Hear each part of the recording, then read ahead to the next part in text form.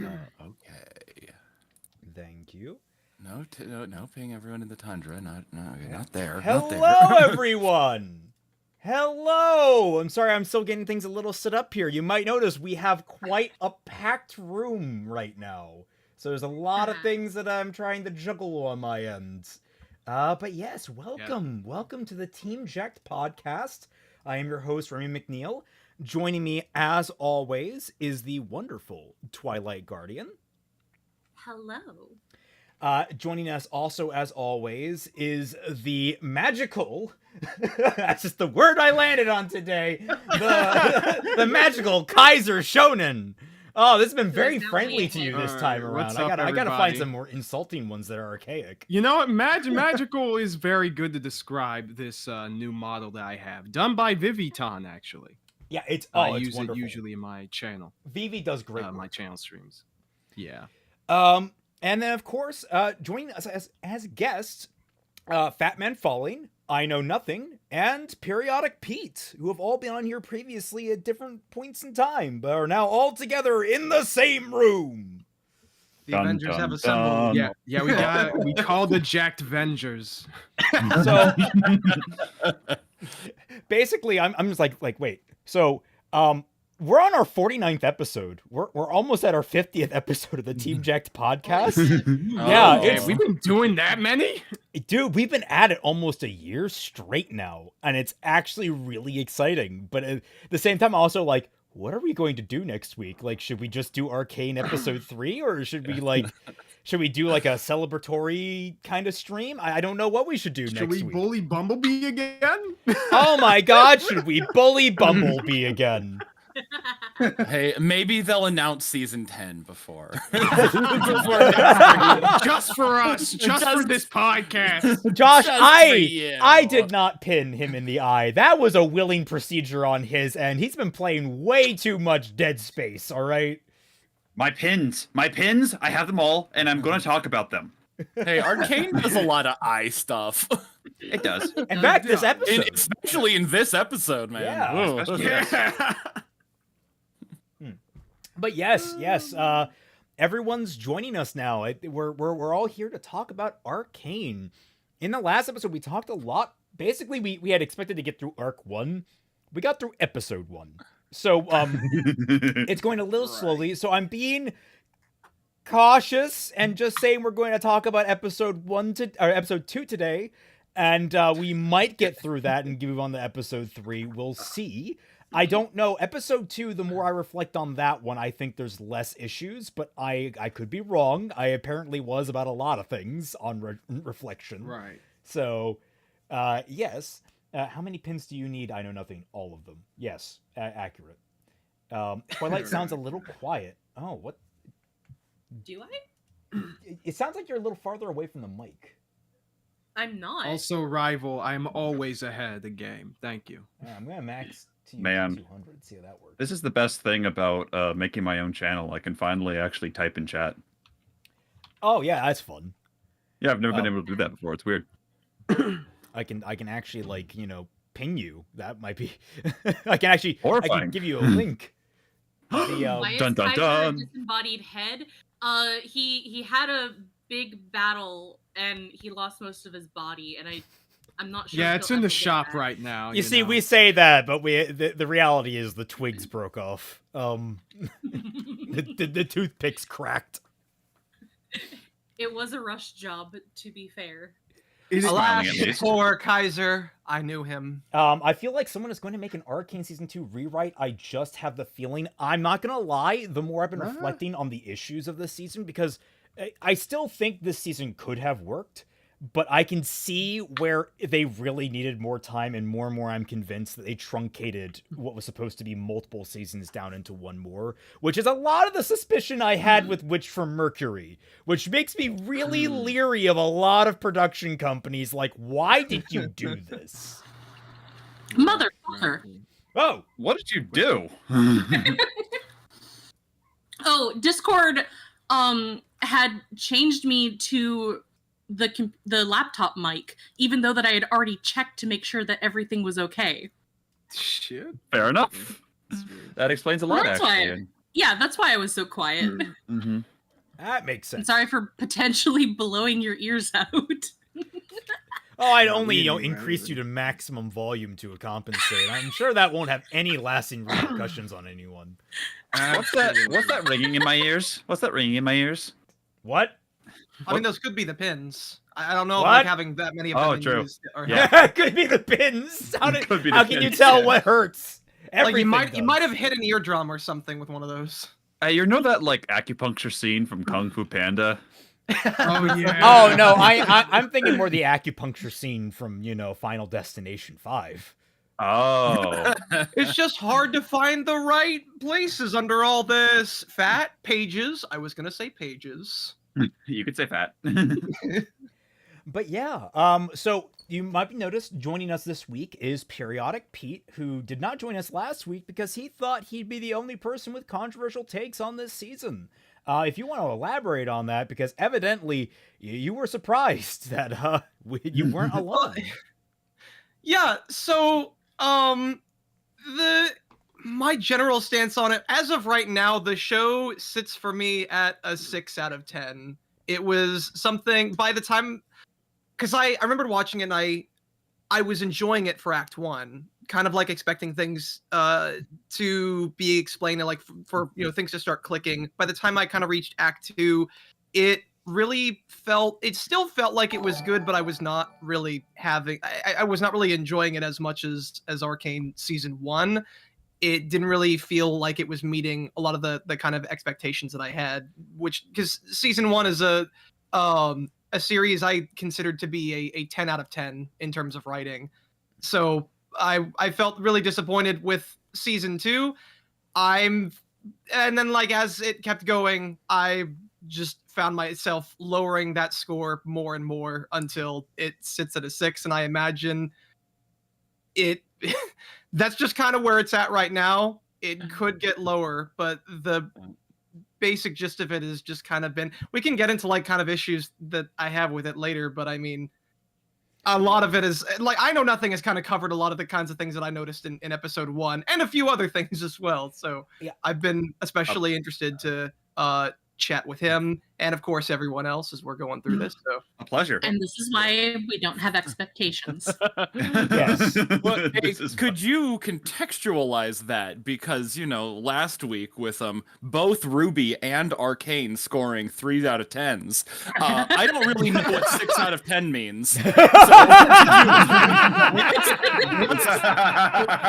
Define this scale. Like, what else gets a 6? What gets a 10? What gets a 1? Like, all right.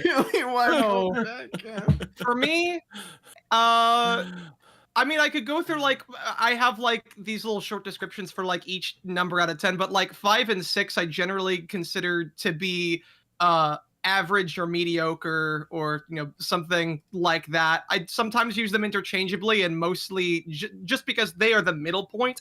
It's just if I have to delineate between one that is good but not as average as a lot of other things, or one that's bad but one that's bad. well, what else? What else like, gets it? Like, what other things get a 6?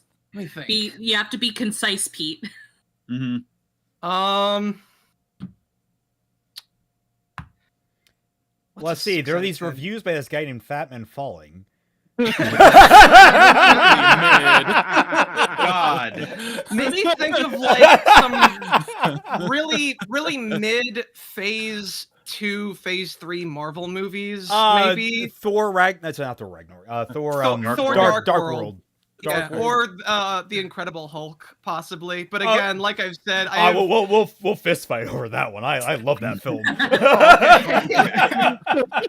Oh right, you did talk about it before. I keep forgetting. Admittedly, I haven't seen it in years, and I haven't seen it since I gained a much more critical eye. But like, I have a very emotional attachment to that film. I think it's wonderful. But yeah. Aw, that's the nice. Ed Norton Hulk? Yes. Or the Ang Lee Hulk? Ed Oh, Norton. okay. Okay, yeah. But as far as like the score itself, I think my main kind of like just how I was compartmentalizing it was just as I was watching it more and more, I just kept telling myself, I've seen worse? ? But you expected better. Yeah, much better. Yeah.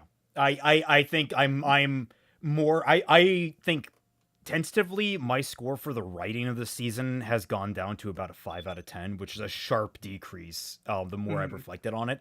Now there are points that like I've started watching like EFAP's coverage of it, and they're tearing. Oh, really? They yeah, because I only wanted to check the ones that I have already seen, and they tore episode 1 to shreds. They really dug into like all the different issues with it, and I agree with a lot of their criticisms. I think it's mostly that we rushed through a lot of scenes that we probably should have seen, but we can infer to some extent. It's like it puts a lot of the burden on the people watching, but like there were some points where they got hung up on things because that happens. Like one thing is like, oh, Jace totally should have known that the lady attacking him, the person that he killed was her son. Like the boy that he killed was her son. And I'm sitting there, I'm like, wait, would he know that? How? Like how would he know that? I wanted someone to ask that question. It's like, okay, we know want that. one of them to ask a relevant question. They do all the time. It's just this, I don't know. Yeah, I don't know most of them. Raymond, the reason why he had to have known that is because no other character in Piltover has a son. She's the only one. Yeah, but like, it was like one of those moments where I'm like, okay, wait, no, you're kind of overcorrecting with your criticism, because like, they do that from time to time. They're not perfect. And they were like, okay, well, no, Jace knows. Treat them like they are sometimes. I think they're very, very good, but I there are times I have had disagreements. I mean, their Avatar hot takes are hot takes for a reason. But no, so like they kind of went on this like, okay, because Jace knows that it was basically motivated by revenge. He knows that they don't need to go to war against these people. It's like, for all he knows from what he has seen, her son could have been any one of the Chemtech people like that were attacking him during the raid. Yeah. Like it could have literally been anyone. It's like I think it's actually fair to have interpreted like anything from her wanting revenge for the death of her son. Like, what son? Who is your son, lady? It turns into a Dark Horse Darth Vader joke where Darth Vader asks someone who are you, and then the guy responds, you killed my father, to which Darth Vader responds, I have killed many fathers, can you be more specific? No, it's actually how little that narrows it down. Yes. Yeah, that's that exact scene from Batman Beyond. I don't think that matters ultimately. I think that is kind of a little bit of pedantism, because it's like, it doesn't matter whether or not the person who killed your kid knows exactly who they are. Like, the fact is that you're angry because your kid did die by their hands. It's more Jace's reaction to it that they were talking about, in that like, okay, he would never support marching down into Zon with Hextech weaponry, even a small squad, realizing that knowing that it was a personal attack and not strictly speaking a full like attack on the topsiders. But like, even then I'm like, but it wasn't. But it was a full attack on the topsiders. It was an attempted assassination of him, but they killed a whole bunch of people. So it's like, I was like, I don't strictly agree with them on how they interpreted the escalation into the war. I do think that there were some points that they raised I thought were really interesting, in how they could have fixed some problems, like Caitlyn's quick dive into spite against Zonites. And I actually really like it, is like, during the ceremony, have her father present, kill her father. She has now lost both of her parents in very quick succession from random acts of violence, effectively at the hands of Zonites. And now she is the sole head of the house. She has the control. And it would, I think, also catalyze Vi, because Vi just saw Caitlyn like lose 2 people very close to her. Her then signing up to be an enforcer in support of Caitlyn. I could see that a lot stronger than how they ultimately did it. But like, ultimately I think they did it okay.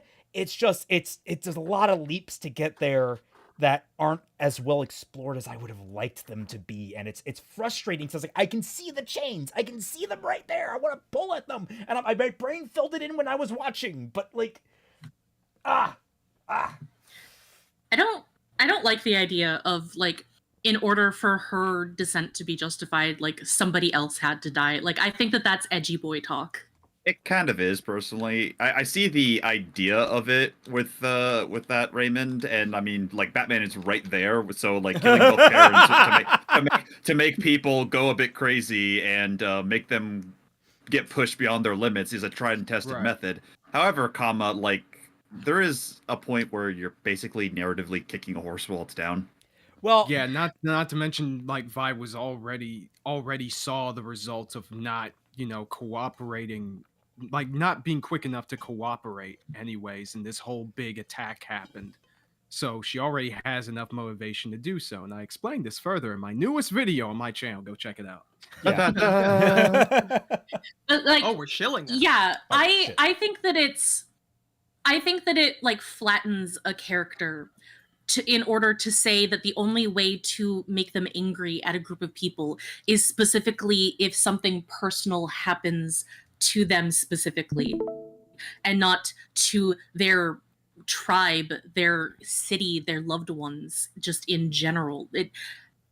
I think that kind of ignores the tribalistic aspect that has been going on throughout Arcane the entire time. The tribalism between Piltover and Zaun.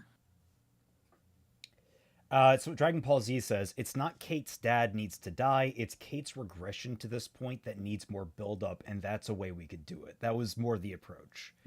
Okay. Now, Yeah, I would okay, agree. keep in mind, she willingly chose to be a cop. This was always one step below the surface for her. Oh my god. My She God. could have seen a jaywalker. All right, it's not. It's not that hard. Okay, Fatman, sit down and take your pills.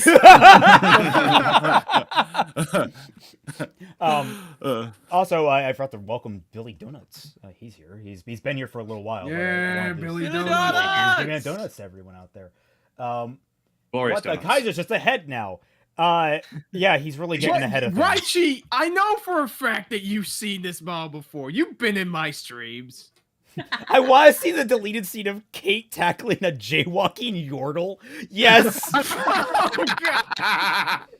Just- want to see that. Oh, too. oh, I'm talking about. Who is like the most popular Yordle? What's her face? Oh, it's like she's like super cute. Tristarina. I don't know, Right now. but just super cute. Like she's just like, oh, I'm just gonna cross the street and just arm bars her. It's so nice in Piltover. And then Kate throws a gun. It's like, it's got a gun. It's like, what? No, it starts like a Family Guy joke about Cleveland and Joe. Oh my God, yeah. Yeah. Poppy, that was the one I was had thinking to- of. I had to look up what the fuck a Yordle was. Oh yeah, I should have said like Heimerdinger's race. Heimerdinger. Okay. I hate my dad does not want to, like, he intentionally mispronounces Heimerdinger and it pisses me the hell off. It's like Heimerdinger? all like Hermiderm, like he's just like I don't know if he legitimately just doesn't care. It frustrates me because like it shows very. It's not him being Benedict playful towards Cumberbatch. it. Yeah. Yeah, I don't know. It, like the way he does it, it just seems disrespectful. It's like I don't even know how Why- that's possible. Why does some of them have fur and then the others look like rainbow goblins? Great Yeah, question. what? Move on. All the other Yordles I've seen have been purple. What the fuck? Well, I mean, I could see that like a regional variance. Like I could see the furry ones being like from a northern region, and the more scaly or I guess goblin-y ones are from a more warm climate. I don't know. It's how I have my orcs in Vault Finder. There's furry orcs that run around. Oh, don't talk about orcs, man. Don't say anything about orcs. I had enough of that shit. I have Angemon on my head today. Is it your favorite? No. I had Airdramon on my head for 2 weeks, so I thought that I would just put Angemon on my head for 2 weeks, and I'll have a different Digimon on my head next week, and then you guys can figure out. You guys can figure out in the chat who I'm gonna have on my head next week. Hey. Can we talk Glorious. about demons instead? Oh God! All right. Yeah. Let's- Let's Okay, get into moving it on. because now we can talk about episode 2. What was this episode called? This was Burn It All Down. Watch It All Burn. That was this episode. Mhm. Which, I gotta mute this before I get copyright claimed. It opens with Jinx doing her own burial for Silco, which basically mirrors what we saw last episode with the burial for every member of the council. For you guys that are in the chat with in the call, I am streaming my screen so you can visually watch this. Yeah, I just went in. And I think this is a pretty nice scene. It very quickly establishes the Chem Barons are already warring for control of the lanes. Like, this is already, we devolved into party politicking, which Right. makes a lot of sense considering what we saw during last season with what's his face, metal jaw cyberpunk dude. Yeah. Who was I don't doing know. Finn. His name is Finn. His name was Finn. Oh, okay, Right. it's Finn. I thought it was Sid. Ironically, he did not get finned. That was saved for Jace. The dialogue in this scene is completely redundant. It works better without dialogue.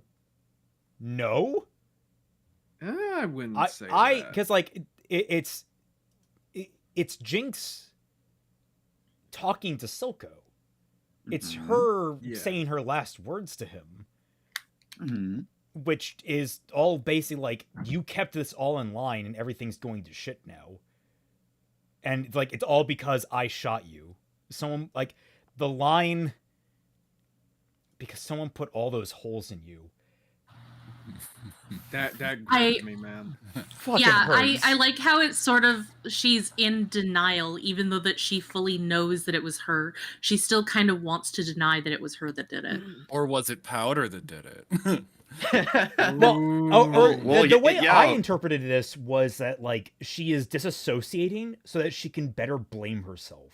Like, she is like Yeah. letting herself be angry at herself by being like, how could someone put so many holes in you? And she's like literally just looking in the mirror at herself angrily. It's like, that's kind of how I imagined it, but like yours are just as valid. Interesting stuff. I like how Paul is like, that last line is fine. It's like, but it starts with because. Yeah, it's basically saying that like all this has gone to shit because I fucked up. And like, that's kind of a huge thing for Jinx this entire season. Everyone around Yeah. her ends up dead. Like, I that's like the, like, I don't know if that's like one of the most consistent points in this season is that Jinx like has maintained staying a Jinx. Yeah, she has. Sure, I agree with that. Okay. That's gonna be a fight. All right. Do we need a pin in that too? Do we need another pin? Nope, that's a pin that's already there. Okay. Okay, All right. got it. But yes, she's saying goodbye. Gives him a hug. We get little flashbacks because we like to emotionally torture our audience. Vi used to say I could fix anything, and before I broke everything. Yeah, Yeah. that's pretty accurate. Say a lot. Shit, really. Her and you. I'm gonna skip past this a little bit because it's all just basically her mourning and just trying to let go, trying to figure out like where things stand. And he just floats down to the sump. So I have a question about this scene though. Is this just figurative or is she actually floating in the sump right now? I think after rewatching this episode, I believe this is figurative. Because this when is we get to the figurative. montage, like right after this with the Chem Barons and stuff, there's a brief like flash while we get to the part where Jinx is walking through the crowd and stuff of just Jinx actually lowering Silco in a similar vein to how she lowered her into the water in the first season. Well, the other thing, Yeah. Plus, like, I know that it's very common in cartoons, but you can't hold your breath that long unless if you train for it. Well, I was gonna say she could be a blitzball player. Well, the other thing why I possible. think it's probably metaphorical is because, well, it's obviously mirroring the drowning speech that Silco gave in season 1, and which was also like the first scene that you see in the episode where you hear it, and it shows Silco like floating in the water, very similar kind of waters to this, but that's not what actually happened. He was drowning in like really murky waters as like Vander was trying to hold him under, and just him kind of floating there was more so like a metaphorical representation of the quote unquote peace that Vander wanted him to take, because the whole point of the speech was that he was comparing the act of making peace with Topside and comparing that with the act of drowning. Is that, oh yeah, there's peace in water, like it's holding you, whispering in low tones to let it in, and all your problems will simply fade away. And so like it was using that image to try to, which again obviously wasn't happening. So since that's pretty much like the same kind of thing, that's kind of, well, not the same thing, but like they're in like very similar kind of waters here. So that's why I assumed that this was metaphorical. For the record, water will often solve quite a few of your problems. Everyone, please stay hydrated out there. Let the water in. Don't drown. Like, I mean, just drink some water. Or she could be in a Mario game. I would love if we just start hearing like the Mario 64 "your health is low" chime, and then she has to like swim backwards and grab a little coin. Yep, and Silco is returned to the deep with Adele. Have you had enough? Yep. And we jump up to Jinx, who has herself a nice little scrim. Just good little flashy scrim. Mm-hmm. Yeah, that's the part that's really metaphorical. Because there's no way, even like, okay, super soldier holding her breath, okay, whatever. Screaming after all day is like, all right, come on. Nah. Well, that I mean, can't be real. No, that makes sense. If because you still have the carbon dioxide in your lungs.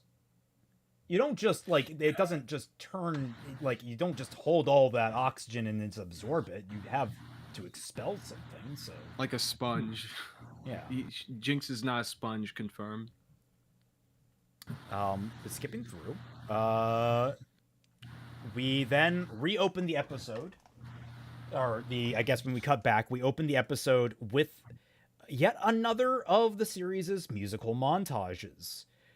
This actually might be my favorite montage in this, at least season 2. I think it might be. That's fair. The music's great, and I think how it covers a lot of information very quickly is incredibly well done, which I think is the strength of these montages. Is it actually does a great job of visually conveying a lot of information to us very quickly.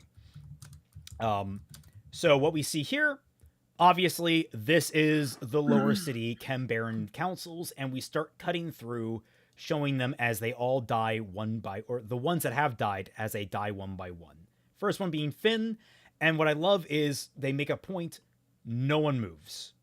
This was not unexpected. Everyone was used to this. Everything is chill, because you know what? He talked against the hand slapped back, and everyone's like, yep, that's what you get.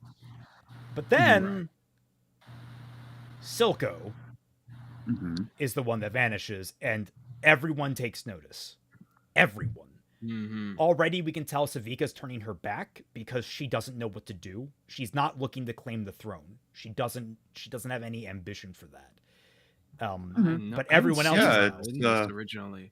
Yeah, it's I mean, we know what Silco meant to Sevika. She has a lot of shit going for her, but she followed Silco because he was the best one for the lanes, and he did a lot of really good work overall. Yes. Still an asshole though. Still absolute deplorable bastard, but like he did a good job doing the criminal empire running thing. But yes, all the Chem Barons now, they're looking at that throne with kind of shock. Obviously, they're surprised this all happened, but now that throne's empty. But before they can even react to it, oh no, she's gone now. Okay, what the fuck? Like they're having that moment of, okay, we're kind of up shit creek now. someone's got to be in control. And we get quick cuts to establish these different characters. This guy obviously has some sort of tuba factory. That's what this is. It reminds me of someone from Oddworld. He looks like an Oddworld character. He kind of does. This is an old, wrinkly, like Star Wars villain.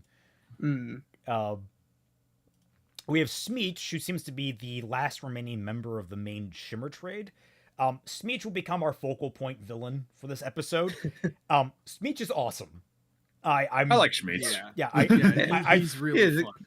Good old Crash Bandicoot character. He might come out of this like season as like the best character of the season. He's the Roman Torchwick of this show. Unfortunately, though, he fumbles so hard, I can't give him a place on the team. We're all okay. We're gonna have to Your get team there, is I guess. empty. What are you talking about? I love the idea. I know nothing's like, behold, back to back. behold my team, and the camera just pans over, and it's just a fucking concrete wall from fucking Zombieland Saga. Oh damn, man. Yeah, like, okay, one character that you think comes out relatively unscathed is Echo, and who else? Singed. Yeah, Echo and Singe, so a two-man team. Yep. That's not enough for a full team in League. We all know it. You have to have at least 3, right? Yeah, I know. Give Smeech his day. Okay, I'm sitting here like, damn, am I ever gonna hear a hotter take than Smeech was the best character of season 2? And then it's like, no, he wasn't. And I'm like, what? I love the immediate like man, that's a hot take. But my God, how dare you say he wasn't the best character? Yeah, you're offended for the take. No one's as surprised as me right now. So yes, we also see Cyberpunk Lady, who I am not entirely sure what their deals are, because like the older man, he's got like gentlemanly mech'd up enforcers, and then this lady has like BDSM all women gang. And, I think the thing, I believe someone mentioned that she was in charge of like a trafficking ring or something like that, or no, prostitution. Sorry, that would make sense. So like that's so that's the thing. So we've got, I guess, drugs, paraphernalia, and prostitution. Also, I guess mech like chem tech, because like Smeech has all the mechanics in his body. Oh, M3D. Sending Silco to the abyss is apt, considering he definitely burning in hell. Number 1, who'd funnel magic super crack into the streets should see the pearly gates. I mean, fair. Sell drugs to the community. The black it's a black dynamite, right? Yeah, black dynamite. Yeah, the black dynamite version of Arcane. We should get that. Oh my God, I'd love that actually. But yes, we see that immediately it devolved into open fighting, and God, I was reminded so hard of freaking why am I blanking on its name? Dishonored. The Dishonored games does a great job of like these stills that are, you know, the moving camera through the still lives. It's great. And we just see Jinx just Chem Barons, Ken Burns. Seen them in the same room? Not. But yes, we see like the Jinx posters, the wanted Jinx posters walking down, and she's just walking through it all. And there's a clip you mentioned of her submerging. Yeah, exactly. Do we ever find out why they're? Do we ever find out why they're chasing mostly kids in this montage? I don't think I ever really. Maybe they're both trafficking rings. It wouldn't surprise me. Yeah. Here's the other. Or here's maybe child labor. Well, here's also a scary we thought. saw some child labor earlier, Is that like last season?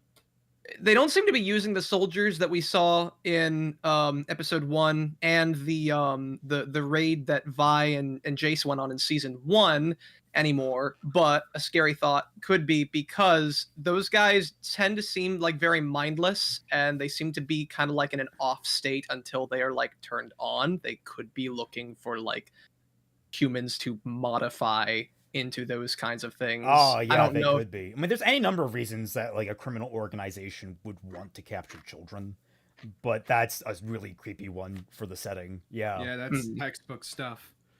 I mean, I would have loved, because like the when I thought about it is like I would have loved to have split this season either in 2 or in 3, so we get like, you know me, I love my things long and juicy. Yes, go ahead. Take that out of context. Why don't you? Yeah, clip that. But the 100%. I could definitely see. I mean, this opening arc alone, seeing all these different characters, I could see it over a course of 9 episodes so easily. It's actually the middle arc I don't know how to square the circle on when it comes down to how to like shake Oh my that god, up. same. It's like the first arc and the last arc I could see being their own. I mean, I guess I would just make the first arc and then the last 6 episodes their own separate seasons. Yeah, because the first arc focuses mostly on like fighting Jinx, and then also there's the Chem Barons and stuff. And by the end, at least the Chem Barons get dealt with. Then Act 2 is mostly focused on Warwick and also introduces Victor becomes more involved in that, and then Victor just becomes the main villain in Act 3. Yeah. I could see like I would introduce Warwick maybe at the end of a season 2, like have that be the Vi and the family reunion be the end of season 2, that sort of thing. I don't know. Like I've been playing around with the idea of like how I would go about repairing some of the problems. But yeah, so we see this little girl who will later learn is named Isha, but it's never said until like episode 5 or 6, I want to say. God, I hate this kid. I was wondering if you were going to say that. God, I hate this kid. Oh, finally, a take hotter than Smeech isn't the best character. Damn, I thought that was going to be the Triple kill! I'm going for that pentakill, boy. If anyone can do it, it's you. I think that it's a little bit cliche to hate the child character at this point, because it's like anytime that a child character appears on screen, people are immediately like, "Oh, I hate them." That's That's the issue. You say character. Oh man. Isha's more of a prop than a character, personally. The issue that I have with Isha overall, and we'll get to it later, is that she fast tracks Jinx's, for lack of a better term, recovery, and as well as has no lines. And when we get to episode 6, the moment with Isha on episode 6 actually like annoys me to no end. As we all know, people that don't talk aren't even people. Okay. I was gonna say, like, Fair I would enough. be interested to hear your thoughts, because I presume that she's mute. I will be interested to know what you expect out of mute characters in terms of character in terms of character expression. Like, we'll get to that eventually, I'm sure. But like, I'm just hi Zelonic says, okay, that's it. I will burn this book. Oh, no. What is Ron? What currency is Ron? I have no clue. Ron? RON? They're oh god, it's Ron Weasley. They're paying you in gingers. God damn it, I was gonna make that joke. I mean, I guess I can always use more gingers for my ginger army. We'll eventually take back Hollywood. Romanian. Oh, interesting. Didn't know they had their own. Okay. Regardless, no, I don't like this character, and it's not because she's a child character. Okay. Actually, there is a mute character. The old Oh my Yoda God. looking lady is mute because the VA died. That's not a mute character. They just chose not to give her any lines because out of respect for the actress, which I think. Oh, okay, that makes sense. Yeah. Mm. Like they did that. I mean, that's a big thing in Japan. Like, you guys ever wonder why Phil in Kingdom Hearts 3 doesn't have any lines? The voice actor for Phil in Japan passed away, so they didn't pass on the role. Yeah, Disney used to do that too. Like when Bianca's voice actress died in The Rescuers, that's why they didn't make a third movie. Mm-hmm. That, or that's the pleasant idea. The last one is that they just didn't like it's directly stated. Like there had been The Rescuers 3, but it got canceled after she died. Because they thought that it would be too disrespectful to replace her because she was such an iconic voice actress. I guess now fair, make but Mufasa sequels. Look, I was gonna shit on James Disney. Earl Jones. Oh no. Oh. Anyway, Where'd that respect go? Disney has fallen from grace. but yeah, we see basically just how this war is progressing, and these two factions are particularly at each other's throats. It is interesting to me that we don't really see Smeech's men's on the front lines, and it looks like what that indicates to me is that he's actually being sneakier. He's letting the main two kind of duke it out, and he's like in the background doing his thing.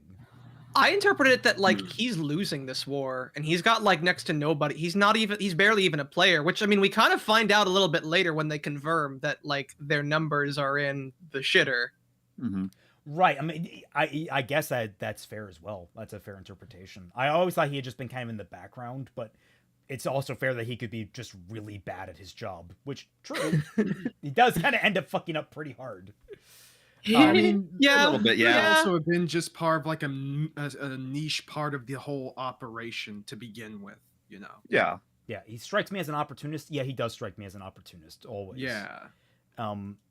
So then we have Isha trying to jump this gap. I think she succeeds, or she falls on Jinx here, which very lucky moment for her, both because it breaks her fall, and because it's Jinx. It's Jinx. Well, admittedly, it's rolling the dice landing on Jinx. This could be the worst thing to ever happen to her, and the best thing to have happened to her. It just so happens it's probably the best thing that could have happened to her in this moment. Mm-hmm. Long term, maybe not. So yes, she lands, and Jinx starts doing her I'm so crazy shtick around her, but that's only after these assholes all land and are going to start beating the shit out of both of them. I have a question about these guys. Why are their foreheads numbered? That's fuck. Damn it! I just lost the joke that I just made up at that. No, yeah, it's the senior prank with the greased pigs. Like one of them is 1, one of them is 2, and one of them is 4. It's kind of. Where's the fifth one? There's 6, but where's the fifth one? The guy from Oddworld can't remember his henchman's name, so he's just like, I'm gonna number you. Your henchman 1, your henchman 2, your henchman 3. Yep. There you go. Old, so he probably can't Absolutely no remember idea. their names. I do like the reaction is like immediately everyone knows, oh, we're fucked. Like it's just like, Yeah. oh god, it's Jinx. Yeah. And I she mean, generally, whoever has the gun tends to win. yes. You know? And she Generally. does end up saving Isha, protecting her, and she starts giving her this whole speech about being on the edge and it being a thrill. I will say I'm not a gun owner, but as someone who has used a gun before and gone through like gun safety and stuff like that, the scene was kind of triggering me just ever so slightly. even Oh though I my know it's in God. character fare. Firearm discipline does not exist in this fucking scene. No, it does not at all. No way, not even Yeah. close. That's. I'll honestly, that issue didn't even get into the notes, man. Like that's so low on the player. Well, I don't no, think it's an perfectly in issue. character. It's in not- character. Yeah, 'Cause, and like, I was gonna yeah. say like you could go two ways. Either she doesn't care, or Jinx is always ready to fire, and that's why her finger never leaves the trigger. Like, Yep. which in itself is like, God damn, you are unhinged. Yeah. You are a crazy bitch. Yeah.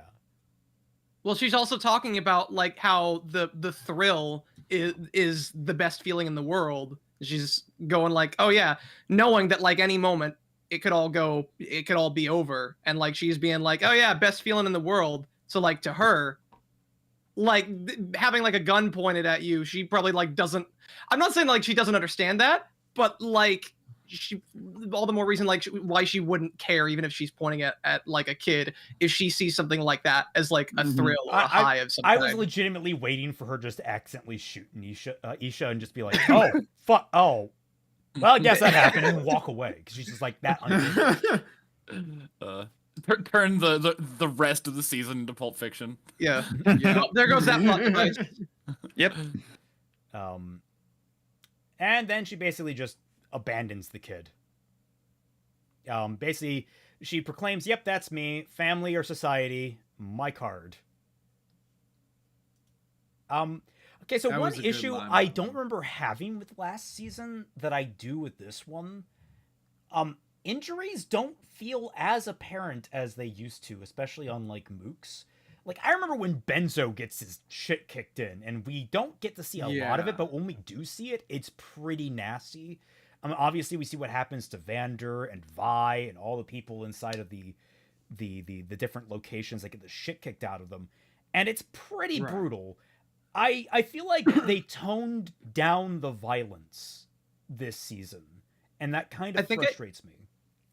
I think I agree with you, but I feel like there are much worse examples that is endemic of later. But yeah, I see what you mean. Yeah. So like Yep. because I feel like this guy should be like bleeding here. Why isn't he bleeding? Yeah. He like it's by every indication we have, this man is dead and he's been shot in the gut. That should be bleeding profusely. Like I'm not asking for like, obviously a fucking ocean of blood, but like something, anything to indicate that he's dying. So They do play kind of fast and loose with blood this season, yeah. Which is weird because like I'm thinking about like that scene in episode 7 with Jace and him pulling the bandage off and how fucking nasty that is.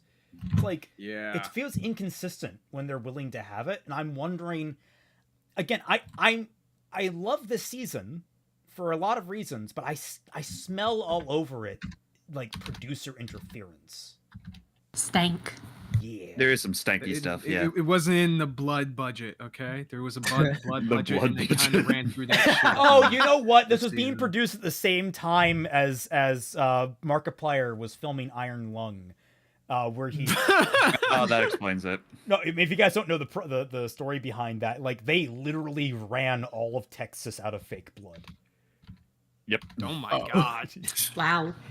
They had to actually import more from other states, and then he caught a That's horrible wild. infection in his eyes from being submerged in it. Aw. The season cost $250 million. I don't Honestly, I know. expected Those more. numbers come out all Both over the place. seasons. I think it's both seasons. I'm not sure though. Yeah. And it's also really hard to tell like the budget for like animated seasons and like multiple seasons sort of things until Yeah. it's finally finished and we get like the full concrete numbers. Yeah. So, Jinx walks off. She's just kind of doing the cool, yeah, okay, fine, I fucking saved you, and I'm out. And he's just like, no, wait, you seem kind of neat. I'm going to go follow you. Which I accept because it's a child that doesn't know any better, but at the same time, it's sort of like, that is a choice. You're gonna follow I the get lady it. who's just pointing a gun at you, like just a minute ago. It's not kinda. It's not like a hard no for me on any level. I do get it. It's just sort of like your self-preservation instincts aren't actually all that great, are they?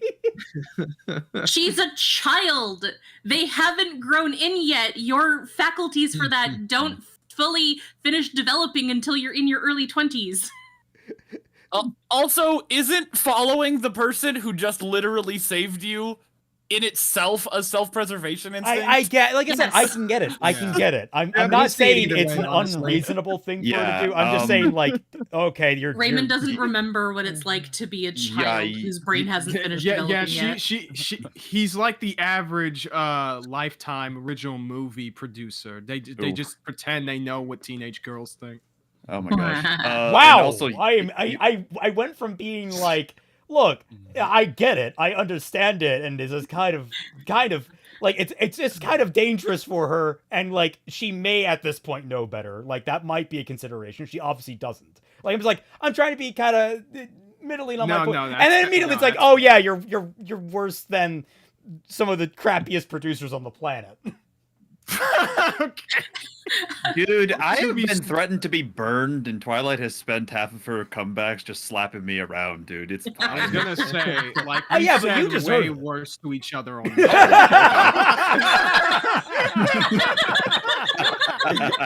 just like that. Just like that. So the comment I was actually going to say is that you've noticed that I really had no issues with this scene. I don't like Isha for things that come in later, and Okay. frankly, it's more to do with Jinx than Isha as a character.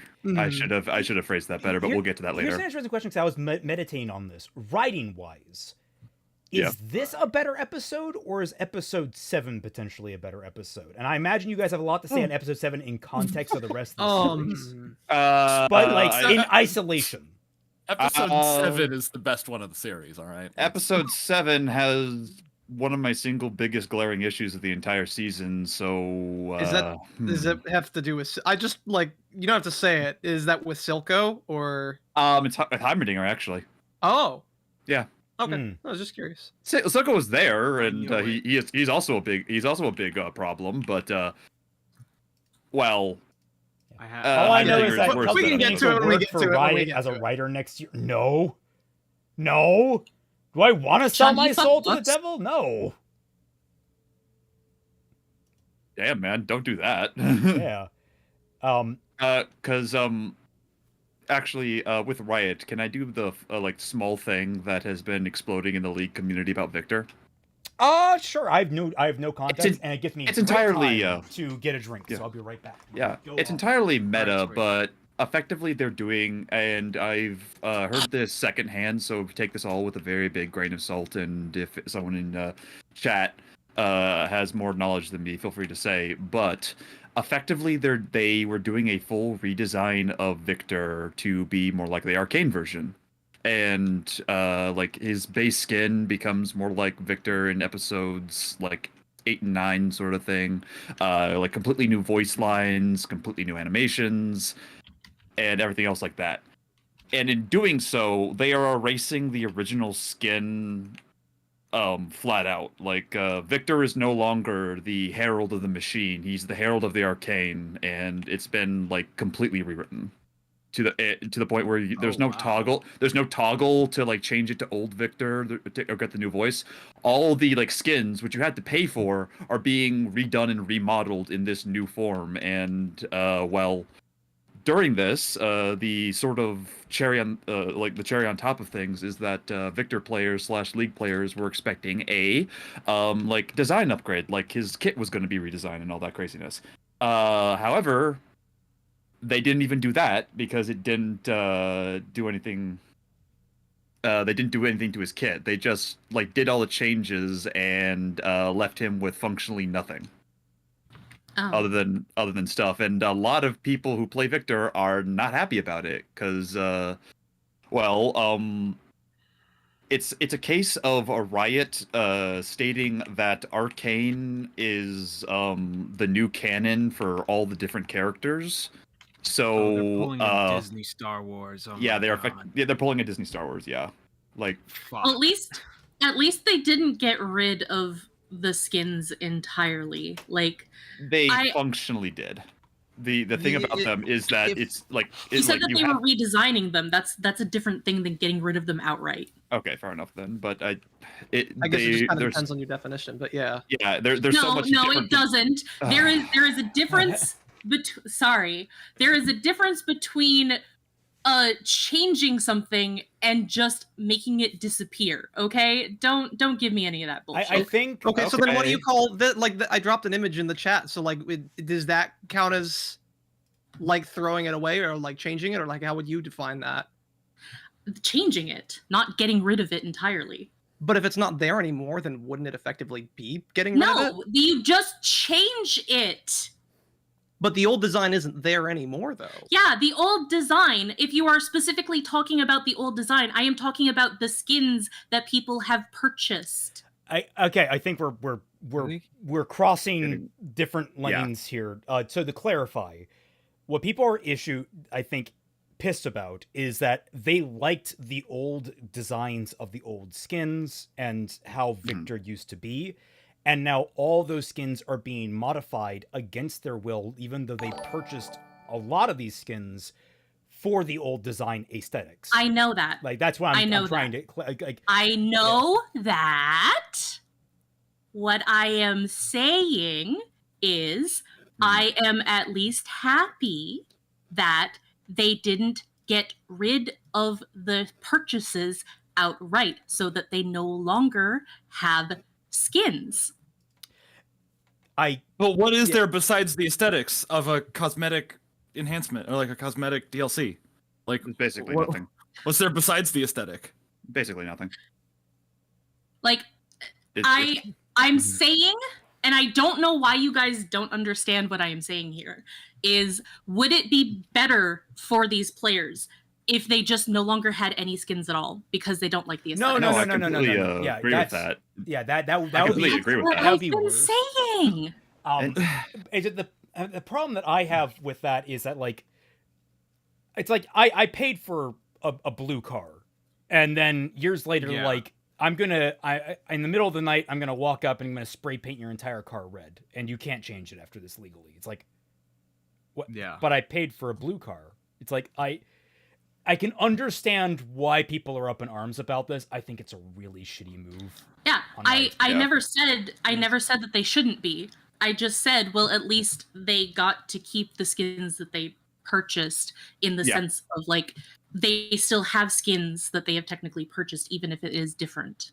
Yeah, and they can totally be upset at the fact that the skins have changed. I'm just glad that they didn't pull a dick move and just say, we've reset everything. You no longer have skins. He no longer has alternate skins. Oh no, we took your skin. We took your skin, everyone. No.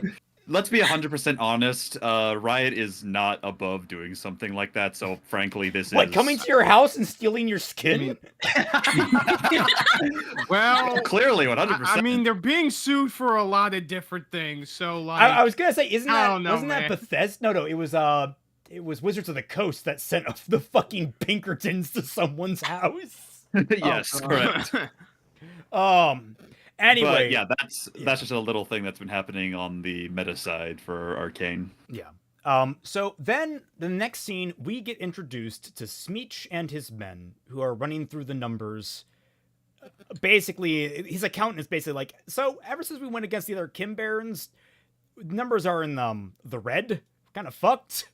We're not doing great. And Smeech over here is just like, I'm gonna just snort some shimmer and get high.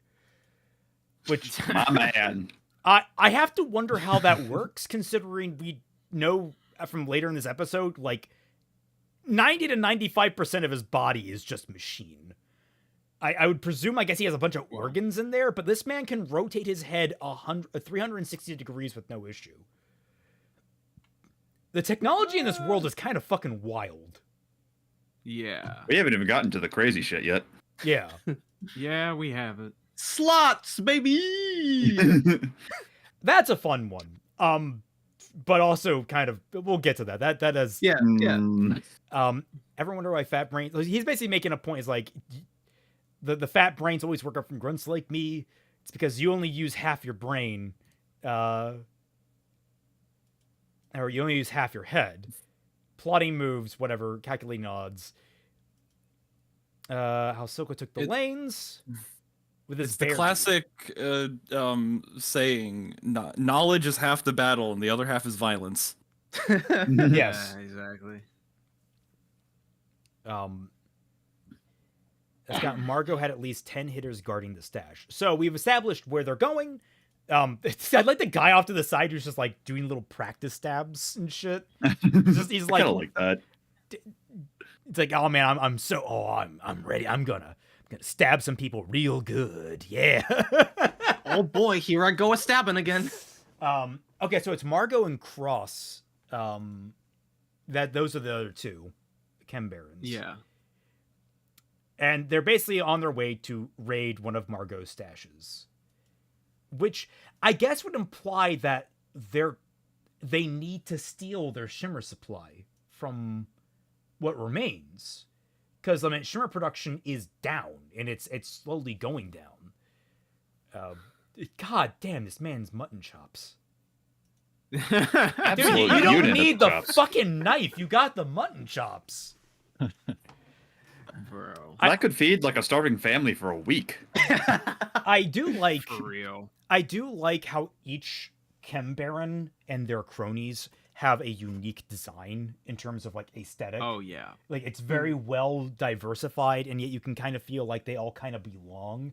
I like that Cross and Smeech's men all seem very prim and proper, like they're trying to be the upper echelon. Like they want to be effectively emulating Piltover. They want to Also be, greasy. Yeah, but they also Very you can't greasy. escape their greasiness. Like they can't escape Yeah. the Undercity. They're like Smeechiness. 19. They're like 1920s like gangster types. Yeah, Yeah, like Peaky Blinders, that type of beat. yeah. You see, back there is what's his face? The accountant dude. No, I'm blanking The on his mutton name all chops of a guy? sudden. I've Scarecrow never from seen Batman Beyond, or not Batman Beyond. Oh, there we go. Batman. What's his name? Kane? Cillian Murphy. That was it. Fiddlesticks? Oh, that makes sense. Yeah. Yeah. Okay. Peaky Blinders. Yeah. There we go. So they arrive. Who is this supposed to be? Margot? Is that her face? Yeah. Okay. Yeah, I'm pretty sure. believe so, That's, yeah. I think if you look up a little bit, you can see like the little dots. on her Yeah. head. Mhm.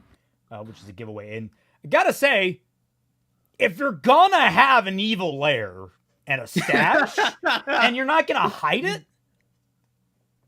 go all out. Right.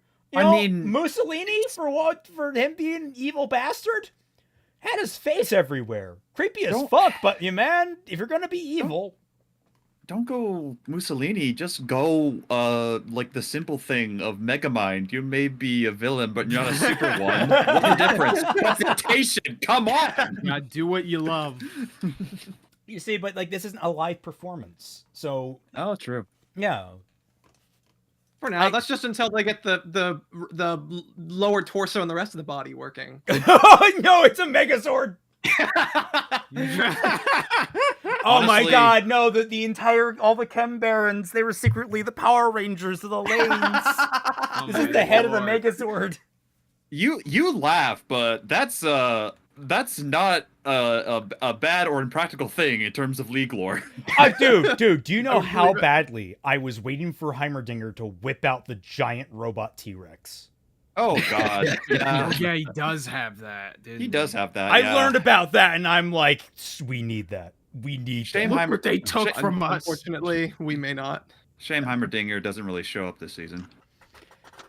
Except in one scene, which I mean, we'll talk about that. I Mhm. wonder if it's a modified statue of Janna. I was wondering that myself. I actually kind of suspect that it might be a modified version of a Janna statue. yeah, it wouldn't surprise me considering we see her like altars around. Yeah, and You want to fill in any of us? Jonna's Not- Jonna's a league champion. Her whole thing is basically think the Avatar, but with like a What? major Oh, focus on airbending. yeah, she Was Donna that what? one on the wind lady on that the, was Janna. like- That was Janna. Oh, That's Janna. why I'm referring to. 'Cause that's all Like I know. you have to understand that like the world of Runeterra is like absolutely crazy. Like they have their own version of Thanos and the like White Death March. Like they have their own version of that, like just waiting to come in and cause an apocalypse. Damn. Yeah, fun fact by the way, Noxus was actually built around his throne. His name is Mordekaiser because he's an edgy boy. He's also the single most powerful person in the entirety of Runeterra, and it's not even close. Kaiser, you got some big shoes to fill. Like, well, I'll put Wait, this. what do you mean? I'll put this in Mord perspective. Kaiser, young Kaiser, is there any? Yeah. You know, Oh, I didn't hear Is his there a name family- right. I thought he said Mordecai. That's a thing with League lore that we can't get into. That's but, a blue bird from a cartoon series. But just imagine Thanos crossed with a level 20 wizard necromancer. Okay, but can see here's a that. question. Yeah. Can they wall jump? Yes. And secondary That's question. the end of my questions. Oh, it's over. Follow-up question. I'm sorry. Will it blend? Yes, actually. Oh. Nice. Okay. So He's got very spiky armor, okay? so they're approaching this big giant head, and there's smoke coming from its lips. I don't know if that's a normal part of the fixture, but we will quickly become associated with what this smoke is. But basically everyone's like, where are the guards? Mm-hmm. Where is everyone? You know, obviously Smeech is a little more competent. He's a little more confident than his accountant buddy. Well, I don't think they're wondering where the guards are. I think they're like, oh yeah, the Gray came up and cleared the whole place out. Easy pickings. Yeah. Ah, right. But the accountant, I mean, obviously now they're seeing one of the BDSM ladies, and she's gotten the shit kicked out of her. Wait, what? Since when did the Gray make stab wounds? This is advanced Gray. Dun, dun. Or now, long shot, it could be Gray from the series 50 Shades of Grey. In which case, it's just a really bad day in the bedroom. Oh, yeah. I mean, I don't think that Gray leaves stab wounds Would he be out either. of place, I suppose? no, he could. Is just when he's with his wife, but you know, if he expanded his red room. So Smeech is like, okay, accountant. This is probably the most unwise thing. Is like, I'm gonna send my accountant in there. Hey, I mean, I can sort of see it as just like the numbers, we can eventually make them work, / I can get other people to eventually do the numbers. I need all the like fighting men I can get. Yeah. Raymond, He clearly why doesn't do you care need about the to- guy who crunches the numbers. Why He, do like, you you can be the sacrificial lamb for today. Why do you need to lower the tone? Huh? What? Huh? What? Nani? Nanidore. Is this the same stuff from season 1 when Silco bullied the council with the chem? Yeah, I presume Yes, so. it is. Yeah. It is. Yeah, it's But yeah, the accountant like wanders into the Gray with a little breath mask on, and Just send your accountant into the fray like Brunt, FCA. I mean, hey, he got, listen, props to the accountant. He got out of it relatively scot-free. I mean, Yeah. Like kinda, yeah. he comes back later. I mean, only to Oh, get captured again. But I never noticed yeah. that. I feel bad. I feel bad for the Oh accountant. yeah, no, but, he's the guy who Jinx ties up later. Yeah. Oh, okay. that's upside down. Yeah, Oh. but you'll see him at like the Chem Baron meeting after this scene. Okay. But he runs into more of the unconscious and wheezing bodies, and more of the nightclub. This is a really intense scene because you're not sure what's going on, and when we first see what's here, this shape moving in the clouds, no one is really sure what's going on. I don't know. I remember I presumed that it was Warwick because it looked all fuzzy, and I think this is intentionally a mislead. That it's actually Warwick doing some shenanigans, because the glowing lights and the kind of fuzzy body, but he gets jump scared effectively, and we cut away. So we don't know what happened to him till later. Which Right. I guess now is Yeah. later. I've always loved this location, this greenhouse. It's so good. It's a nice little place. Nice. That's like premium property, man. Yeah. Well, Fucking- I Yeah. think one of the more interesting descriptions I've heard from people who've talked about the show is that it's very, or at least the way, like, it is very emblematic in season 1 of how the Chem Barons have metaphorically gotten fat on the Good air. yeah, well, yeah, pretty much, is that they have built this place that is like so high and above, like, that you can actually see the sky, and is probably like a little bit higher above where all the cesspool is. They have a much better breathing air up there, which only just like reinforces the kind of message that Silco is sending to them, is like, oh yeah, you don't remember what like how hard it used to, you guys don't remember the smell how hard it was for us to breathe because you have gotten complacent all the way up here in your heights. You Lost forget. your edge. I just love that scene when it it finally cuts back and you just see the giant fucking flower that's presumably been growing there for years and it's just dead. It's such a good. Is there any scene with Silco in it in season 1 that isn't just absolutely amazing? No, there's not. Silco is just It doesn't amazing. exist. And then Sevika is coming in here and she's like, fucking, all right, look, this shit's gone on long enough. We need to stop the turf war. We need this. And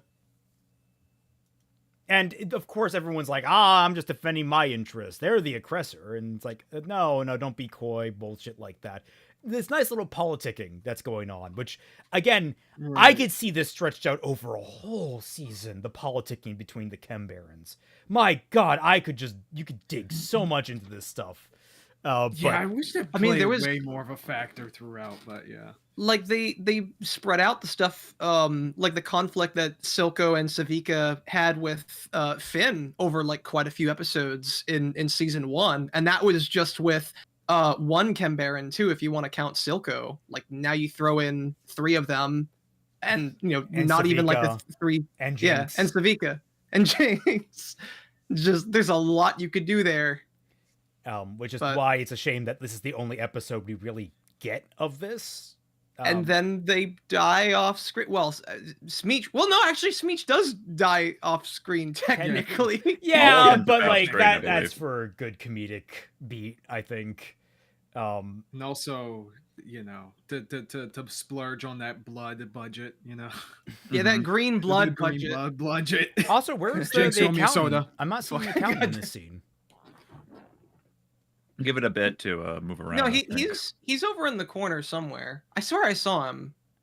But basically, like, Sevika's like, okay, guys, Topside's the real enemy. Us killing each other is playing right into their hands. Like, looking at you, Kaiser. And she's like, okay, children, put aside that shit. Join forces. We're kicking ass. And it's immediately Margot's like, no, I'll take my chances with Topside. I'll take that run. And then Cross points out, even together, they outnumber us 4-1. I Don't the like this. more it's what I don't like that. I'm frustrated by this because I actually don't know what the numbers are on either side. Like, I don't know how many enforcers there are. I don't know how many, like, thugs there are that are at the disposal of Zon. I don't know, like, any of the population totals. They're telling us here, but that kind of runs contrary to how Piltover is treating it, because you have Caitlyn that comes down and says, we're not ready for war. It's like, well, if you outnumber them 4-1 with your armed forces, and people know that, It's at that point, it's not a war; it's a military exercise. yeah, it's a police yeah. action, which is find it your also enforcers. I find it also kind of interesting because, like, part of the reason why they say that they're not ready for full-scale invasion is because of the attack on the memorial, which was using foot soldiers that admittedly are really powerful, but, like, are never really seen again and presumably aren't used by anyone else except that one Chem Baron. Yeah, there's a lot of weirdness. And then Zaldonix says, I like how each camp overestimates the other. I would like that as a plot point. I would love that it's just the fact that neither side actually knows the full military power of the other, and they're overstretching their estimations, and that is an element that further accelerates the war in terms of like this the other side thinks that they are the underdog in this, not realizing they're maybe about equitable. It's like that would be a really interesting dynamic to take. And again, it's just one of those things that like missed opportunity. Involve like us knowing about the resources at play to begin with. The Chem Barons are probably talking about their hired muscle, and the enforcers are probably looking at like population numbers. Oh, like if the whole of like the Yeah. Undercity decides to say "fuck Yeah. you," we'll make our Yeah. own Yeah. government with Yeah. blackjacks and hookers. Yeah. Well, yeah. Like, look at all those child soldiers. Just Just Just look at Isha front lines. Actually, oh wow. But Eric actually brings like a good point. I mean, considering how easy information goes from one side to the other in terms of like raw forces, they probably know about the Noxian soldiers that are also in Piltover. Yeah, I mean, that have considering allied the themselves. Noxians walked up and wrecked shop with what's Rennie's forces. So yeah. Oh yeah, they are built way different than 90% of Piltover.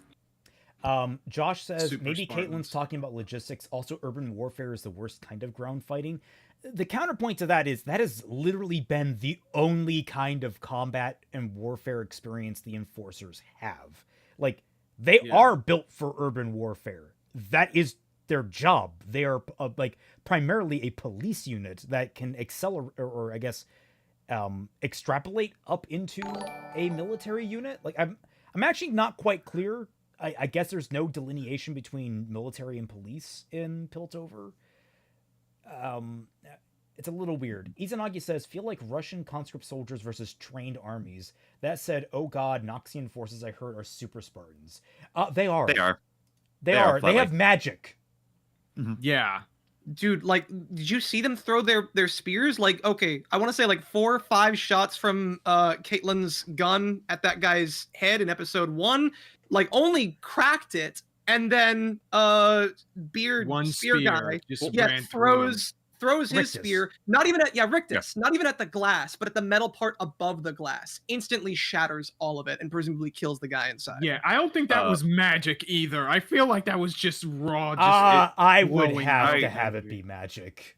Same. It, Yeah, it 'cause, was like, glowing. The spear was Here. glowing. To Okay, give I a didn't little see that. actually cool thing, Noxus is unironically one of the most important nations ever because remember Mordekaiser? They built the entire nation of Noxus was built around his original throne room, and their like modus operandi in the highest levels is basically take over the world so we have enough men and resources to fight Mordekaiser when he comes back. Yeah, damn, when Okay, you're so, all right. when you're so bad, you need an entire nation. That- to Unironically, just dude, be built to fight you. There are several champions who are explicit magical prodigies and super soldiers that were purpose built to fight Mordekaiser, and the ending of the upper echelons in Noxus were like, yeah, you're useful. You won't win though. This is some Blaze Blue ass shit. No, I'm that's- getting It a is lot of Blue. those vibes. I was gonna right say now. in Pathfinder, Yeah. there's the World Wound on Yep. Galarian, which is just this entire location that's surrounded by countries that are basically fighting constantly against an undead curse because there is a godlike necromancer that's buried deep below and presumed dead, but everyone knows he's still kind of alive and he'll be back. So everyone's just like constantly fighting against a near god of death. Yeah, that's basically Mordekaiser, to the point where in universe, all the gods of death of the different pantheons were asked, "Hey, how do we kill Mordekaiser?" The answer: you can't. The actual gods of the League of Legends lore are terrified of Mordekaiser. Isa says this world sounds awesome. Why haven't they made more shows about the world of before Arcane? Because Riot. Because Riot's also like, let's be clear, the writing of the world of League of Legends has not been consistent Yeah. whatsoever, even Yeah. within its own Yeah, I've like been told it's reboot. been- Yeah, arcs. like Yeah. I'm speaking about this because I had a friend during the course of Thanksgiving while I was reading Twilight's book. It's good, by the way. Get excited for that. It's really nice. Cool. He talked my ear off of just a bunch of League lore, and let's be perfectly frank. The lore of League is much like Star Wars Extended Universe in that there's a lot of really cool things and neat ideas overall, but it fits together with duct tape, prayer, and spit, and that's at the best of times. Cool. Oh yeah, Mordekaiser. There's no, his entire thing is that he was a conquering hero, or just a conqueror. He died, and when he saw that there was no salvation / reward in the afterlife, he just says, "Fine, I'll do it myself," and then proceeded to take over the realm of death and become its avatar. Damn. So he is the ultimate. This afterlife is dumb as shit. I'm gonna fucking change it. It didn't meet his quality It's standards, boring. and then And yet proceeded to I'm become. called edgy for wanting one person to die. Oh.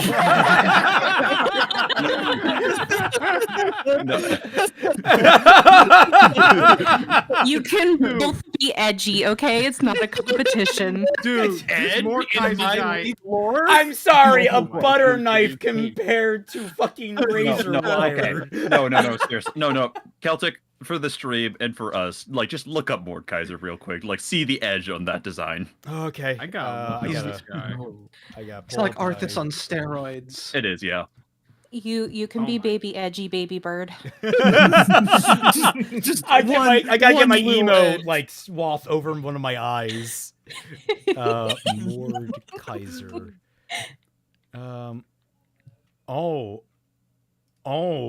Yeah, no, that is absolutely. It is Giga Edge. It's Giga Edge. I'm trying to think of how to best show ultimate this to you. edge. I guess I could switch the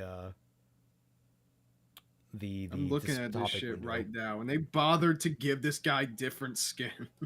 Yep. Properties. Oh, the best part about it is that his ultimate is basically summoning a reality marble to force people into the realm of death so they can 1v1. Oh my god! His entire thing is I will run the fade of literally everything. What if more That than is one person gets caught in fantastic. the reality marble? That I don't know about, actually, so I'm just- I'm I'll not be right gonna- back to it. He's like, you know what? Fuck it, I'll take you all on myself. I will. Fuck, who's that? God damn it, who's that boss from Elden Ring? Radon? Radon? Yeah, I will Radon this shit. I will Radon the shit out of all. How many? 1, 2, 3, 4. All of you. I actually like the idea of this guy. Like, there's the entire army. He's like, I will one-on-one. How many? One. He's like, All "Stop of moving, I'm you! trying to He's count." like, he starts legitimately counting in earnest for like 5 Yeah. seconds. Hey, you and Red, stop moving. You're messing up my count. I'm gonna. Yeah. 2, 3. Like, chucks a spear at him. He's like, I warned you. I warned you. All right, where was I? All right, so let me get back to that. Okay, good. I can get back to everything. Izanagi. Oh God, I know nothing. Might recognize this, but that sounds like Achilles NP. It basically is. The only difference is that he, instead of like, in lore, it's not him like forcing people into the land of the dead. It's him opening a portal to the land of the dead, and the land of the dead just overwrites everything in reality. Fun. That's He's the final boss of League of Legends, guys. All right, where was I? Lost my place. Got to find all my freaking tabs and stuff. All right, here we go. So, and that's before all the recent casualties. So basically, he's like, "Oh, our numbers are even smaller now," which apparently there are recent casualties, which is true. We know that retroactively. We know what's happening with the whole gray thing. People are getting bodied. But although people Right. aren't quite sure what it is yet, I suppose Smeech is the only one that seems to know at this point. But they don't know the first thing about fighting in the fissures. But do they though? Like, they do know about fighting. They've done it before. That's weird to me. It's a weird line. We know that the enforcers know how to fight in the fissures.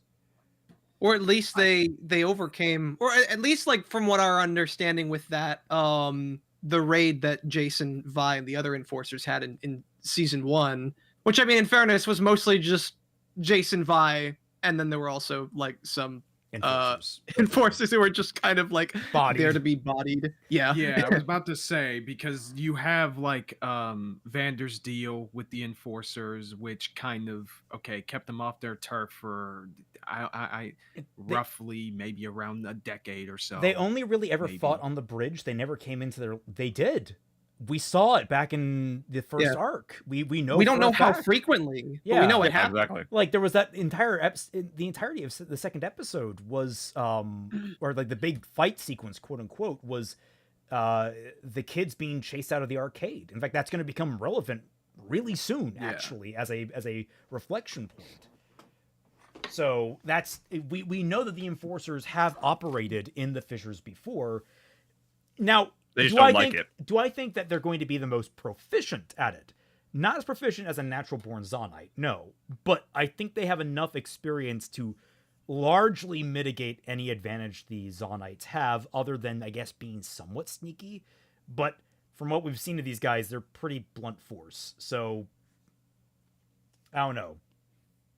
Although, this does line up with what Vi was saying, which is they will try and... When you go down there, you're on their turf. So it's an appeal to the Russian retreat.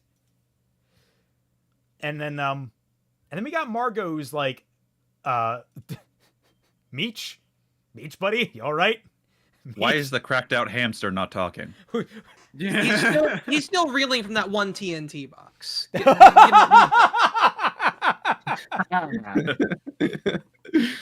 That bandicoot came out of nowhere. That's actually, it wasn't actually Vi and the others. That was just Crash that was messing up Margot's place. Yeah. But he's immediately like, all right, we don't want topside on our backs. Sevika's right. But he offers a different solution, which is the simple... I love how he throws it, like just rotating his wrist like that. It's great. Yep. And he's basically suggesting, hey, we just get Jinx and hand her over, and Sevika is immediately against it, because, like, we don't hand over our own people. And he's immediately... We'll stab them in the back, but, like, we won't... I was going to say, like, stab them in the back, throw them to the wolves, and kill them outright. Yeah, we'll do that, but giving them over? No, never.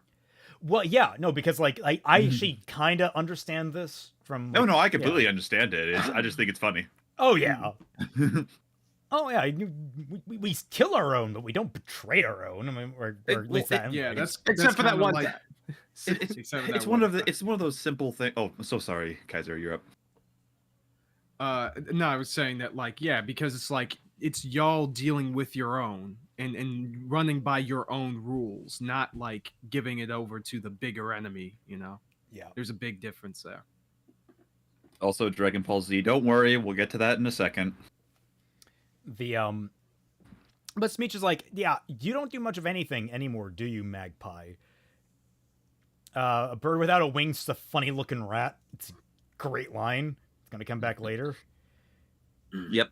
And I love his stilts.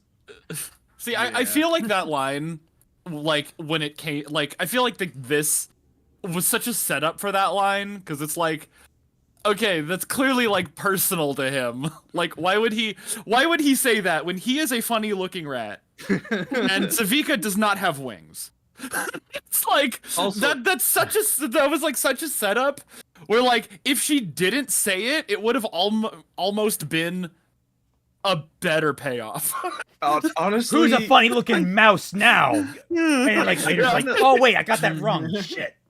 I also like that how Sevika looks at Smeech right now. She has such a bitch. Are you fucking serious right now? Look on her face, which I Is kind this of guy adore. going Looney Tunes on me right now? I Like, for adore real? that actually. So basically, he's trying to make the offer to Sevika that you help us capture Jinx.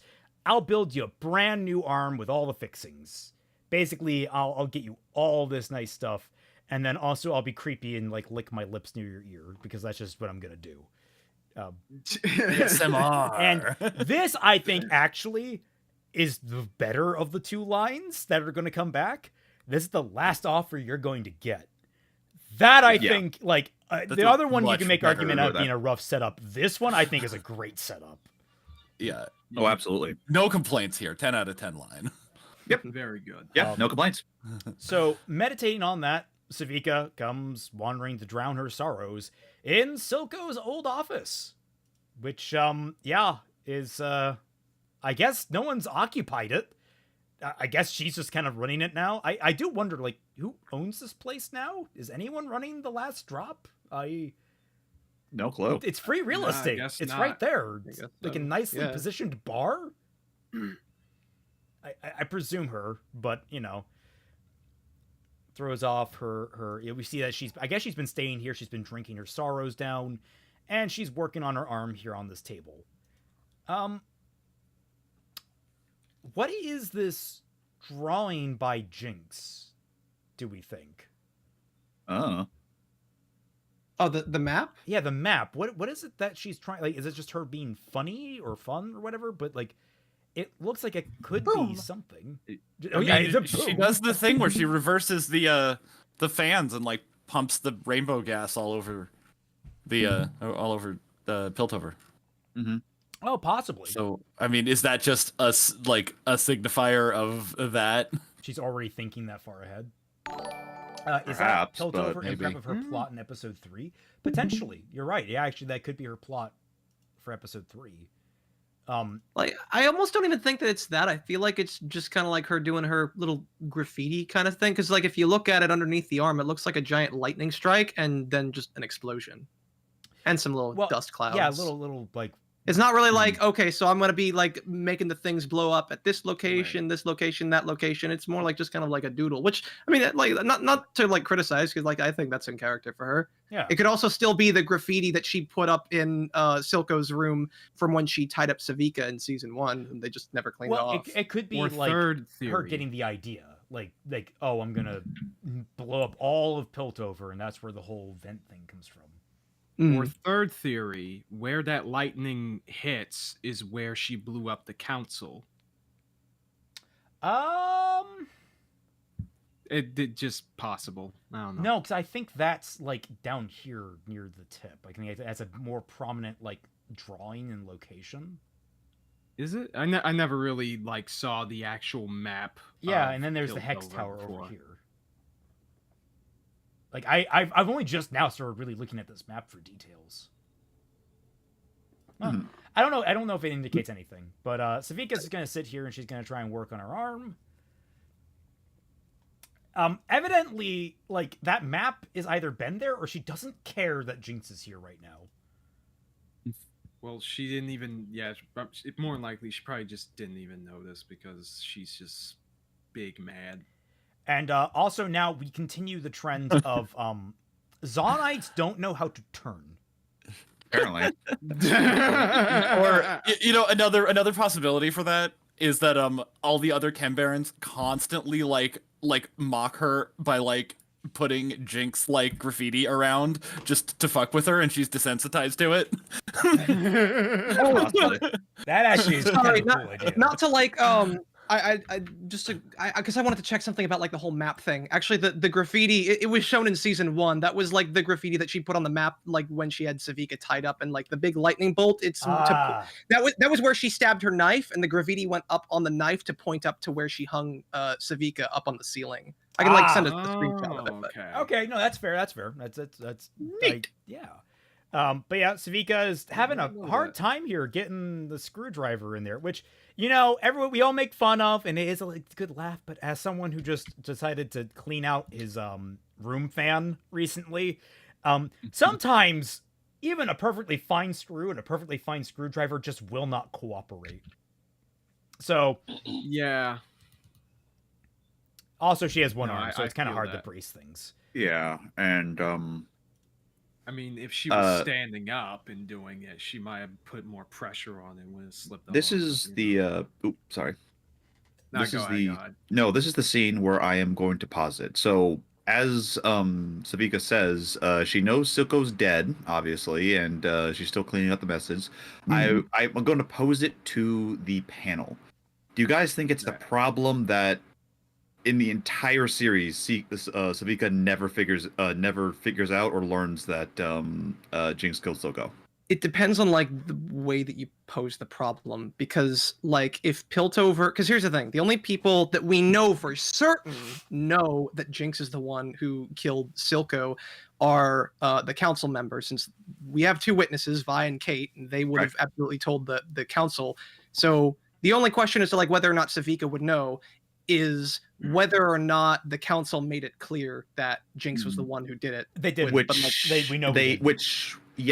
I don't see why they wouldn't, considering what happens later.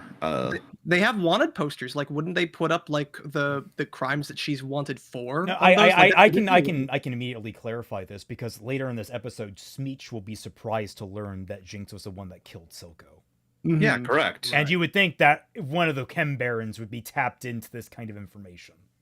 Yeah, you'd think, but I'm just saying this is I'm like zooming out to the overarching thing because eventually like Jinx is going to be a hero and a rallying figure for a lot of people in Zon, and Piltover obviously doesn't like that. Caitlyn in particular obviously doesn't like that. Wouldn't Sure. the idea of her saying, "Hey, this crazed psychopath killed the person that was giving you, for lack of a better term, better air and better situations overall, and like cause all this infighting and gang wars, but you're worshiping her as a hero." I mean, I guess that would be a people like tactic, but Silco like also. there is no proof. Well, yeah, exactly. You can presume people like Silco also, so like why wouldn't I don't know this if is- you can. Like I can. Well, Well, Sevika does. That alone, like, kind of changes things. the thing that I'm presenting here is that in terms of like a proxy / information war, what have you, the Zons are rallying behind a symbol. Wouldn't you want to use all the information on your end to stop it? And obviously they don't. Do you think that's like an issue / what do you guys think about this? I think personally think it's a bit of an issue, but I'm open to the panel to see what they think. I think it can be, because even if you want to argue that like Sevika is the only person who would be incentivized to hunt Jinx down that much more because of this information, that still changes a lot. Even if like no one else would do it but Sevika. Correct. And like the issue comes with the fact that if like the enforcers do this / Caitlyn / whoever can do that, a good chunk of the season can't happen because Sevika and Jinx eventually team up, and if that information is out, even if the like seed of doubt is there, they can't really work together overall. Mostly because starting out, they really don't like each other. I will push back how much that's going to end up mattering, because for all that we saw of her loyalty to Silco last season, she, I think, was tempted. I actually do think she was tempted by Finn's offer to some degree. And I think her words to Silco on the matter was not for a chump like him. Yeah, it was not for him, not for that. You know? Yeah, exactly. So the idea being that like her loyalty to Silco was not absolute, and it was actually determinant upon circumstance and other factors. So I'm wondering how much it would matter now that he is in fact gone. And in fact, there is a level, I think, of animosity she's had towards Silco in the past because he keeps fucking up. If anything, if she learned that Jinx was the one to kill Silco, I could easily see her being like, yeah, that fucking checks out. I called that. Like I could easily see Sevika being like, yeah, no, that was totally predictable. I called it. Boom. In your face, Silco. At the same time, though, Kaiser, you, please.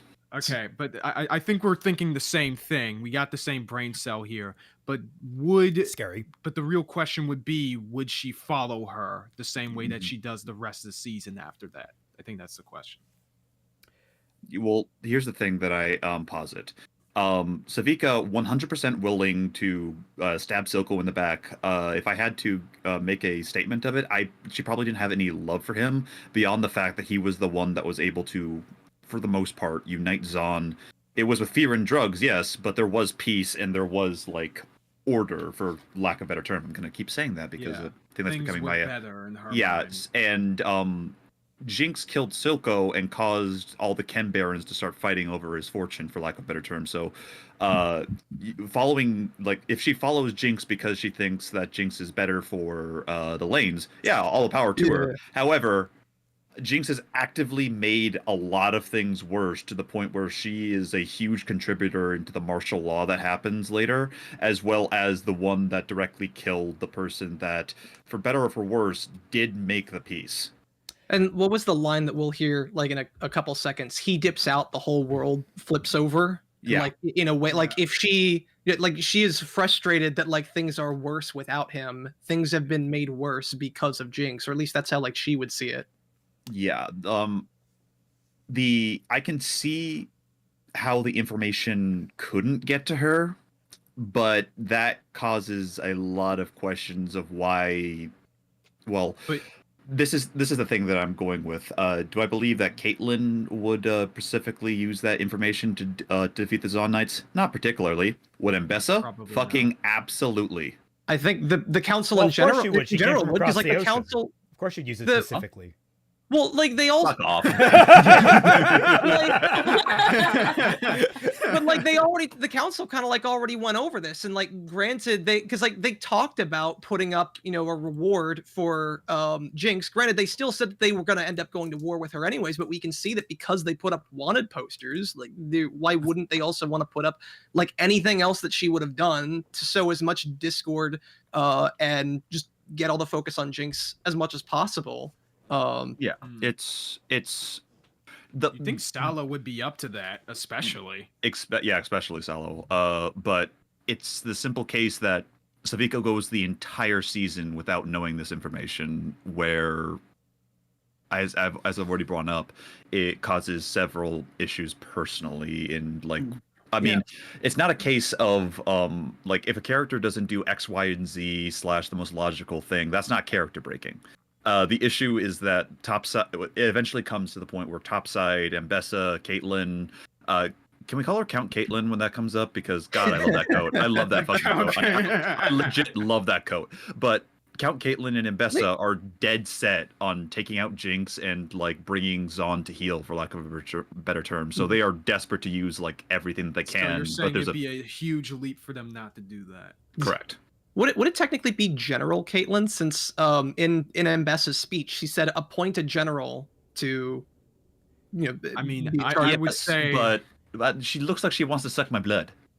Okay, I was going to say she looks like Caitlyn v Britannia over here. Okay.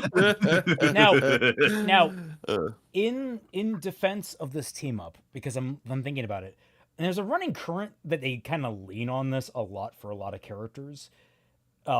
Jinx and Sevika, I guess, particularly, there's a self-destructive level of things that are going on here, because Sevika's first estimation about Jinx is that you here to finish me off. So I wonder if that implies that she does know that Jinx is the one to kill Silco.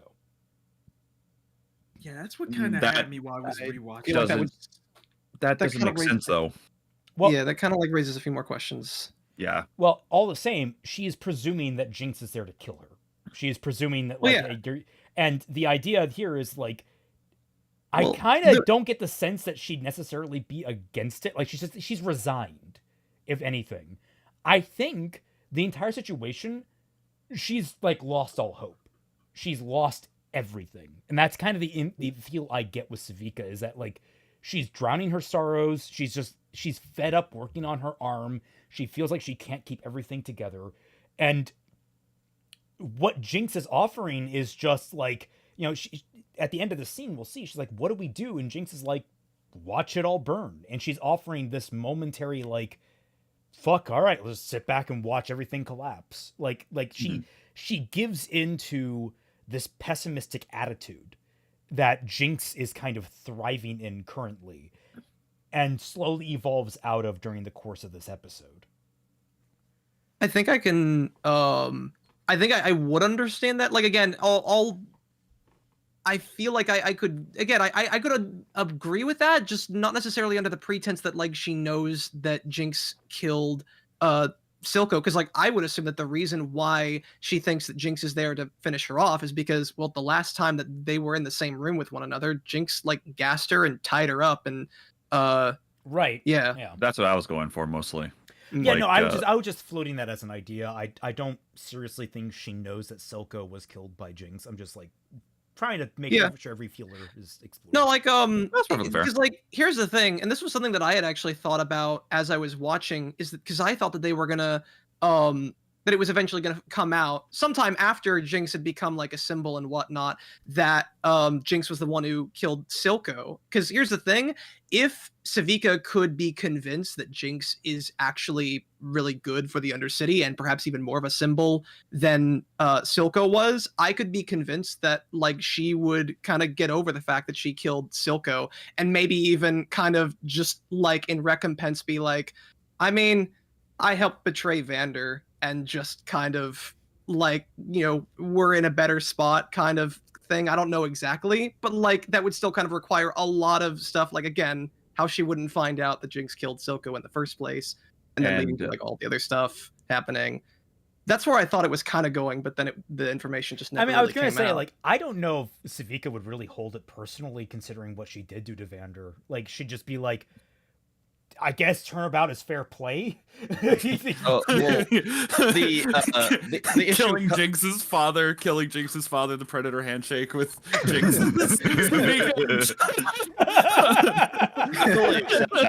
It's just that for all intensive purposes, Silco was flatly the best bet, and until somehow Jinx becomes an icon, there is no like replacement.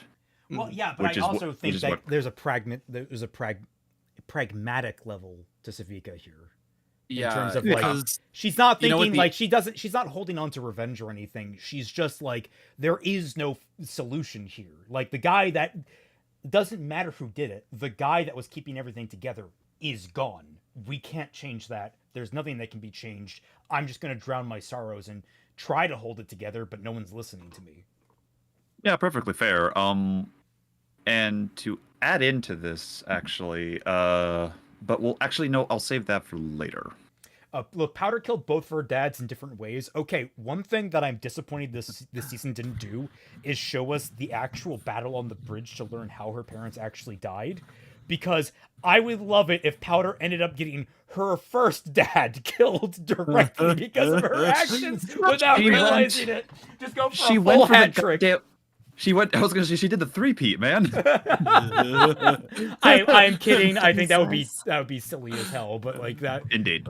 I think that's just a goofy idea. This is the kind of silliness we live for. No, like Sevika, she's really. I mean, you said pragmatic, but it's almost like she's like Pascal's wager. Always picking the best, or the not the best option, but the most likely to work. And you can kind of see that at like the end of the season when she decides to defend Piltover.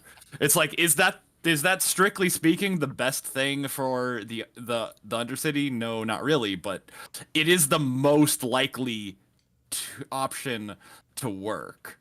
Mm-hmm. Like it's like we're siding with the devil we know over the devil we don't. over the devil we don't. The mechanical devil. Well, I don't think that that's Pascal's wager.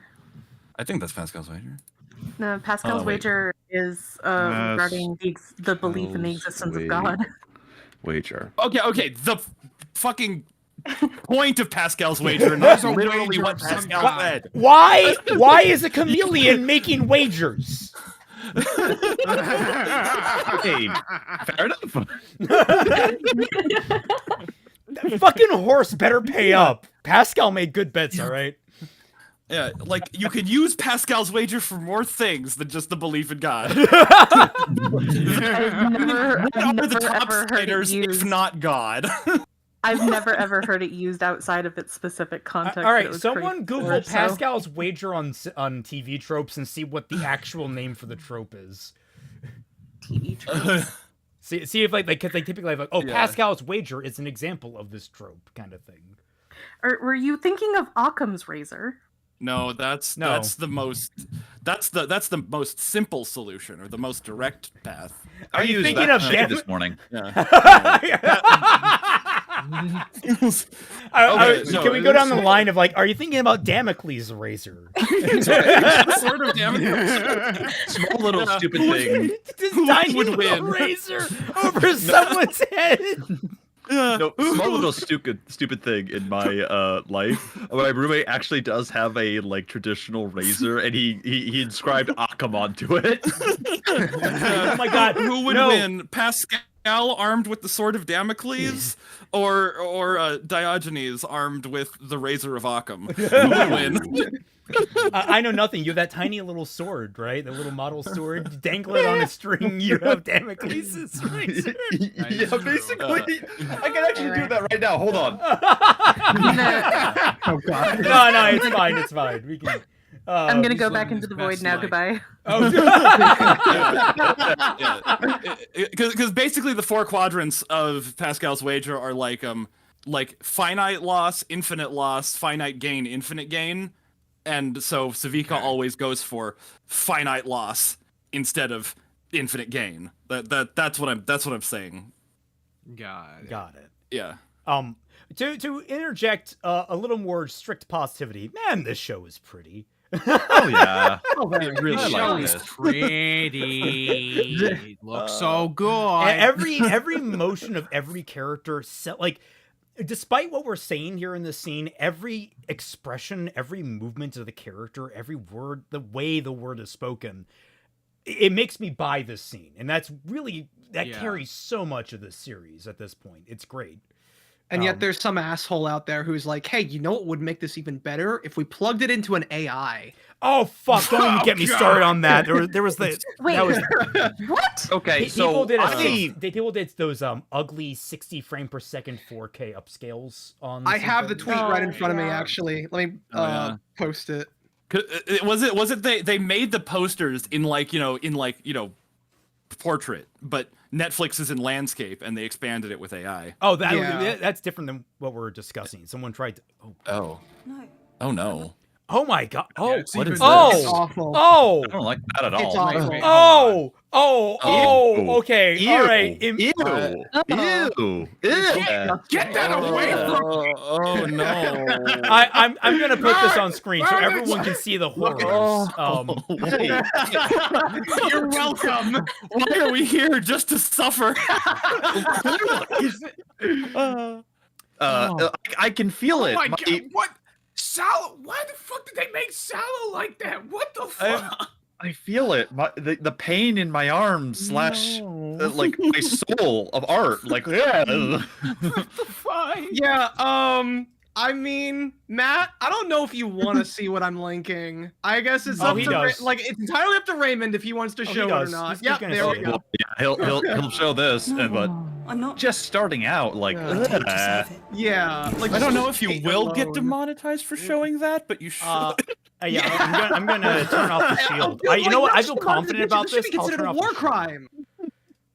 We flood the Sorry, I undercity didn't with mean to enforcers. talk over you. Oh, I'm sorry oh my about that. god, it's so Like- just. I never asked for You know, this. there are things here I could see, asked her but to like put on I a would want uniform. actual fucking Suffice to actors, say, not she declined. whatever the Threatened fuck to this withdraw her is. family's funding. This is weird. I think. How dare you Uncanny remove Valley. Maddie's red What? hair? It's not even red-headed anymore.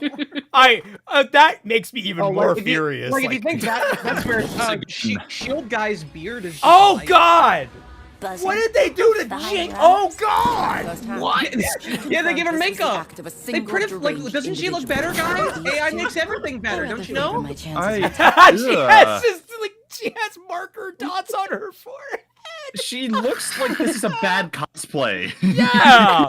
No, Dude, she she's looks. trying to do a Batsukuna cosplay from Jujutsu Kaisen. What Oh the my fuck? god, yes. upside. You forget, Smeech? You already made your last offer. Oh, no, not so close. Stop! Oh, Stop! God. Oh god! Oh, That What looks- you stumbled Amara, on. Oh, what happened this to your looks poor? like show She shit. came down Ah, with okay, smallpox. close up again. apparently, yeah. Look Like, at it. fuck my life. Look at her, the Why can't- lines. They didn't know how to like do the lines on her cheeks. It's so weird. It looks like Yeah. it's sewed in. Like the pieces of skin are sewn together. Describe it like Yeah. that. Like, oh. Is more true. precious than any Okay, gold. Twilight. That's true, right? I'm not crazy for that. Okay. Yeah, no, it does. All right. Okay. Not gonna lie, Rick. This actually, he looks like he just rendered it slightly Uh, higher fidelity in a video game. Yeah. Rick just looks like a Looks like a- skin for the heavy in TF2. Yeah. I was waiting for someone, but I didn't want to be that someone. I can't let her get away again. I am heavy spear guy. And this is my weapon. This is my spear. Every throw costs the taxpayers $15,000. There's only Jinx. 15,000 gold coins. Look at her hair. Look how gross it is. It looks like a bad cosplay wig. It does. Oh, whoa, Whoa. what the hell did you do to my man Loris? Loris. Yeah. What the fuck is wrong with you, yeah, bro? he's just, they turned him into Jack Black. He's just Jack Black. No. Okay, look, he's way more attractive than Jack Black here. Oh my gosh, but goddamn. Okay, fine. Jack Black in 20, 30 years. I don't know. My God, though. Dude. Milo looks so weird. He looks like Why boy. did you see that weird like what's wrong with your hair up there? oh my What's wrong god. with your face? Like you're Mike, balding. What's wrong with your everything? She's balding. Holy She's, Yeah. see? She's got a worse hairline than SQC. Holy shit. Golly. After a few rounds with some dubious noble folk. Oh my Okay, god. you know what? This is the one place where it works because we know he's not real. Okay, that's fair. Basilic. Okay, they actually made her ginger there. That one looked Fine. It was fine.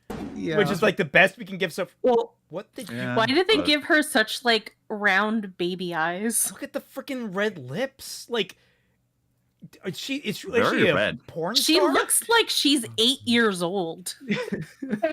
That we No, both see, had guys, radically every different single- commentary Every day, on that. she went into that gladiator. Oh, sorry, arena, I was still like, looking at the last image. Oh, every yeah, day yeah, She yeah. went out there into that gladiator arena. She smeared the shit out of her eyeliner, but made sure that her just right. God damn. Father This too. is nightmarish. And it's, You're there's welcome. still more. There's Yeah, still more. yeah, we're almost Oh yeah, there is. Oh my god. Hey, hi Jesus, how's it going? know, it was So Yeah. Oh, Isha. Oh, what? Oh. Okay, so Isha, I don't like you, but you deserve better than that. yeah. Yeah, for real. Also, they got your helmet wrong completely. Yeah, exactly. Also, by the way, yeah, someone said Giga Chad Victor. He looks like he was looks maxing. Okay, you know, Milo's about as disgusting as I thought he would be, though. They gave him a chin strap. Is that a chin strap or his beard? I mean, that's the style of Yeah. beard. It's a chin strap. Yeah. Oh I god. didn't actually know what that is. So thank They you. made his facial hair so much worse. Yeah, I was gonna say, like, I don't know how you did that. The man was already out here singing, "I wish I had a pencil thin mustache." Okay, all right. This Hey, Jinx, who's Hey. your barber, dog? this Jinx looks like You know she's what? You know from, what? like, The a really fan, hilarious, sorry. Oh. the hilarious thing with his hairline is that when he moves, so does it, but in like the wrong direction. Oh, So God. like Got the hybrids the to feed Vegeta off the point Fisher to gases, the tip but- of his hair, like Vegeta just slides, just slides along his forehead. You mean Oh my the God. crow's Yeah. peak? Yeah. Okay, The clarification. Vegeta's peak. Sorry, it's the Raven's peak without The Vegeta point is better though. I would say that this powder looks like she looks like a cosplayer in like a fan film, if that makes any sense. Like I could see Yeah. someone that actually looks like that doing this. Well, you know, Oh, except for her 100%, giant ass eyes. Oh yeah, big I guess that is eyes. fair. We went on that job Yeah, because of you. the thickness of the eyes alone is just like a I've seen people with bug eyes like that. It's fine. Like this is anime eyes in Okay. real life. Okay. Echo! He looks like a cosplayer produced by Tim Burton. Why does Echo look like Will Smith's son? Oh my god, he looks like Will Smith died inside. So Will Smith. They did Echo the dirtiest out of all of them. Why do you have yellow Yeah, hair? look at that freaking hair, bro. He has Oh, macaroni and cheese for hair. Oh, Benzo. Freaking no, Uzi haircut. His clip-on tie, his fucking dumbass clip-on tie. Oh god, Oh my god, Benzo, so many wrinkles. Oh my god. I'm sorry, Benzo. You're like Yeah. if freaking Santa Claus and Wilford Brimley had a distorted love child. Oh, God, it's good. Oh, that's a comparison. He has a break. Get out of my head now. Yeah, He has a break in his nose where the glasses used to be, but now Oh my they're God, like he way over does. there. Oh, Oh my god. No, but AI is so great, guys. It's so fucking great. Jace! Oh my god! Why is your hair like threaded together like that? Why do you look? fuck? Why do you look like great value Hugh Jackman? he's so bald. I was about to say, you look like freaking Henry Cavill just poured oil all over his head. Yeah, oh my god, you're right. Oh. Caitlin, we're almost done here. Laura's now looking completely different. Yeah. Hey, Victor, is this the final glorious evolution you're talking about? Yeah, machines. Yeah, they're great, man. They're something. Oh man. Fair, magic Well, machines. They're totally Okay, different. yeah, sorry. Okay, I'm sorry. No, that was incredibly part, Kaiser. I apologize for that. Hashtag not all machines. Hashtag not all machines. Well, that was a nice distraction, and I say nice in the least complimentary way. You're welcome. Oh man, My god. I'm so sad. I am actually very sad right now. Good. That's good, Fat Man. It means that my mission is. You know what's nice about that is it actively makes me feel better about everything else Arcane. So, for all the criticisms we've had in this entire conversation, I feel so much better about it all because it's at least not that. Yeah. It could have been that. Holy shit. Yeah. Honestly, if I had to give this one compliment, they didn't do Kino that bad. Mm-hmm. Kino looks all right. Also, but there'd have to be a gun to my head for me to mean it. Wait, is that a cry for help? Is that a? Should we be concerned, Fat Man? Wait once. Not yet. Not okay, yet. so the real thing is one. Twy, you okay? You okay? Because holy shit. She already answered in chat. She's not. Robbie, he was like, "Twy, are you okay?" And Twy immediately, like not a second later, was just, no. I did not see that. Never mind. I think we shouldn't give Riot any God. further ideas, and let's just move on with the episode. Yeah. Oh my god. Yeah. So oh no. So yeah, basically the sum of this story, the sum of this scene, is these two basically having a bit of a funeral eulogy over Silco. They're both mourning him together, and they're both trying to figure out what to do. That's what the scene is effectively trying to do. And, you know, Sevika is basically on the border of having a complete emotional breakdown over everything falling apart. I like the choice of Dutch angle here. It's very nice. The Duchess of Angles.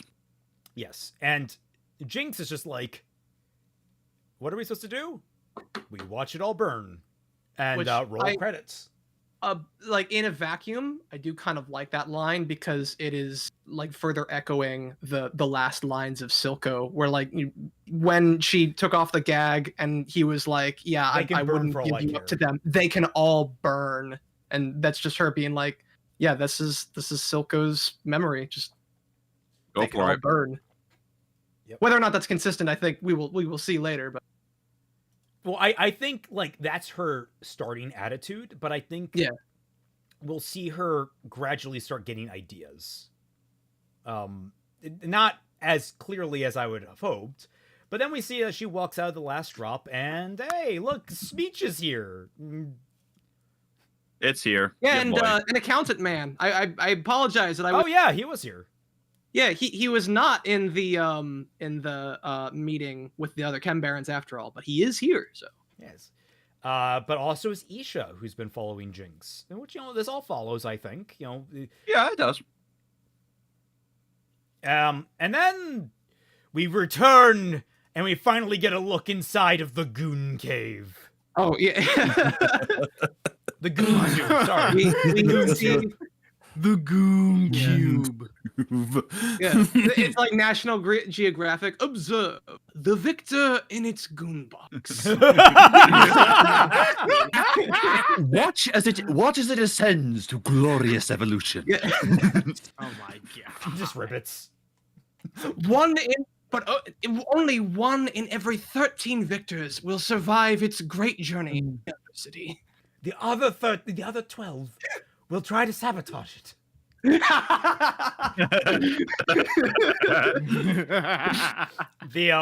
So yes, Victor, he basically is like, oh man, I gooned way too much, and he just wants to just rip himself out.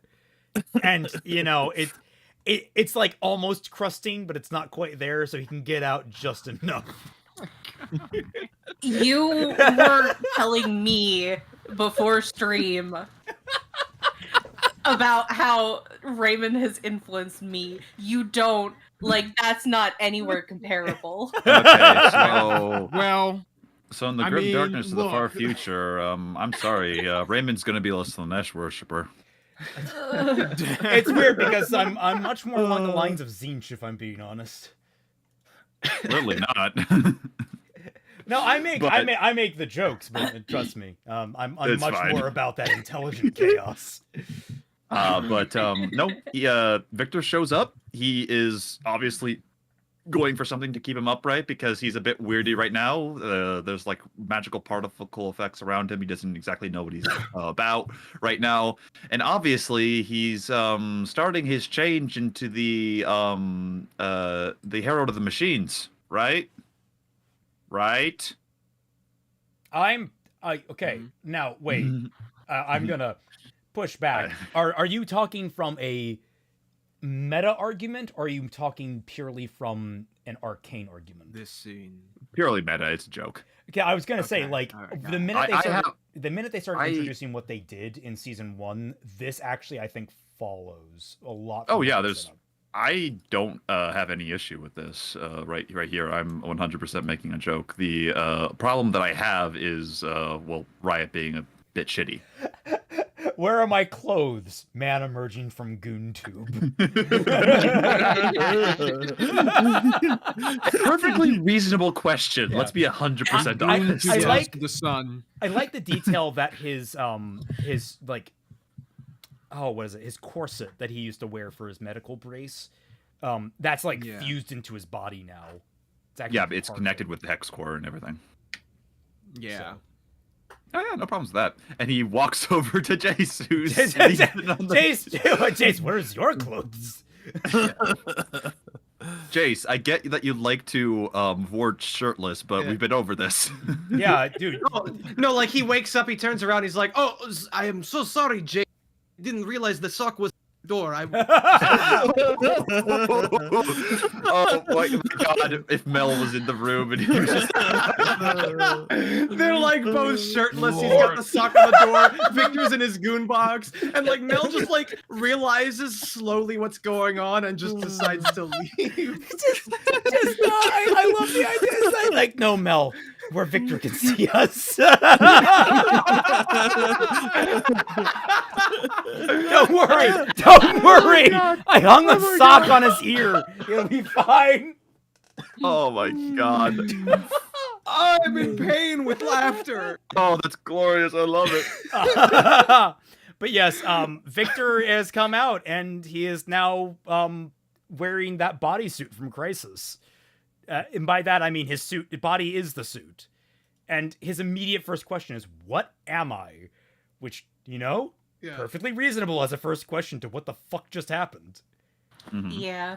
When you look down at your body and you realize that you are made of charcoal, yeah, you're gonna wonder what you are. Oh, great. I mean, I'm so glad you're here, Victor. We have a scene in the very first episode that we need you to like help us draw.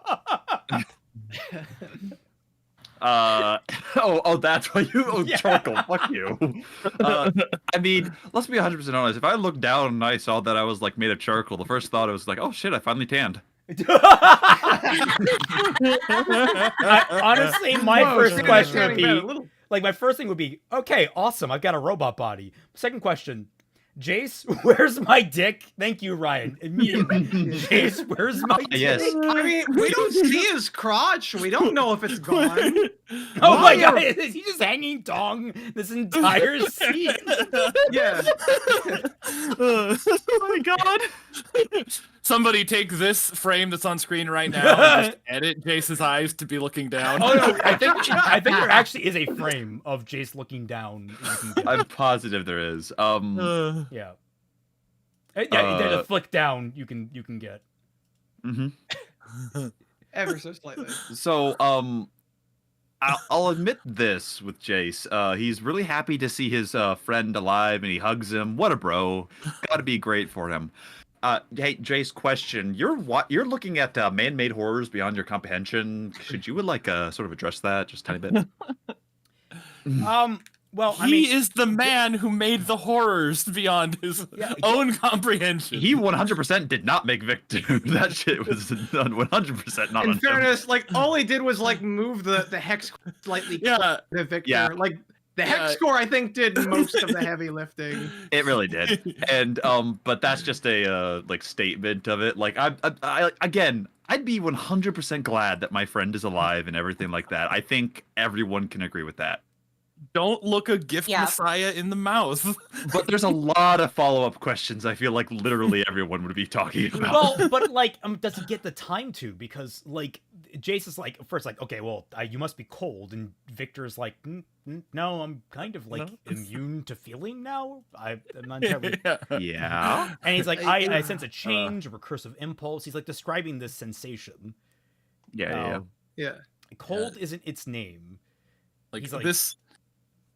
This scene could have benefited from I don't know how they would have managed it, but taking place in a colder climate or something where you could see Jace's breath, but not Victor's. I don't know how they would have finagled that in the the writing, but it would have benefited from something like that. 100%. You could maybe make it something hex, the hex core is lowering the temperature somehow of the room, but because I don't think there's the low temperature, as we'll see later. There's the low temperature inside the failsafe that we'll see in episode 3, but that's probably not the hex stuff. It's magic. They can make it whatever they could have done that. I imagine a workshop is cold unless it's actively being used. So yeah, exactly. But I have issues with this scene, but the issues that I have with it is that I think it's too short. Kinda, yeah. It does kind of. I say. Oh, sorry. No, go ahead. No, go ahead. I'm the loser of all rock paper scissors, so you go first. No, so am I. So I'll say this anyway. Just go. The thing about it is there's a lot that both Jace and Victor can comment about that, and for one reason or another, Jace does just let Victor go. And when there's a lot more questions to really be asked for both Jace's mental state and to really get an idea of what Victor is, because he's walking away with the hex core in his chest. That's at base for scientific information. You want to know what the fuck. Second, this is Jace's best friend, and letting him walk away on his own with how he looks. He's alive. But I think we can all agree the guy kind of looks like death right now. Okay. There's also the fact that he's carrying around an object that was told to him just seconds ago vaporized a person. It's oh, you have that thing inside of you. Maybe it's not a good idea to let you go running around somewhere until we can figure out what makes you or it tick. But that gets into a very, very uncomfortable moral question about Victor's bodily autonomy and what he's allowed to do on his own free will, if he's not actively trying to harm anyone. That's correct, and I'm perfectly fine with that. The thing that I would be sort of quote unquote pushing of it is that you can't really say that Jace is the most socially conscious of the guys overall. He kind of pushes things, and that's the issue that comes with the whole in the pursuit of great we fail to do good, the thing that they had before. There's I just want Jace to ask more questions / do a bit more to really Victor is hammer walking out of the building, and Jace is okay, so I built this checklist. Can you help me fill? Okay, so do you feel the sensation? Actually, what? I was gonna say, kind of, actually. No, go ahead. It's just something simple of just put yourself. I put myself in Jace's shoes in the sense that I have my friend back. I have a lot, but a lot of crazy things are happening. I would like to know they are 100% okay / good to go / I know that they're not going to hurt themselves or other people after this. That's just being a decent friend at that point. Okay, Yeah. but he does have this line, there are still so many questions, but, and then Victor interrupts him with, I was supposed to die. Like I kind of feel like that is sort of addressing your problem of like, I wish Jace had followed up. Victor is telling him, I think here is like, you have done fucked up. Like, this is like the first indication of like, I'm not going to answer any of this. Like, I don't think any of this is right. Everything feels wrong. Wouldn't that be all the more reason to want to question Victor? Because like, if this really is a mistake, just all the more reason to find out, is it safe for you to go walking around, whether for your sake or other people? And also onto that, this is before Jace knows about like it killing Sky. Yeah, this right here, and then a moment later, because I'm thinking more so ahead, like the time when like he actually walks out. Do we know whether or not he understands like the full implication of him merging with the Hex Core? Like, does he? Like, he knows that obviously it's dangerous, but does he like fully grasp the severity of how dangerous it is? I doubt Probably it. not. No. Which is Who is again this? like Victor or Jace? Jace. Yeah, Both, actually. Yeah, I know.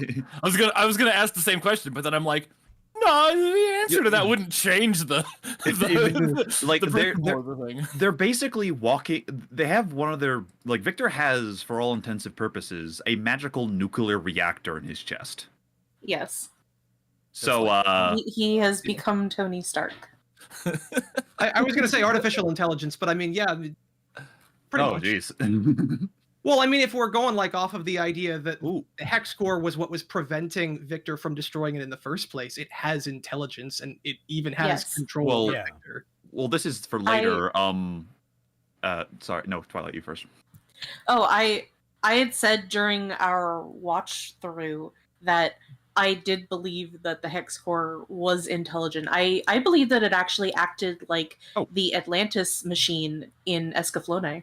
Would you like to know something secret? Sky, during all the times that Victor is doing shit in the like spiritual realm, that's the Hex Core manipulating him. That's confirmed by the writers. Oh, thank you! I was right! Although, to be fair, like, it really did a good job of matching her personality, and it makes that last line she has kind of interesting then. Huh. That's something you made on, actually. That's actually something that I can actually agree with that Josh throws out. Shouldn't Victor be asking why Jace did this? And that, like, it's a very interesting conversation just overall with the simple fact of, yeah, I wanted to save my friend, but my explicit orders, according to Victor, were destroy this thing. Jace lays it out to him. You're not the one that had to compromise your morals to save your best friend. Like, Jace knew fully well, like, he fully admits it was emotion that made him do this and made him go grab the Hex Core and save Victor with it. Like, he's fully acknowledging he went against his promise in order to do this. And I think what we see at the end of the scene is it was affection that kept us together. Victor is well on his way to, like, starting to do the Jedi code thing and start to shave himself of his emotions. He's like that human emotion thing. And that also goes back to his conversation with Singed about what was it? Basically, he's starting to adapt Singe's mindset about the nature of, like, emotions and the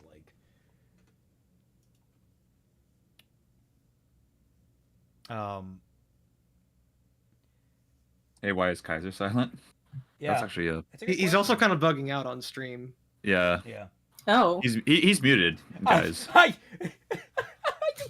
love Kaiser, the idea he's like screaming now against the void. Yeah, like Kaiser, were you trying to talk and then we just like couldn't hear a single thing because you were muted? This is like you can hear him scream. Yeah. It's full. I have no mouth, but I have to scream.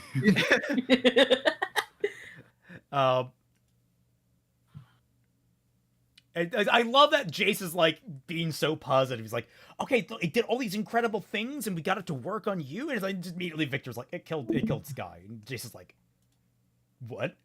Yeah. Okay, Yeah, full now moment. full moment here.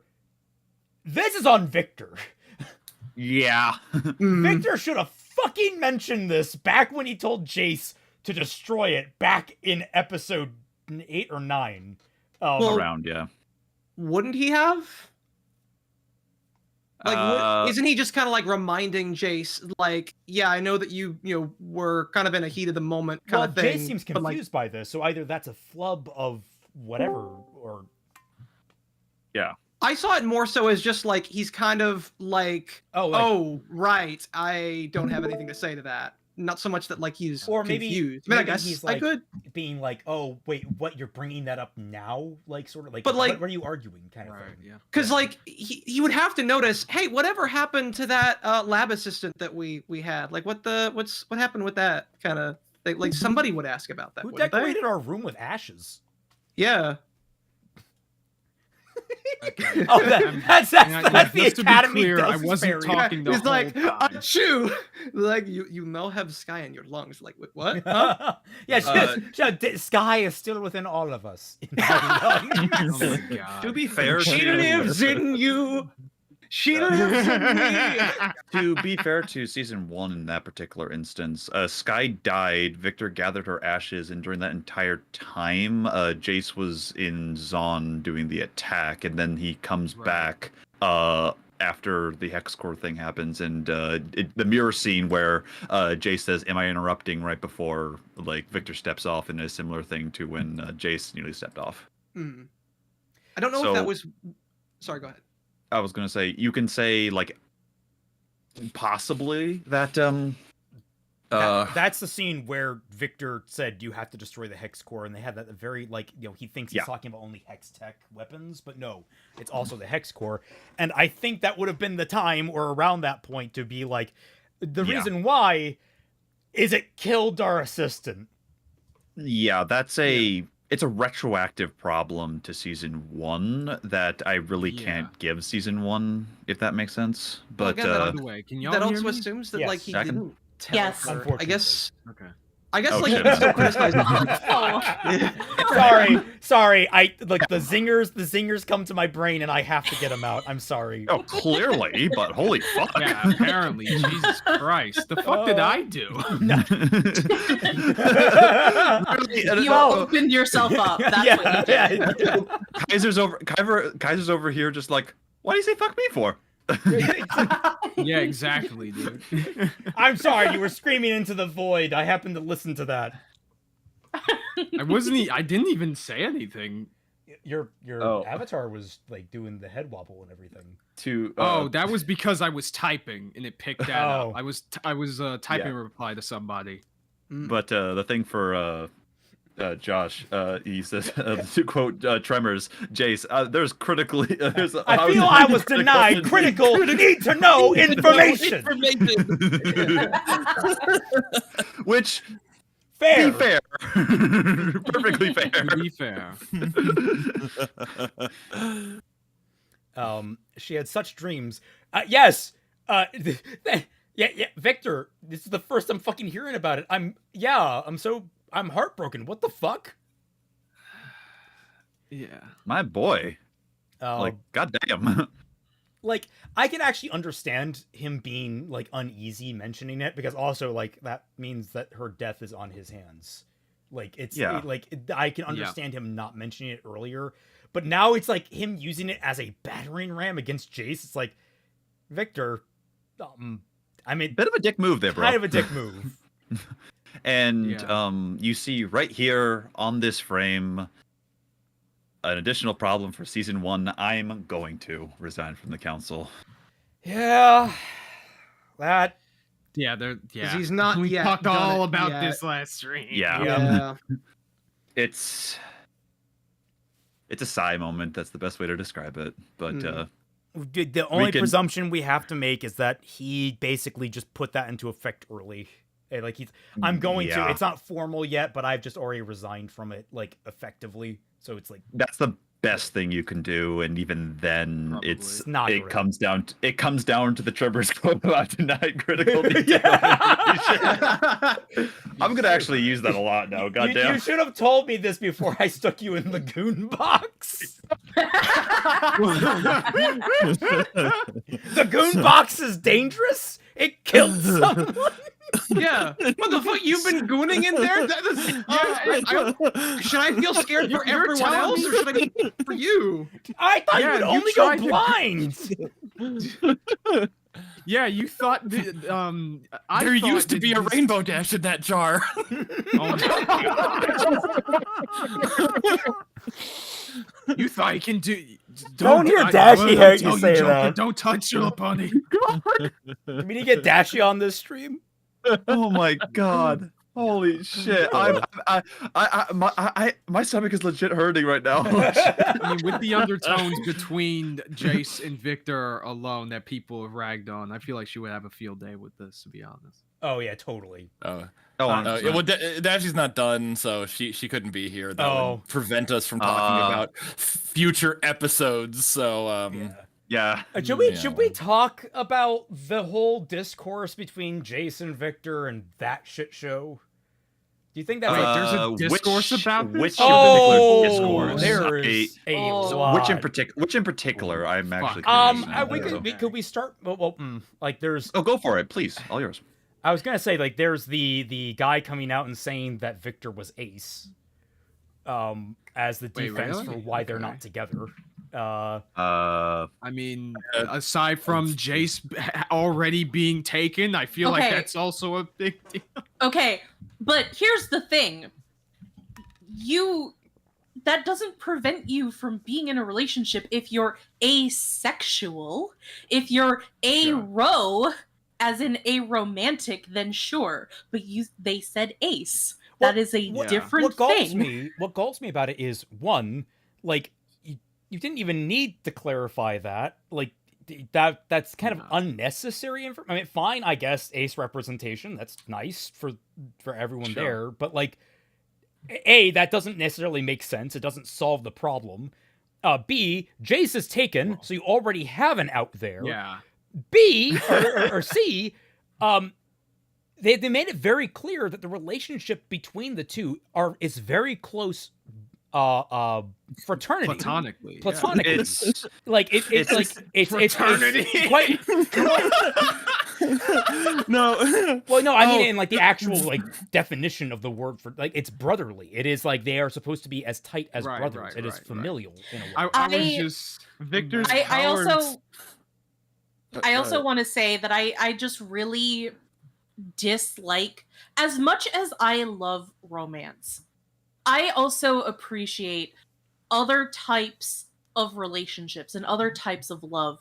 And I just get really frustrated when the only type of love, the only type of relationships that get treated with any kind of respect is romantic. And anytime that characters show any kind of physical affection for each other, it is automatically coded as romantic. Yeah, it's Tumblr brain, textbook Tumblr brain right here. I think it's two really good examples of like of well done platonic relationships. I don't know how how fandom culture treated them, but like in the shows themselves were Liz Lemon and Jack Donaghy from 30 Rock and Falcon and the Winter Soldier. Like, I think those were two good platonic relationships that can, like, you know, that's like platonic love depicted on screen. Oh, I was gonna say, like, you know, yeah, Cap and Bucky, I think, is actually really good at that too. Cap and Bucky too. But my normal. So sorry, Fat Man. Go ahead. My normal go-to is Sam and Frodo. Yes. Oh yes.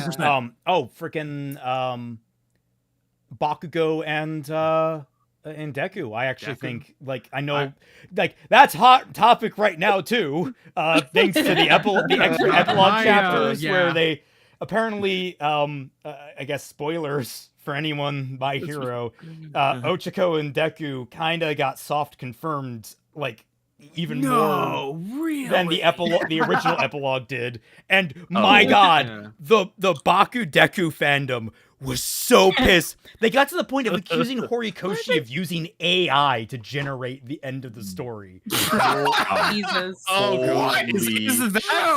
Is that gonna be the new thing?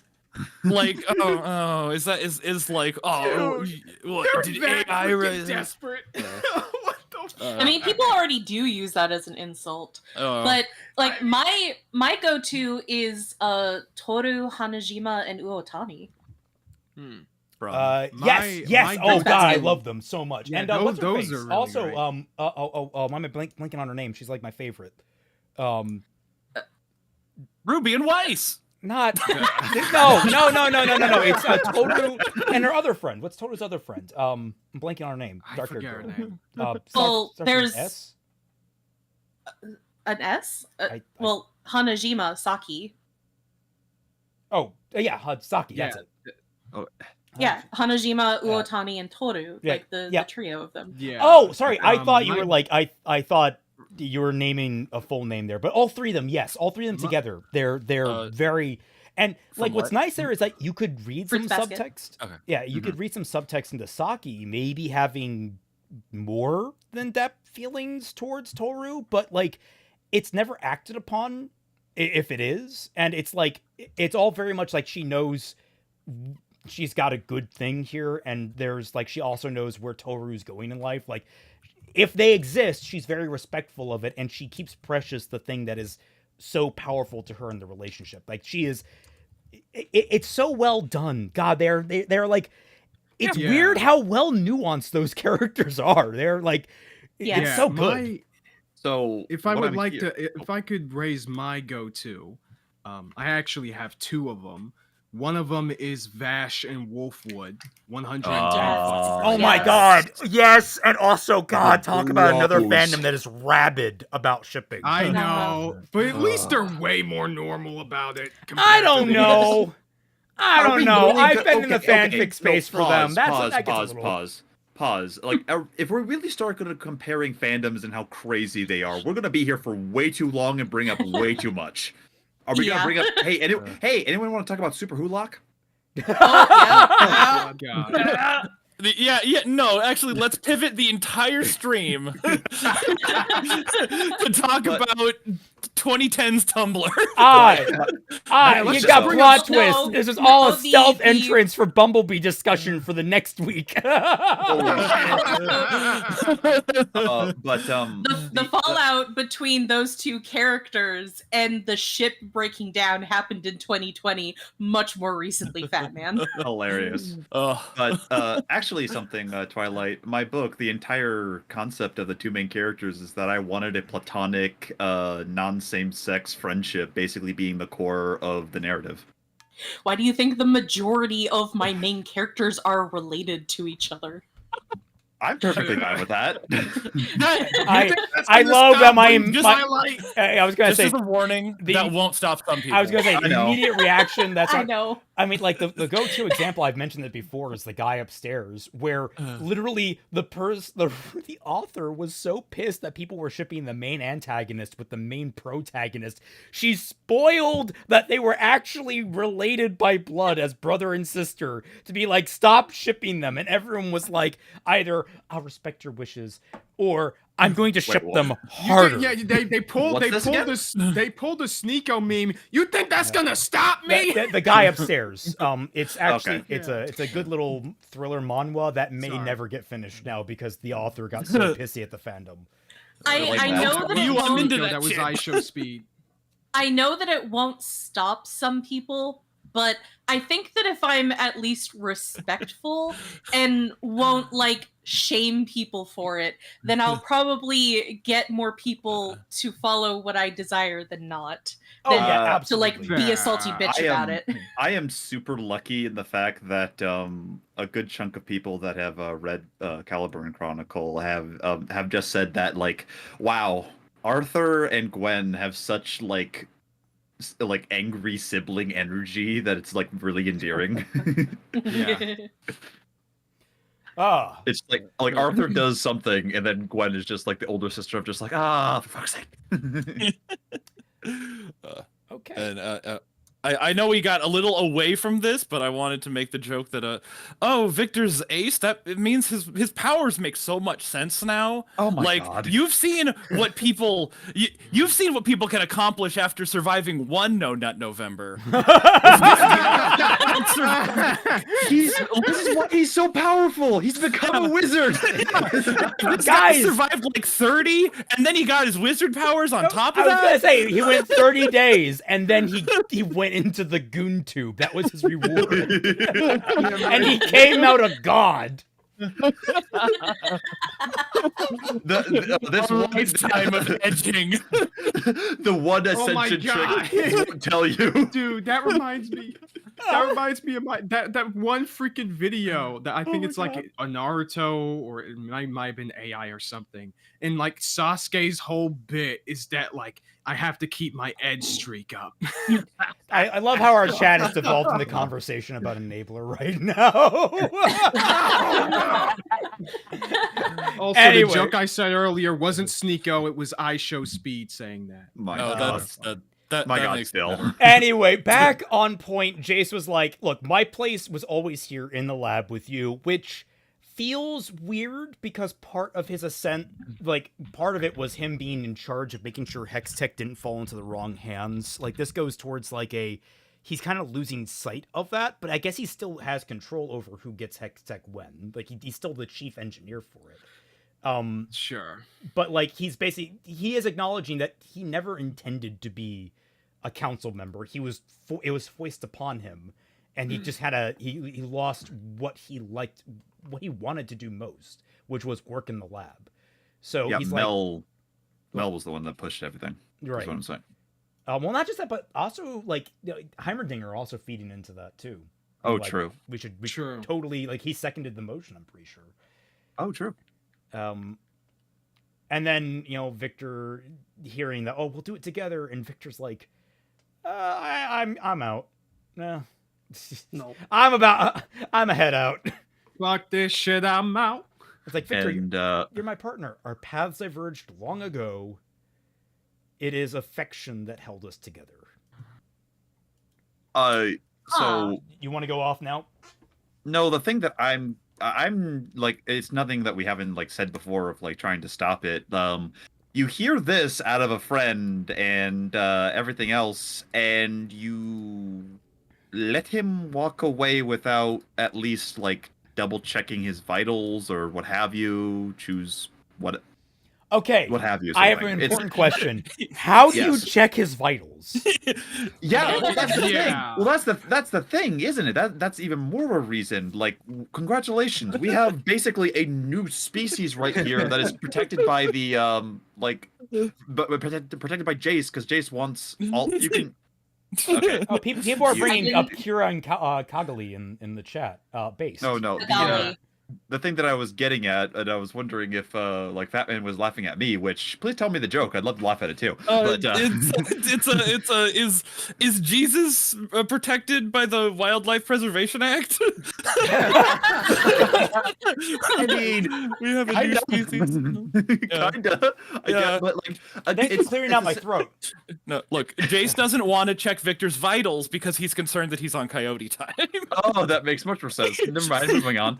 But like, it's Lord. it's just something as like simple as, again, a friend wanting to make sure that Victor isn't going to like drop dead because they have literally no idea about like what his thing is right now. And like, forgive me for like thinking that like if I saw my friend like this, like I would do everything that I can and I wouldn't be so lenient, I guess. I'm as much of an asshole that might make me, like, I'd rather be an asshole than potentially learn that after Victor walked out of the place, he sort of like ran out of power and dropped dead. Okay, but here's a question: what, like, physically, what do you do if Victor's just like, no, I'm just gonna keep on walking?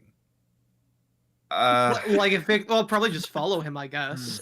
Either follow him What do or you- like. Well, here's the thing that actually I would point out to that is,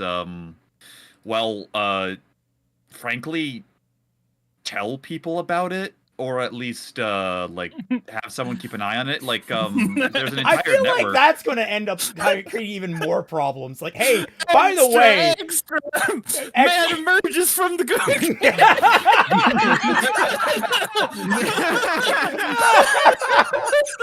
Extra. About it. Oh my gosh. Like the Okay. way that I'm thinking Okay. about this Okay. is like I'll be right back. Victor effectively told Jace, "Fuck off, leave me alone," and you're suggesting like he follow him anyway, and it's just like, okay, now you've officially become a stalker. Get out of my face. Okay. Fair enough then. Yeah. Like, okay. I understand where you're coming from. I understand. Yeah. There should Are you be sure? You're too busy laughing about the goon cave. Yeah. No, It's true. It's true. But anyway. I can multitask. All right. That's perfectly fair. Perfectly fair. Yeah. There But, should Yeah, man be can some do two things. concern about what no. just happened. Yeah, but like you know, it's it's- like if your friend comes back from the dead, I think a little preoccupation is a. I fully understand Understandable. where everyone's coming from, and to the stalker comment, oh no, I've become. But wait, I can become a stalker. Wait, Twilight, you'll let me out of the ritual circle? No. Fuck. God damn Hypothetical Okay, stalker. So this is what I mean when it might come across like, oh, I hate this scene. No, I just want more dialogue overall, like to just clear things out. If this scene was like, say, a minute or so longer of them talking out and eventually reaching this where like Victor, like in plain words, is just like, Jace, genuinely bottom of my heart, fuck off.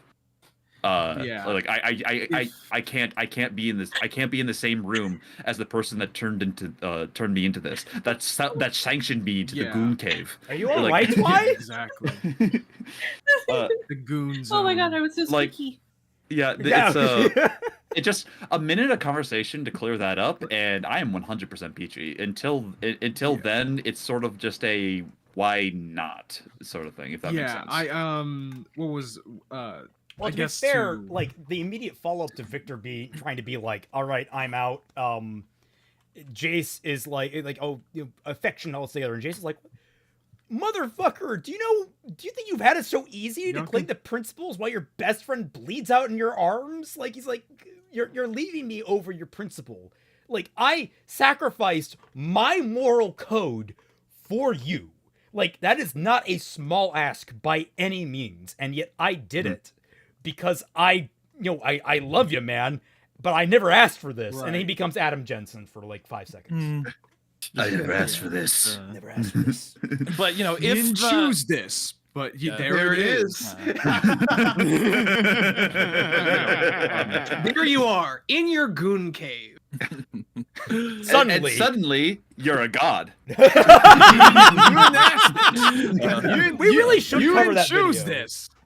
Oh my god, I hate Do that we- video so much. Dude, that's not even a punching bag anymore. That's like It's the deadest horse that has ever died on the face of the planet, but we all love it because the fucking grave where that horse died has now become a monument that And I was gonna say that punching bag has been so abused, we'd literally be kicking sand.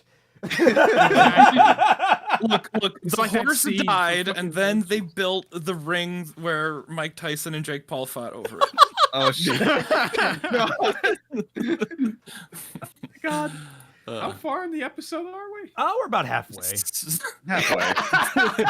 But to be fair, this is one of the big setups because there's a lot of shit that happens in this Yeah. episode, Yeah. and to its credit, it does a good chunk of it well. I just again, I wish there was just more meat to the bones of this story, Yeah. if that makes sense. And No, in I fairness, agree. I we agree spent a with lot that. of time laughing at the goon. Okay, the Goon Cave is probably something that my roommates are going to wonder about, and I'm going to have several texts of like, Listen. MJ, why are you talking about a Goon Cave? You know what you have to do, right? You have to be Uh-huh. as cryptic as fuck with them. Yes. First off, Raymond, I want you to know this. I am disappointed that you think I wouldn't do that. Well, Well, I'm not entirely are we sure. gonna I can't lose our always tell security which of us is sharing the deposit? brain cell right now. So Okay, no. We're sharing the brain cell. I already have what I'm going to be telling them. Trust you me. Gosh, the just, real- send him, listen. just send him Victor's face in the goon and just like no context. I've summoned it. The Goon Cave. No, This is my I just stand. realized. It's not actually the Arcane. It's the Arcane. Okay. God damn it. Unfortunately, I think except for I think one more scene, I think we're losing the goon tube permanently. Yeah, it's gonna be when Heimerdinger breaks into his lab. We'll get our shits and giggles out of that one. But Oh, yeah. 100%. So yes, now we're back at the Firelights place where they're letting new people enter in, and they're blindfolded. So we know how they've kept this place secret, which is nice. I like that. So far, it's still pretty as Although- ever. It does kind of make me wonder because, like, I mean, in fairness, we never saw like their journey. We never saw the tree to the bridge. It does kind of make me wonder: did they blindfold Kate on the way back? I assume they did. We just never they really did. saw it. Yeah, I'm Oh, pretty did sure they? did. Oh, Yeah, I didn't I'm know pretty we sure actually saw- like they blindfolded her, and I'm pretty sure Vi was knocked out. So Well, no, that was No, when they on the way captured her. back. On the Yeah. way when they on the when way they left back. it. Yeah. I don't know because we never see it. I think that they're far enough away that they finally take the blindfold at some point. It And wouldn't surprise me if at that point, because it's also a case that Echo is going there to do things himself, as well as Vi being there to vouch for Caitlyn, that you can sort of like tiptoe around things. And we're assuming that Vi was probably not Yeah. blindfolded. Yeah. Yeah. Okay. But Because yeah, that would now raise a they're- couple of questions. They're talking about how there's more fighting going on between the Chem Barons and everything. So it's like, oh, we're reaching capacity issues soon. We're gonna start having problems. Then there's security Which risks, is- and like Echo's very adamant that they're not going to turn Yeah. people away. I would have liked the security of this place to actually have played a part more so than it does. yeah, I- much like the Firelights themselves. I wish they played more of a part in the story. In general. Oh wow! You can bring Yeah. that up. Hey, Celtic, put a pen. Oh god, I think I know what this specific pin is for. Is this for something in episode 3? Among others, yes. Okay. Okay. Yeah, I figured. All right. But, properties, come on. memes Whoa! memes aside, I actually do really like Echo's like determination of just like, no, we're not turning away people. It's like core to his Right. character. Oh yeah. As well as as just the simple fact of like the fact that logistics, out of all things, because the ins and outs, the amount of food, the amount of water, what have you. Yeah, that's being oh, considered. And that's, being it's voiced by con- the characters. And then there's also the what's in the water now, but we'll Yeah. get to that eventually. Yeah, it's, Probably next stream. Well, it's a case of all that stuff, and normally a good chunk of stories skip over that sort of logistics, and the fact that I have a lot of problems with Arcane Season 2, but it like fully remembers that these logistical problems can and will happen is very much a breath of fresh air. Oh, and like it would absolutely be like a big problem because I'm sure that they've probably taken in people even in season 1, but like with how much worse the Undercity has gotten, they would like the amount of people that would want to get in on some kind of sanctuary would only increase exponentially after Silco dies and the whole place became a war zone. So it is nice, even though like it never really refreshing that they that's are never willing a to acknowledge conversation that. either between the Pilties, is that they never discuss, hey, they're kind of at war with themselves right now. Should we maybe like step in and enforce order?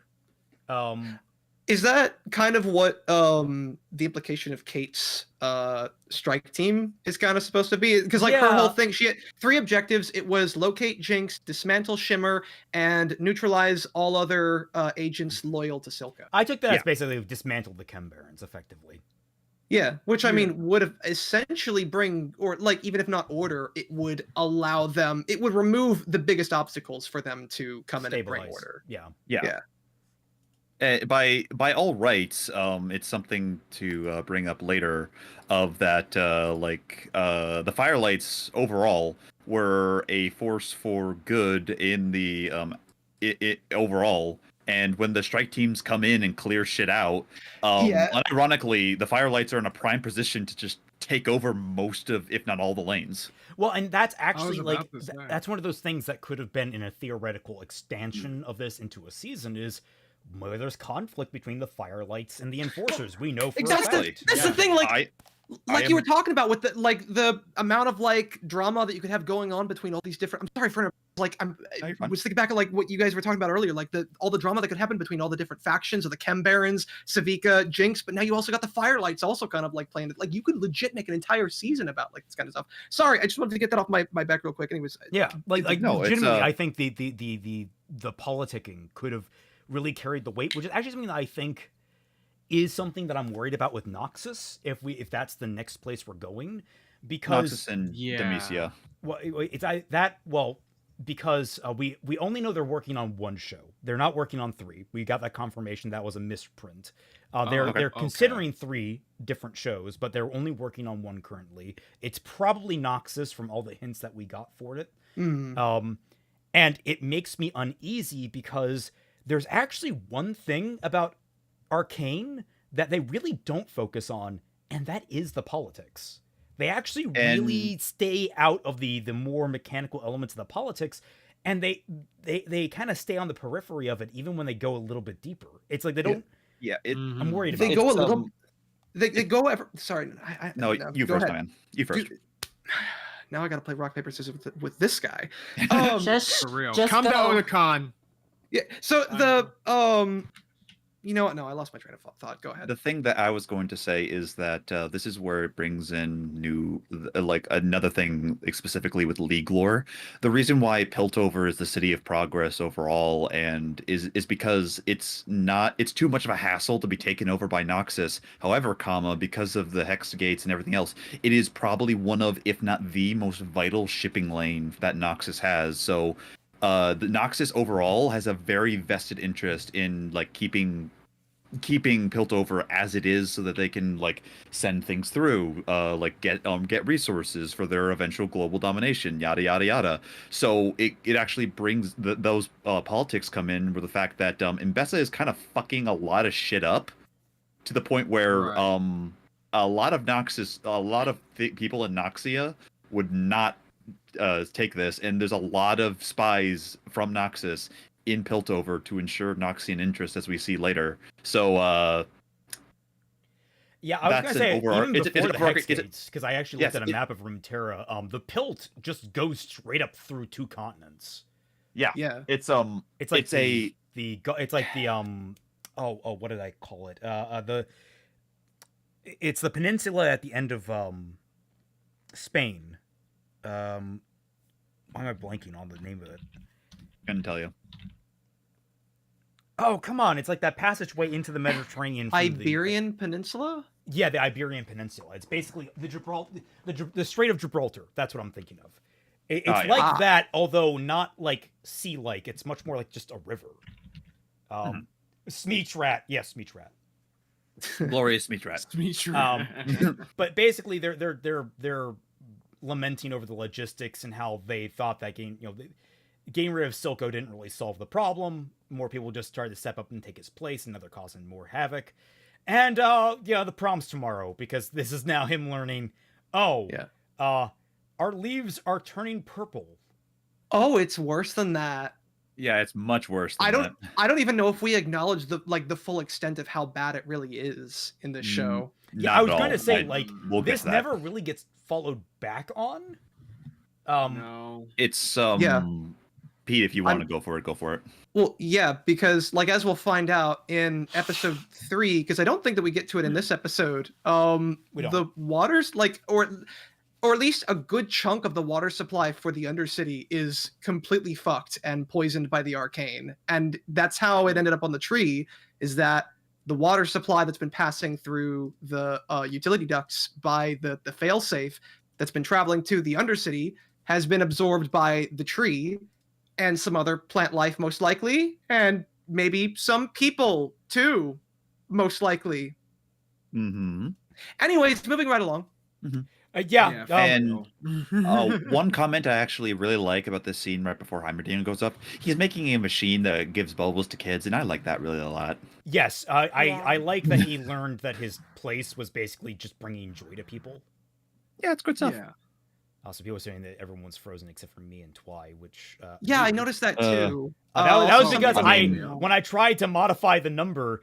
Streamlabs is like, oh, you want to maximize your settings window, the only thing, and you want to minimize everything else? And I'm like, no. And it's like, okay, I'm gonna do that. I'm like, no. Nah, well, shit. I mean, so they can at least hear us. You guys can hear us, right? Yeah. You guys should be hearable. It was just like the visuals. We're super hearable. We're always hearable. But yes, basically Heimerdinger's like, the things aren't lost yet just because it's being poisoned. Well, if there's a means of preservation, by golly, we'll find it, because that's just Heimerdinger's positive attitude. So he's positively looking for solutions to problems and working towards them. I know exactly what you're building towards, and I feel like I'm gonna have to slap you. Is this another pin? Slap. No. It's possibly a pin, but it's 100% talk that we're gonna have when episode 7 comes around. We need to talk about Heimerdinger. Yeah, we do. Because I know what you're talking about. Well, it's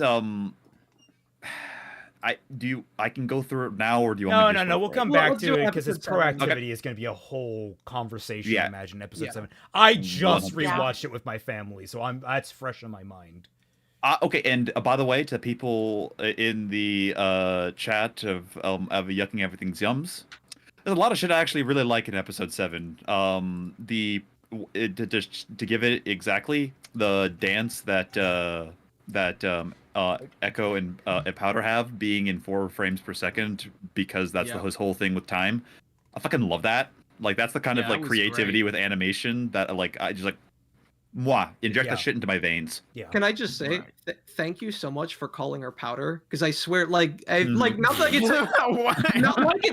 it's not like a big deal to me. It's just always something I've noticed when people talk about that scene, whether like in positive or negative, they still refer to her as Jinx. I don't like that. That's bizarre. Really? That's the distinction that's easy for me, because she's Jinx in this word. Yeah, exactly. We lost that Powder, that lovable, for lack of a better term, goofball that likes tinkering with shit. Look what they took from us. Look what they took from Echo. Like, his whole thing is he is meant, like if you want to talk about some kind of destiny or that kind of thing, he's meant to be with Powder, not necessarily with Jinx. And he had to find some connection there, all things together. But the idea is they could have been, but they aren't now, and they're forever separated. It's tragic as fuck. It's pure what could have been energy in remember that song that was at the end of season 1? Yeah, I love it. I cannot believe someone put that at the bottom of their fucking ranking, and it pissed me the fuck off. What? It was a short. We need to break their legs in Firelights intro Minecraft. above that. The Firelights intro was one of the top ones. Hey yo. Oh my Nani? God. And okay. that was personally one of my least favorite. So. So we gotta jack someone up now. That's what I'm telling you. Yeah. Don't worry, Echo won't be forever bitchless. All right. Look, Zeri might still get introduced sometime in some spinoff. Also, no, that's an episode 8 talk. Yeah. Or episode 9 talk, I should say. Yeah. Anyway. But so we then cut to sneaking with Heimerdinger and Echo, which is just a cute scene. I unironically love the fact that because Hammerdinger's size, this is like a perfect hallway for him, and he's just. Oh yeah, 100%. And Oh Echo my is just God. constantly like, "What the fuck?" Yeah. Like they And- not little pokes at like different tropes of like, "Oh, you need code. You need to make the code words first." Yeah, aren't you? Don't you own this place? Well, that's actually something that I can actually give the show a lot of credit for, in the sense that Heimerdinger is like effectively the father of the city overall, and a bunch of other Yeah. shit. So him knowing the ins and outs of this building in particular, given where it sits, is perfectly reasonable. Him acting a bit like wishy-washy is not what I don't overly like that, but that's a topic for when Jace gets into the picture. I like I the think idea. my only issue yeah. with it is just when he does the whole the Brambleback has left the jungle. Like everything else, he's just like in the moment. He's been among like a bunch of like the A Undercity. bunch of kids. Yeah, He's never had to like have fun and like sneak around like this before, and he's just so excited to be. I don't even know if he Oh, needs to. I just think he's just doing this for fun with Echo. Yeah. Yeah, exactly, Like, exactly. yeah, He's right. never had the opportunity to do it before, so he's gonna take advantage of it. Yeah, Which it's a I am fucking perfectly fine boomer. with overall. I like, love come on. Come on, guys. Yeah. The comment I made in the reaction with Dashi is this is like retirement brain. Exactly. Yeah, it is. Yeah, it is. It's just, It kinda I need a is, yeah. hobby. I'm gonna be a spy. Like I'm well, there's a line that I really like that's kind of like comes along, but yeah. But yes, it is very cute, and they eventually make their way to Jace's lab, to which they are immediately met with a near instant disintegration. Yeah. Which I mean, props to Jace for being on that fucking trigger, Yeah. man. I mean, to be fair, it does look like it took a little while for them to unscrew the screws. So it's like he's like, wait, what the fuck? Okay, get in my hammer. I'm just gonna wait. I'm just gonna sit here and be intimidating. So, Which yeah. let's be honest, it's pretty intimidating. Professor, Absolutely. you should have checked the door first. I had the sock on. Hey, I Jace's gotta like, put socks on the vents too. Wait a second. Yeah, he Wait a rolls second. his eyes. He realizes, oh, fine, I'll get another sock. well, no, Wait a he's second, just like, wait a oh wait, second. no, I forgot. I put that on Victor's ear. Oh, he took the sock with him. Uh, Yeah, Heimerdinger's all like, "Are you winning, son?" so So yes, him stopping, like Heimerdinger being indignant that like Jace didn't recognize him or several other things is like, okay, that's fair. That is still retirement brain, 100%. The line, well, we're talking about retirement brain. The line that I said that I kind of like the whole, oh, pish posh, like you've never done it. Like, again, just kind of being Yeah, like, just maximum boomer brain. well, because Jace Jace has done it. Yeah, Even in we know episode that 3, Jace has. Yeah. Exactly. He literally did that in season 1. Yeah. It was like, I see what I you mean, did there. Victor's Hey. great line is like, wait a minute, this isn't my apartment. It's just like he knows he's been caught red-handed, and he's still trying. Like, he makes like the most natural sounding excuse in the world. Yeah. He sounds so genuine. Even though he wasn't there to see it, he's doing the same thing. Caught by Mel. Yep. It's like, it's why are you- it's the burn notice thing, just look like you're lost. I like how awkward it is where he's like introducing like all new pupil, former pupil. It's like I upgraded, side graded. I know both Which is- Echo and Jace just like check each other out of just like, this guy, this guy. Which is so ironic because like because these two met that the story actually happened.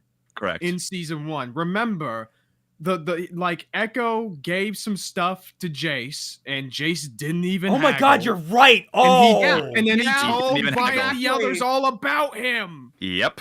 And God, I that's, wish these two interacted more just for that reason. yeah. Oh my Well, God, yeah. I was gonna say, wish we got a they- moment they- with them after they both got back. they are the Yeah. they are the catalyst for the entire story, and that isn't overly talked about, and it's a crime so that we don't get much of it. correct. And this is where I ask a question because like they talk about this, and then Jace, being a good host, offers tea. Question. Yes. Throughout this entire scene,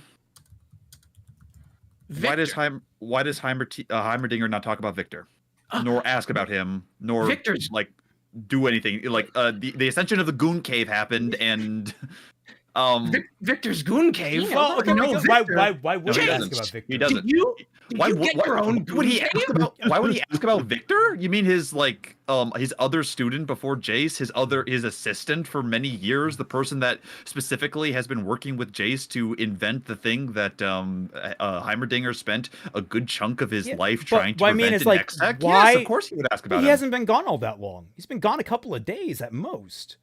And when you it's like when you come back, like I could just see him like, oh, I guess Victor's out. Then question, about J.K. Lily, and another thing that we're going to bring out. How does he feel about the councils dying? Well, that was the other thing too. Does he know about that? That never gets addressed. He should. Kind of should. He should. He kind of should.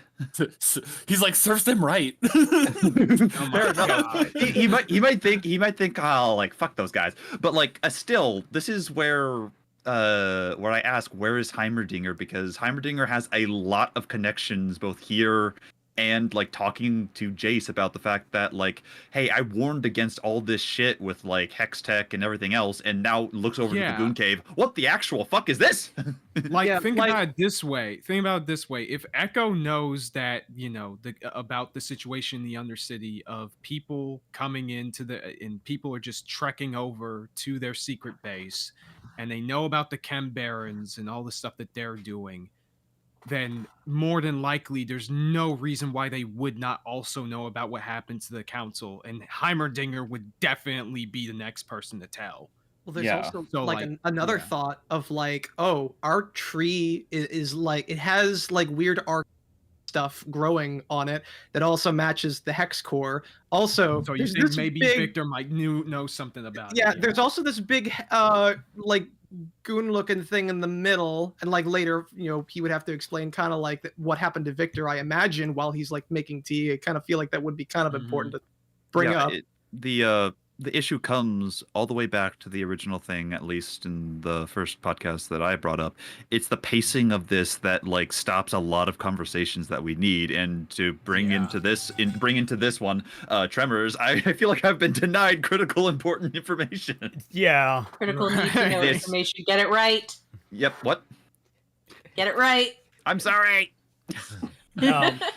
But again, like, this is a really good, it's a fine enough scene, but it's missing a lot of that meat, and like Echo's just immediate what is this? Yeah. When he smells tea for the first time. Look, I'm sorry, we came here to fix leaves, not boil them. Yeah, exactly. Like, tasteless. Like, come on, man. Uncle Ira would be ashamed at him. And the plants were tested with the hex core. So, and then I know people bring up Heimerdinger being kind of an idiot about the secret hideout. I know people read this as him being careless, but I also read this as he knows he can trust Jace. Yeah, that's what I'm fine with him trusting Jace in this instance. Yeah, not only that, but like Heimerdinger, of any of the characters throughout the entire show, he has always been the most honest. And a blabbermouth. Or at least in most ways, except for magic. So it's like, if there be anybody that would be dog shit at lying, it would be him.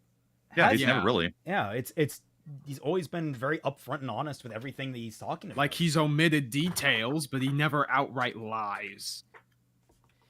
But I do like did any of the plants survive? And Jace was just like, well, they weren't what we were trying to save.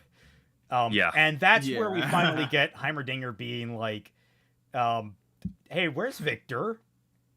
How could it be there? And then Jace, you finally got your own goon box. I told you. I told you to get one, and it's been relieving for you.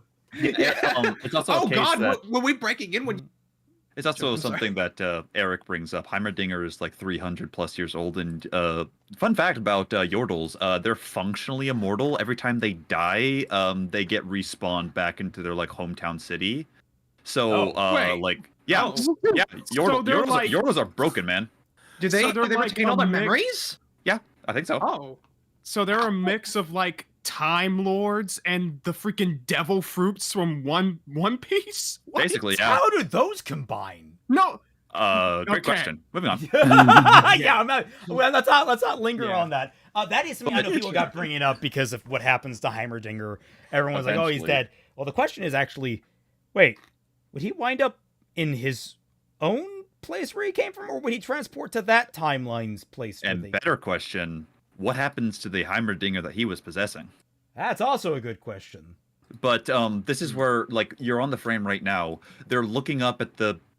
I'm never going to be able to see it as anything other than Goon Cape now. Fuck all of you, but I love it. How it should. welcome. You didn't stop us. How it That's, should be. that's perfectly what fair. I love but, is I think because people started talking about it in EFAP's chat, I think we might have actually influenced them because they started calling it Oh that my or something like god. off. I'm Team wondering. Jack I don't know if we're the ones that started it. I won't take full credit for that, but I have not heard will. anyone else refer it to until Here- then. So I Here's will. the way I see it. What the fuck? They don't explicitly name what this thing is, anyways. So we get to call it whatever we fuck. Well, I'm just more exactly. like did we somehow Dude, punch upwards by accident? Dude, the Jack the EFAP pipeline dog. We started hijacked it. them. Yes. Yeah.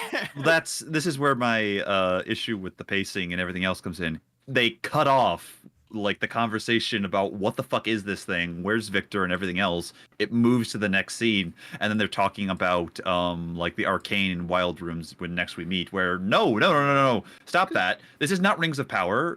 We do not stop. No, we do this not isn't Ruby Volume 7. Well, okay. Like, We do- there we are do not st- conversations well, these well, we do not characters stop have. scenes. We'll get back before to we that get scene critical- because like the Wild Yeah. Rune scene, it could be Jace attempting to explain what the fuck was going on with Victor.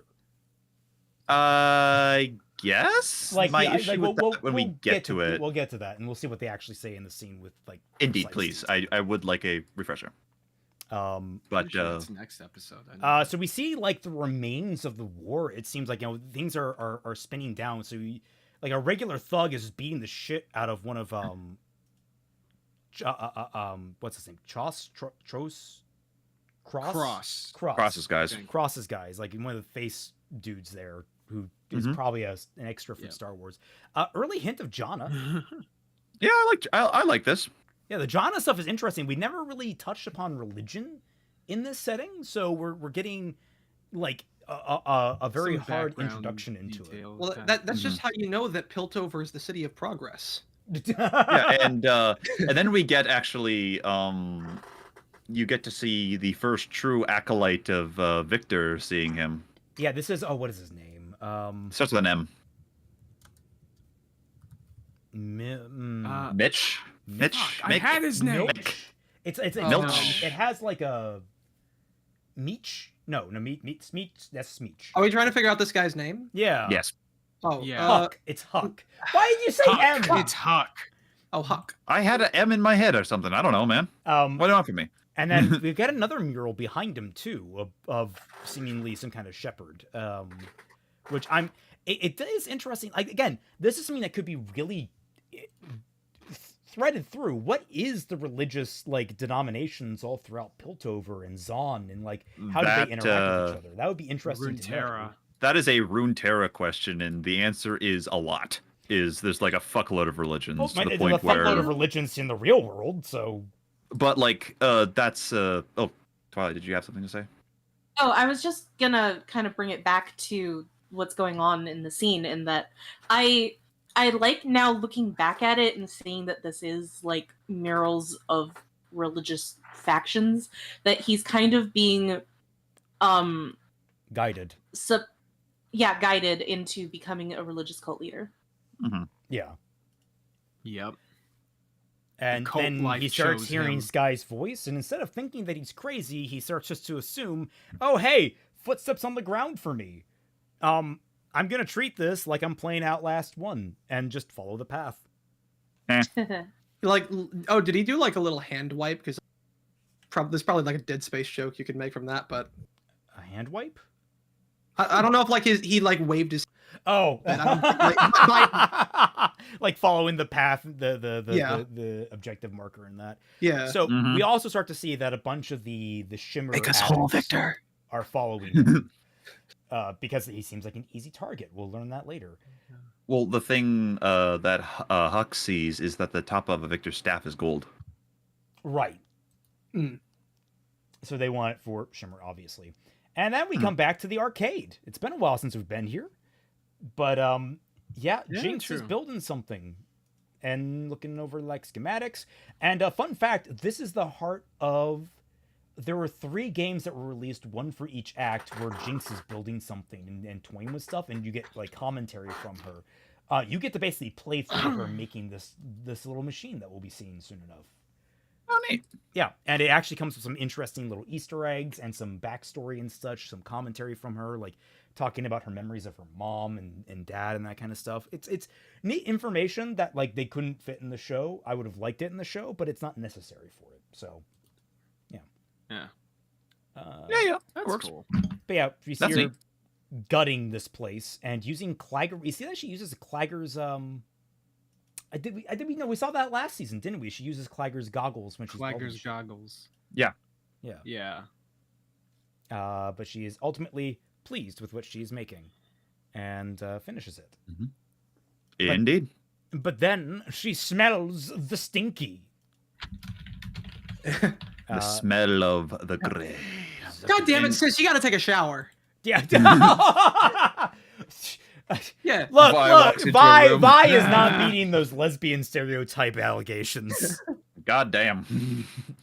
Oh my god. You know, when they say au natural, they don't really mean that. They mean take a shower at least once a week. Yep. I love how the gray is like, I know it confused some people, but it's actually portrayed as like a monster with a mouth and everything. That's really neat to show how vicious this is on the lungs. Is So is that perchance a reference to a champion? I maybe I don't know if you're gonna explain that. I know nothing. as far as I'm aware, that all the information that I have gathered, it isn't really a specific champion. The specific champion mentions are pretty later on. Okay. Insert anime convention joke here. Oh yeah, no, the cosplayers are rocking up. Oh yeah, 100%. So Yeah. so this is where we see obviously Jinx seeing Vi in an enforcer outfit. For the first time, yes. For the first time. Do you guys want Yeah, to and talk about obviously- Vi and everything that is with the gray now or later? I think In the sense that like later she's would be better, gassing the because that's when we Undercity. actually get In gassing the Undercity, doing a bunch of shit overall. I think the gassing is probably the one thing that I might question as far as like being an enforcer and the kind of enforcer things that we see her doing. I'm kind of I'm Yeah, more we're I already think I'm mostly sort of- okay with that. I'm perfectly fine with that. The thing that I'm pointing out is that it's a case that like Caitlyn's the one that brings it up, sort of thing. But eventually we see her using the Kierman key to like be the one to like get this gas and everything else like that.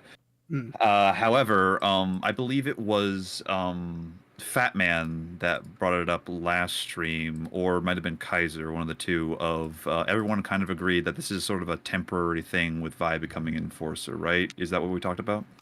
Yeah, I think so. Yeah. So Yeah, this I'm is where pretty we sure that was mentioned. this is where we talk about the idea that so Vi is going to be seen as an enforcer here. She is going to be seen doing all this work while basically war criming her home, and she is okay with that. To which before you get to it, what I would actually say is that I can be totally convinced that Vi could say that, oh, this is what has to be happen because like it keeps people off the street. However, we do see what the gray does, as well as Vi probably knowing what like how damaging the gray can be, and she still, if not signs off on this plan, like agrees to go along with everybody. With this plan, knowing that this is going to be temporary, knowing that she's going to be seen like this, and knowing that effectively she is gassing her home. And as much as you want to say, oh, the Kierman key allows you to control everything, gas settles, gas changes. It could be 100 different things. That stuff could go crazy. This is the stuff that gave Victor his super cancer. It like melts eyes, it destroys organs, and it does a bunch of stuff. And as much as you want to say only bad guys will be in here, there's as we've seen throughout the show, children get brought into this, and they get thrown into the meat grinder for like different things. So effectively, Vi is signing off on, if not the certainty, the high probability that they are throwing chemical warfare on kids, much like she, Powder, Clagger, and Milo were it's going weird through. Because in season 1, that didn't seem to stop her. Kids didn't seem to bother her. Like, I actually think that's like them using the chemical warfare in this way, keeping it isolated only as much as they can within reason, within the realms of just gassing out the Chem Barons and using it to dismantle their operations. I actually think Vi in the correct headspace. Now, whether or not we built there, again, that's like one of the rushed elements of episode 1. I think if we presume that she's gotten to that point, she's gotten to that point. I think she could have reached that point logically. Correct. I would have liked it a better build to that point in episode 1, but I assumed that we were there by the end of episode 1. At the same time, though, it's just like, these is kids, possible innocence. There should be a scene. She's down bad, all right. I understand she's down bad, but you have to understand that like this kind of information, this sort of shit that happens because say all well and good, this happens. This is perfectly fine. They take out Jinx. They solve the crisis of the Undercity. Vi goes back. She's perfectly fine with spending her life using the same it's the same shit that like the different Chem Barons were like, you actually fucking used the gray against us on Silco. Like, and Silco is 100% a villain overall with what he does. So Vi is effectively using the same strategy that Silco did when he was. This is an overall meta argument for things, but. Can I be convinced that Vi would like realize that this is the literal only way? Possibly. I would like a scene back and forth between her and Caitlyn, because when the plan starts out of we're going to use this gas that Vi knows specifically causes a lot of issues and is super deadly / has a gives a bunch of problems to people. She's fine with this. Again, I can see it coming to that situation. However, because there's nothing there, that's a lot of heavy lifting on what that one like missing scene and what the conversation could have been. Yeah, it relies a lot on our interpretation instead of like the story sort of putting that forward, right? Yeah, because like in a way, I could, even if like you could have like a scene. Because here's the thing, I'm one who thinks that even though I think it would be in character for Vi to become an enforcer in this season, I feel like it would be far. Which I'm glad that like she was opposed to, because I think that is far more in character than just being like, yep, I'm an enforcer. I feel like there would have to be like another conversation much like that, you know, using these specific kind of tactics. In a way, I almost feel like that could be like a neat little payoff where Kate is slowly convincing Vi to do slightly more and more unethical things until, you know, the build up at the end of episode 3, where she's like, oh, Kate, you're actually kind of crazy. You're going off the deep end. Yeah. I like it, but that build up only works if you have those. Yeah. And that's the thing, is that we're missing that conversation here. That could add so much, being like, wait a minute, you want me to gas my people? Okay, hold on. I already went along with enforcer. Now you're talking about like releasing this, and like Kate like talks her into it. They go back and forth, and she's like, okay, well, so long as we only use it against the Chem Barons, maybe you can even have like one other time where they have to do something unethical. How much does Vi care about quote unquote her people? She does care about flat innocents who eventually get caught in the crossfire, because she goes out of her way to stop Caitlyn from killing Jinx, because there's a potential of an innocent getting caught in the crossfire. Yeah, no, that was actually what I was gonna say. Like that would have actually, I think, been a stronger counter argument to everything that I argued. It's like, because I was thinking it over, I'm like, well, if she's okay gassing kids if they're working for the Chem Barons, what about a kid that's working for her sister? Yeah. Now, I think there's an argument to be made about basically having caught Jinx and having that moment of coming face to face with her and like it completely disarming Vi. Like there's a moment of sensitivity that shifts her perspective, but that's going to be an episode 3 discussion. But like when it comes down to this, I feel like Vi has basically, she is like Jace. Like he's the hammer, she's the fist, always. Like that's always been there. Like she's very kind of tunnel visioned on what she's trying to accomplish as opposed to the collateral that it causes. Correct. But I guess going back with the kid, that is also just a question of like, if that stops her, then what, like, why, how did she get convinced by this? Like, again, because I think the gas doesn't have a guarantee of killing. I mean, if anything, we know that it's simply an irritant in small doses. So a momentary gas, we assume that there's going to be irritant. That's so like a small dose caused most of the Chem Barons to start choking on the air that they were breathing, and everyone needs like gas masks for it. So they were surviving. Like I'm pushed back because we use like we actually in our day we do use like pepper spray and pepper grenades. Like pepper spray doesn't melt organs. Yeah, that's the other thing. It doesn't like cause cancer, like do this kind of stuff. Like I would be 100% counterpoint. with you. We have used Agent Orange before. Now that wasn't a good thing. Counter. But again, like counter spell. I would. Oh, God, no! Oh fuck! Don't use. Get your blue ass out of here. Okay, fair enough. But I would be 100% on board with you, Raymond. But the issue is that we eventually do get to see exactly what the Grey does to people, and this is war crime, chemical weapon kind of shit that we should at least have had a conversation convincing everybody and saying the plan. How about I add a pin this time? We'll come back to this next episode because we're going to get more information on what the Grey does. And I think the bigger argument for me is like, what is the period of time over which it does its work? Because like, that's where like, I think the big issue will come out is the, like the time. How much exposure do you need before you start having lung melty disease? And in that, I do have counters to your counter of possibly countering, because guess what? I prepared 9th level spell slots specifically for countering.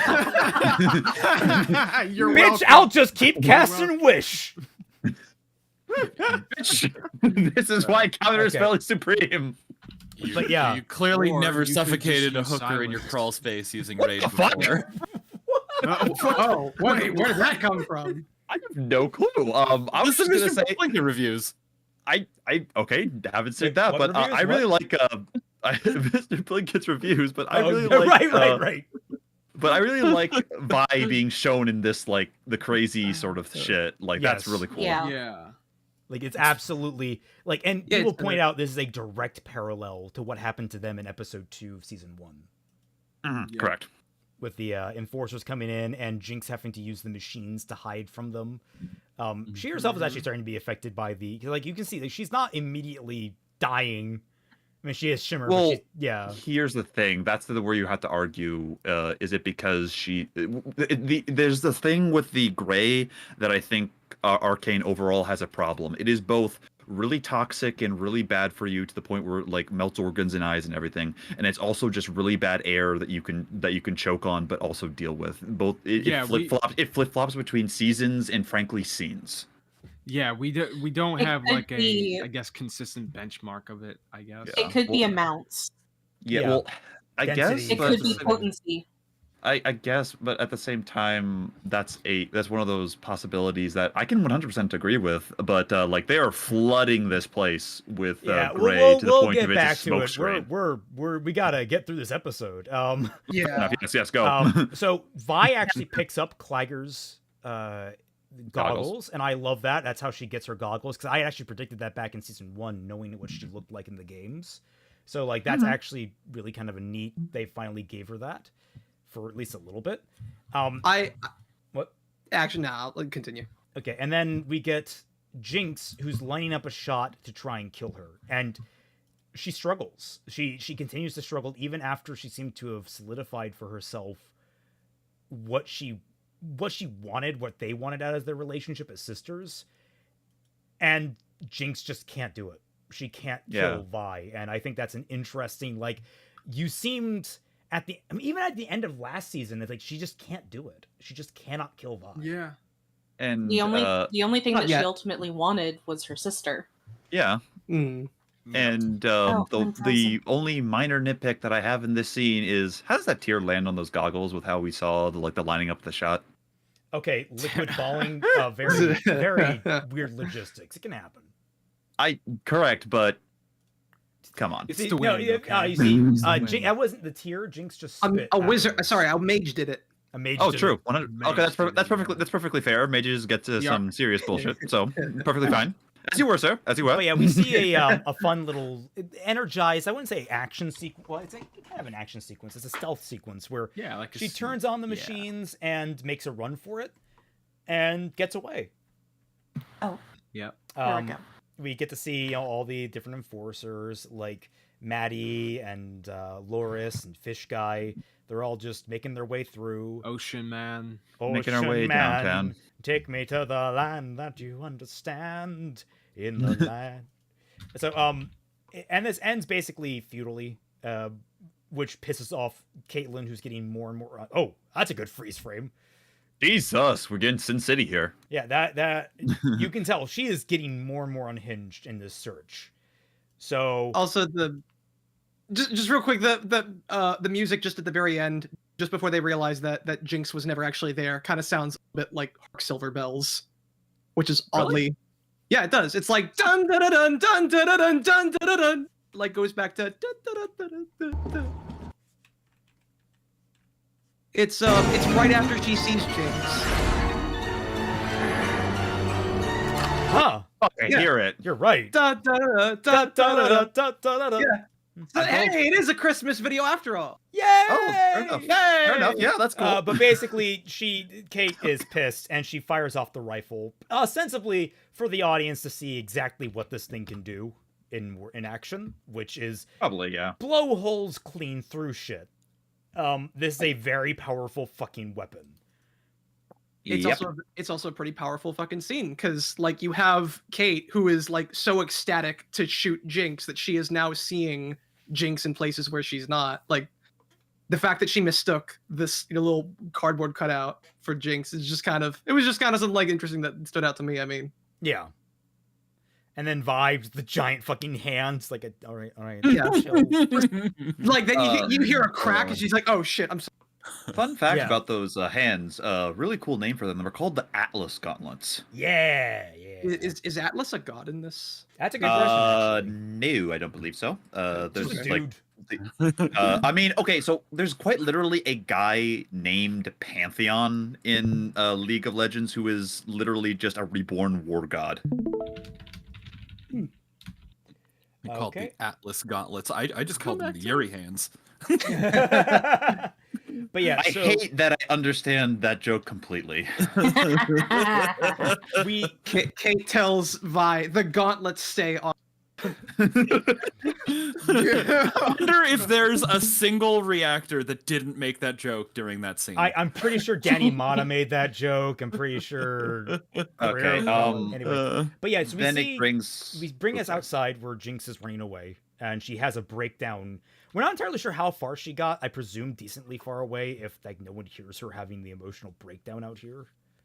as well as the upcoming fight, and it's one of those things that, like, yeah, you can say that people should have been close enough, but at the same time, though, Jinx is also like ridiculously fast, so we don't know.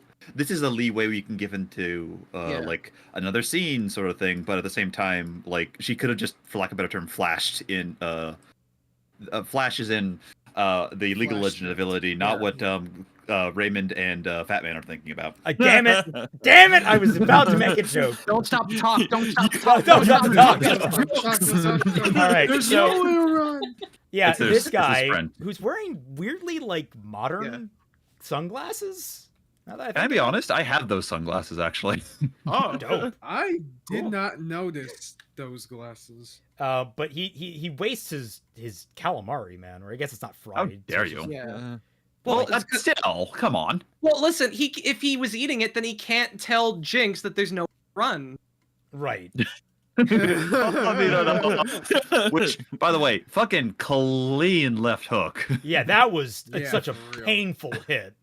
And he was fiending for that too. He was waiting for that. Which I guess, do you guys want to say is it like coincidence that he happened to be here and catch her as she's leaving? That's a huge question that goes into like, why is everyone here? Because not only is it Smeech's gang, but it's also Isha, who I guess we presume has been just tailing Jinx casually, and Sevika later. Eventually, Sevika, yeah. It's not as questionable if like this is all within the close Jurisdiction. proximity to like the arcade, but like if Jinx actually did run a pretty far distance away from the arcade that Vi and the others can't hear her anymore, what then it if- becomes more questionable. What if this was a place that she like I'm just logicking this out. This is the place that she told Sevika that she'd meet her. And that was part of what was overheard by Smeech's goons to some degree. I don't know how they would have if they were outside, but maybe they had someone inside or something. You could probably presume they had ears somehow. Maybe Smeech just has good hearing because he's a weird furry. Yordle. Oh, is he a Yordle? Yeah, he's a Yordle. Damn. Okay, what I the just assumed he was a fuck? different species. So, oh wait, so Smeech could still be alive. Yes, no, Smeech is probably still alive. Oh, damn. wow. We Awesome. might get more Smeech. Oh wow. Smeech just chilling out in Demacia. Just like, yes, I'm glad nothing bad ever happens here. And then, like, everything bad Well, no, happens. okay, no. He says, nothing bad ever happens here. He looks over and sees a goddamn mountain standing up. Because Demacia is the place where the champion that's like a living mountain. If you've ever seen like the white marble, like dragon-looking dude. Oh yeah. Oh god, the mountain just spawn camps him, and he keeps like dying and respawning at that same location again and again. Smeech is the peak of male body beauty. Yes. Yeah.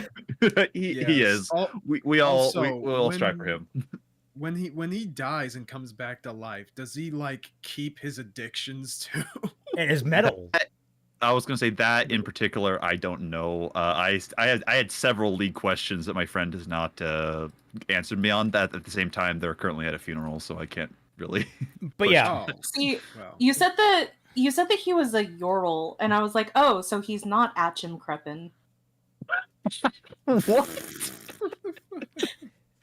But regardless, there's. Oh, grinds I'm back. the only one. Fat But, Man, you should know who I'm talking about. You watch Dofu. Yeah, there's Oh, is that the French show? Yeah. That I didn't watch that. We just saw like clips from it. We Yeah, watched, but like, I trailers from it together. Sean, he No, doesn't no, get to no, start I from showed scratch. He starts you- from Smeech. it's I showed yeah. you big chunks of it. Yeah, with the it was like baseball like game. Yeah. They were playing a sport. Yeah. Yeah. Well, anyway. Well, I don't remember the name of the character. Sorry. You don't have to remember the name. It's just like you should know. Whatever. I'm just gonna post the picture of this guy. Okay. But my final comment is like, is there a way that Smeech and Oh boy, that looks like an absolute Master Splinter looking motherfucker. Holy shit. But there's 100% way that you can justify Smeech and the goons being here, but rushing should have had some scene / something else there. Like it. I give what we saw at the end of Jinx sneaking out. I give that being the scene. That she went very, very far away from the arcade. Yeah. That's another thing that, like, you know, me and Dashy were talking about when we did our reaction. It's just like, can they not hear? It's the combination of they have to know exactly where she's going to be, plus it has to be very far away from the arcade. The geography does not give this scene much favors. There's ways for it to work, obviously, but it's the fact that we still have these sort of questions when we're talking about this. And, and on top of the questions we had about other interactions, I thought it was actually fine. I thought I don't think it needed the perfectly fine. I mean, it's perfectly fine to think that, but sorry. Could it be reasonable that Smeech was following Sevika?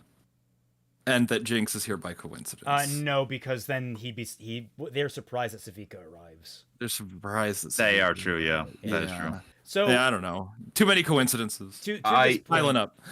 Yeah, like I think it's as easy as like they overheard that Jinx and Sevika were going to be meeting up somewhere around here.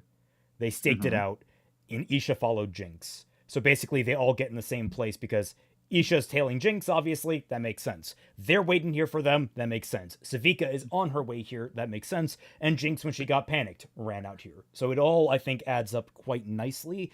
Maybe we should have gotten more information on, like, maybe Smeech overheard them, like, directly, so we could have gotten that information. But he's still surprised that Sevika shows up. Like, well, I think he's just more caught off guard that he got shot. And, like oh, God, she's here now, fuck. True. Yeah, it's, again... could it work? Yes. Do we need just a little bit more that the rushing denied us? Also, yes. Potentially. Potentially. So basically, Jinx is being held up by these goons, and we get this awesome moment with Smeech, who's just like turning around. God, he moves so dopely. He's so fucking creepy. Man ripped a fat one right before he right before he turned around as well. Like guy knows what he's about, which kind of respect it. Yeah, and they disarm Jinx, although they do make note to focus on this grenade landing over here for a reason. And Smeech is basically just taunting, like, oh, we're going to turn you in. They want you alive. And it's like, oh, the drawback of long-range weapons, when you get... I prefer being up close. Like, the long-range weapons, without them, you're nothing. And then Jinx is like, never thought I'd catch you, Blue. I wonder if Silco even saw that. And her immediate backup is like twice when he met me and when I killed him. And like, okay, that catches Smeech off guard. Like that, she's like, oh, fuck, you killed him? And he's like, it was always me. Whether I'm pulling the pin or not, everyone who gets close to me dies. And that immediately throws his words back in his face. The real kicker, you're the kind of guy who likes to get in close. And it's just like immediately Smeech just being like, I am not in control of this situation all of a sudden. There's a new level of freaky here that I was not prepared for. Fucking Silco couldn't even keep this girl under control to his death. I'm Okay, I'm a freak. I'm not a big enough freak for this nonsense. Take him away. Fuck this, I'm out. But basically, this is when Sevika arrives to basically save the day. So we don't know if Jinx could have gotten out of this. I presume she actually could have, with Shimmer and everything, the way she works. With the Shimmer powers, I could probably say it, but I think she'd take a couple of licks. It'd be really tough. It'd be really tough. But Sevika is the one the timing-wise manages to arrive and basically just start fighting. And it's a really neat fight. Yeah. I'm sure I know nothing has something to say about that. Oh, wow. No, I honestly do think the fight is actually neat and well animated. My issue that I have with the fight overall is, I guess I would point to Twilight to everyone else that has played D&D before. you know Don't what count me in on Okay. that. Fair enough. Fair enough. But regardless, in a D&D match, as someone who is GM / knows the rule book, Raymond, what's a free action? Talking. Oh yeah. Why doesn't Smeech tell Sevika that Jinx just admitted to killing Silco? Because it seems like I don't know, honestly, like why does he presume, is it like a 50-50 on whether or not there's just working together? Well, I mean, look, at the end of the fight, like he would, and like especially when he's begging. Wait, he has enough time to get in, helping the lady who killed your boss, something like that. Yeah, like he would be begging for his life at that point. Feels like that would be the best thing to bring up, honestly. But then Jinx also just built Sevika a brand new shiny arm. And but the question is, does Smeech I think would that's assume that she would know and that she still is willing to work with Jinx. that's the issue where it comes in with a lot of like issues / questions, because we don't have concrete proof that she knows that Do we this need happened. concrete proof all Yes. the time? Yes, No, actually, in this. Okay, we've been over why this causes some issues overall. Like if Sevika knows / doesn't know, like it causes a lot of things. Another it causes a lot of instance things of to blood change. not being really used here, like the shooting, where are the bullet holes, what's going on. I think that's ridiculous. No, she turned Okay. non-lethal I damage. I No, would I have agree. liked I agree, it. Twilight. I don't think that. Fair enough. I would have liked to acknowledge to some extent, but I'm not hung up over it. It is a mild. It is one of those small frustrations. It's a death. I think you said it in the last stream. A death by 1,000 cuts type deal. Do I? That is my issue with the scene. Everything else about it, yeah, go for it. I don't care. I have a little issue with some of the standing around that happens. That is just fight choreography, and overall, I guess if I could give him another nitpick, I don't like how this arm works. Okay. I guess posing is also a free action. Right? Yeah, probably. After hearing feedback from the fandom about the arm, and like, cause like I was like, man, this arm really sucks. Like, it's so impractical. But the fandom has come back and said basically, yeah, but if you look at what Sevika is doing in every single scene, she's always gambling. Always gambling. This is Jinx building an arm for Sevika. So yeah, I mean, I respect that. You know, I can see it. It's gambling. You know, but like, it's also gambling, but in favor of stability. Yeah. Like, you know, sure, it's gambling. She's taking risks, but she's always making risks in favor of things becoming more predictable. Like in the end of this fight where she like uses the quote unquote jackpot to kill Smeech, may he rest in peace before he respawns, sort of thing. Like if she got a dud right there, and like what happens then? Like if is well, is then Smeech, she just this... brute force punches him in the face and just keeps on I get going. it, but like you get my statement. You get my statement, sort of thing. That's one of several instances that could happen overall. The way Sprint Joker rolled a 0. I'm kind of on. Well, I won't say I'm on the fence, but I can kind of see like both sides of it.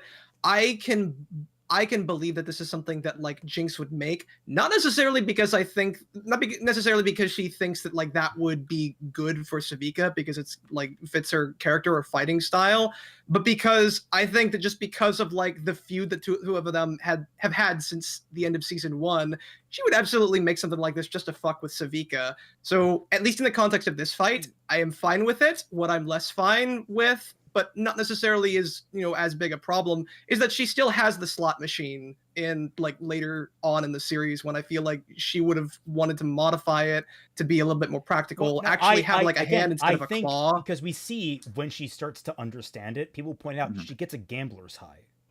Like she actually gets a high from the way this works.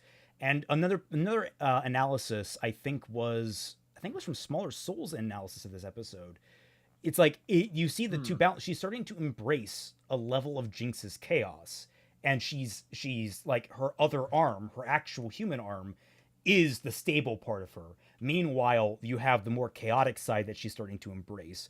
But the flip side, I think, also reflects that Jinx is starting to find some stability herself. I think there's some kind of give and take going on there. Is that like, oh, Powder liked building this for someone. Like there's a productive element to it, and it helped her get into a new mind space, especially after the whole gassing and everything. So, and that's and that kinda like- opens her up to what's her name? The girl. Working with Isha. Yeah, well, Isha. Not only working with her, but building her family back up, effectively replacing Vi with Isha, because that's the only thing that she wants at the end of the day is family. Right. Okay. Also, small comment to bring back, at least for if I could do a small sort of pseudo defense for myself and the like concrete information with Sevika, and you said that was ridiculous, Twy, and I do agree with that. My issue with it is that it like the fact that there is that ambiguity is what allows the story to go in this particular direction, when if it was concrete one way or the other, the story has to happen in a different way. Yeah, but you aren't going to stop a potential fight scene in order for characters to play 20 questions with each other. Well, no, I'm trying to middle ground this. I don't think it's wrong. But the thing that the issue that I have with it is that like Shmi, I'm saying call him Shmi. What is this, Captain Hook? The fucking alligator. You just hear tick. Smeech Captain Hook could say it at many different times, and he doesn't, and that's what allows the plot to go forward in this particular direction. And is it reasonable for it to go that way? Yes, but it's also reasonable for the other way. It's I would like at most I could have easily seen like you're working for the girl that killed your old boss, and like Sevika just being like, old news, get over it, like that kind of like she just blows him off completely. If that happened, 100% on board with it. But again, it comes down to the rushing aspect of things. It's a potential that will, like, by all rights, I might be 100% crazy, but I feel like when the guy is literally like being about like on death's door, desperation would at least kick in. Yeah. That being said, though, fuck me, this is a beautiful fight. Yeah, to point it out, Isha coming in with the save by throwing the grenade that was discarded earlier to save Jinx, and you know he manages to knock it out of the way, but it sets him up because he immediately forgets that, oh yeah, there's someone with a gun behind me, and she got to reload in. Yeah, so immediately, and so yeah, there's Isha, who's now we get the signature pow. And you can see that like really lands for Isha. She gets this moment of like, oh, you validated me. I feel like you can see the moment of attachment there. It's really cute. Yeah, it's a kid attaching herself to Jinx, which meta-wise not the healthiest thing to do with your life, but at the same time, though, I was about to say know or care. Exactly. So. And then they just stand back and they watch as Smeech and Sevika go ham on each other. And Sevika gets to use her brand new shiny arm by pulling the lever. Mm-hmm. I do like that Jinx is the one to like mimic that to sort of get the like idea across. But yeah, the standing around and just letting Sevika fight this guy is kind of not the best. But well, I mean, there is some personality at the same time. I don't. Exactly. There's personality to it, and let's be 100% honest. Sevika and Jinx have never liked each other, and watching. If you're in a fight and someone that like you don't like is getting the shit kicked out of them, there's a moment of wait. This might be fun. Exactly. Celtic, do you want Isha to help Sevika in the fight? No. I'm mostly talking about Jinx here. But it's Jinx fine. has a gun as well. Yeah, Jinx has a gun. This could be. I just realized we're looking at Powder right now. So Yeah. one was the things that was pointed out in behind the scenes for season 1. Jinx actually has 2 facial rigs they swap her between. A softer one that's Powder and a sharper one that's Jinx. And right now we're actually looking at Powder. Like we actually see how soft she is on the edges of her cheeks. And of course, Sevika finally getting into the groove of the new weapon, and it fails. Using the stilt as like a way to just like do a kick. Yeah, it's so cool. Smeech is just awesome. And then she gets I think it's the Honestly. boxing glove. Yeah, it's the boxing glove. It's just, yeah, that's totally Jinx there.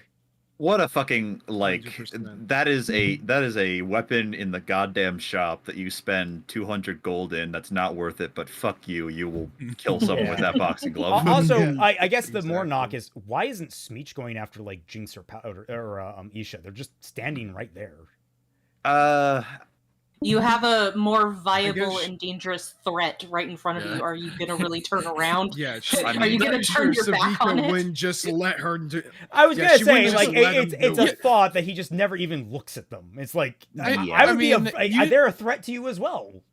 We just got done watching that guy go and block a grenade and then get shot in the head. Yeah, like it's a case of giving Sevika her moment where like the choreography isn't as tight as it was in say season 1. But like Yeah, no, it's still I'm not. cool I'm, in like, the spectacle it's not that the is- most unbelievable thing. It just it sticks out a little bit to me. Oh yeah, same. But God, this shot. But I Like- can also interpret this as like Smeech just being like he is just going feral at this point anyway. So I doubt he's even thinking that critically. Yeah, and I like the Wouldn't nice surprise touch me. that Sevika wins in the same way that she was defeated last season by Vi. She tears off his arm and punches him in the face. Yeah. Like she actually learned from that fight. oh yeah, great. Yeah. And then we finally get the callback on the the best line, which is you forget Smeech, you already made your last offer. It's like already you're going to die. You're fucked. Yeah. Yeah. Which like if there was going to be a moment where Smeech could like talk about it, it would be there, but we've been over that. Yeah. Okay. Hot take. He should have been dead after this. Okay, let's be okay. Hot And he got be burned with fire.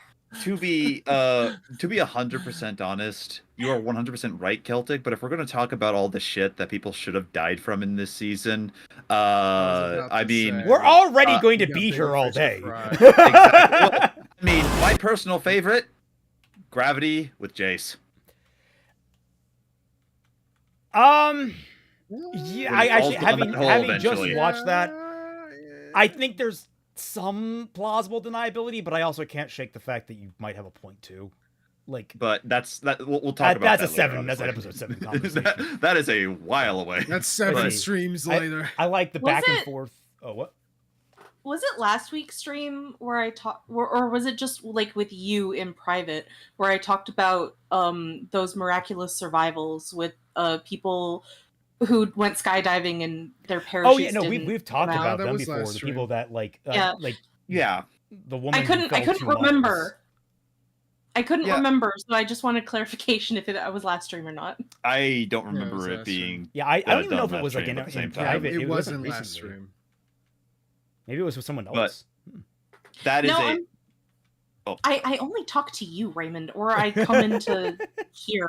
Okay, so you don't talk to me. I'll leave. I'll delete your books. I'll delete your books. No, no, no, You don't, no. need, you don't need my thoughts on that stuff. You don't need your books. What? It was Books? last stream. Oh, I it was? remember that. very Okay. much. Yeah. Okay. Okay, fair enough. But yeah, who's a funny looking rat now? And she activates the Trump, the whatever you call it, Ding, ding, ding. the jackpot. Wrong gambling term. Yeah. And then we get this fun shot of Isha and Jinx both watching, and like parts flying back. Isha like watching them fly away.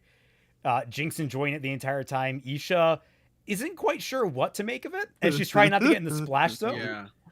Yeah. And she slams up against like this little bits of like character bonding here that's going on. That's nice. Oh my god, I forgot how juicy you were at the end of this. Holy shit, Why Sevika! you Captain gotta say Victor, it you like too have been to the goon dungeon, I see. Apparently the goon dungeon in the fucking Ghostbusters universe. Jesus Christ. Oh yeah, I She forgot about Arcane, okay? Oh my god.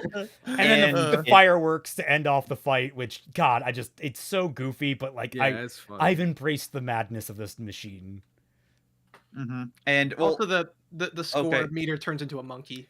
So here's the thing with the talking about it, and like we're agreed to meet Sevika here. Didn't Jinx just say fancy meeting you here? Well, and then immediately Sevika's like, Moron can never keep his damned mouth shut. So that, I guess, answers this gives us our answer, which is she had heard it from Smeech, who had followed Jinx. Which I guess makes Smeech finding them less a coincidence, likely. but at the same time, though, if we're going to talk about massive coincidences, we will be on episode 8 and 9 for hours alone in terms of coincidences. Yeah, you could just let me eat it. So looking forward to that. Oh, really? Twice has been sitting here silently, like suffering. Oh. Yeah. I'm sorry. To be fair, if we all agreed on everything about that episode, those episodes anyway, I feel like the stream would be way too short. Let's be honest. Yeah. That's fair. I like the pretty lady painted in the background. I don't know what that's about. It might be Jana again. Oh, I didn't see that. It might just be graffiti. Could just be. Probably. Her thumb is like right over like a. It looks like a waist. No, that's up in the top right. There's like a waist dump thing. I don't know. Is that a thumb? What is she holding? Also, I can barely see it. Isha like getting up and kind of have like this like she's uneasy, like her body's like wobbly, and she's poking a body with a stick.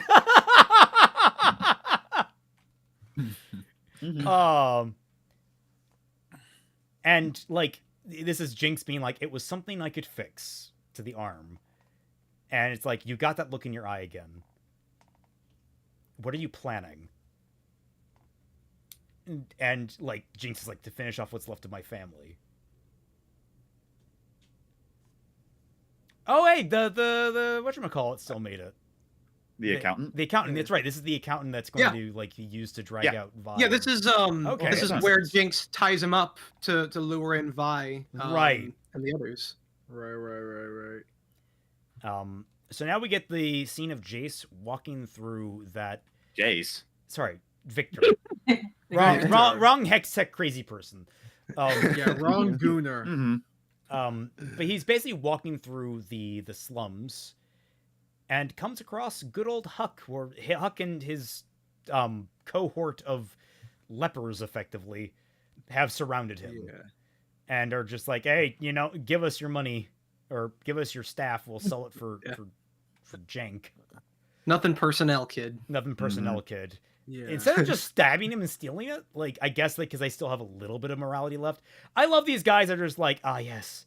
Huck is like, oh, they're not with us. They're the furry LARPers. They're just. I also imagine that they're probably not like stabbing him right away. Not only because of like morality, but it hurts to move. It probably hurts to laugh. Yeah. Well, also, I mean, this could be just me being a fucking nerd, but with animals, carnivores are very cautious when they go after their kills. Yep. Well, That's it's actually because not bad. well, it's simple. You have to be full of like basically uninjured and ready and able to go after the prey again. So every single injury stacks up, and an injured carnivore is basically useless. Yeah, There's not and enough. when it comes to injuries like that, it's actually very common.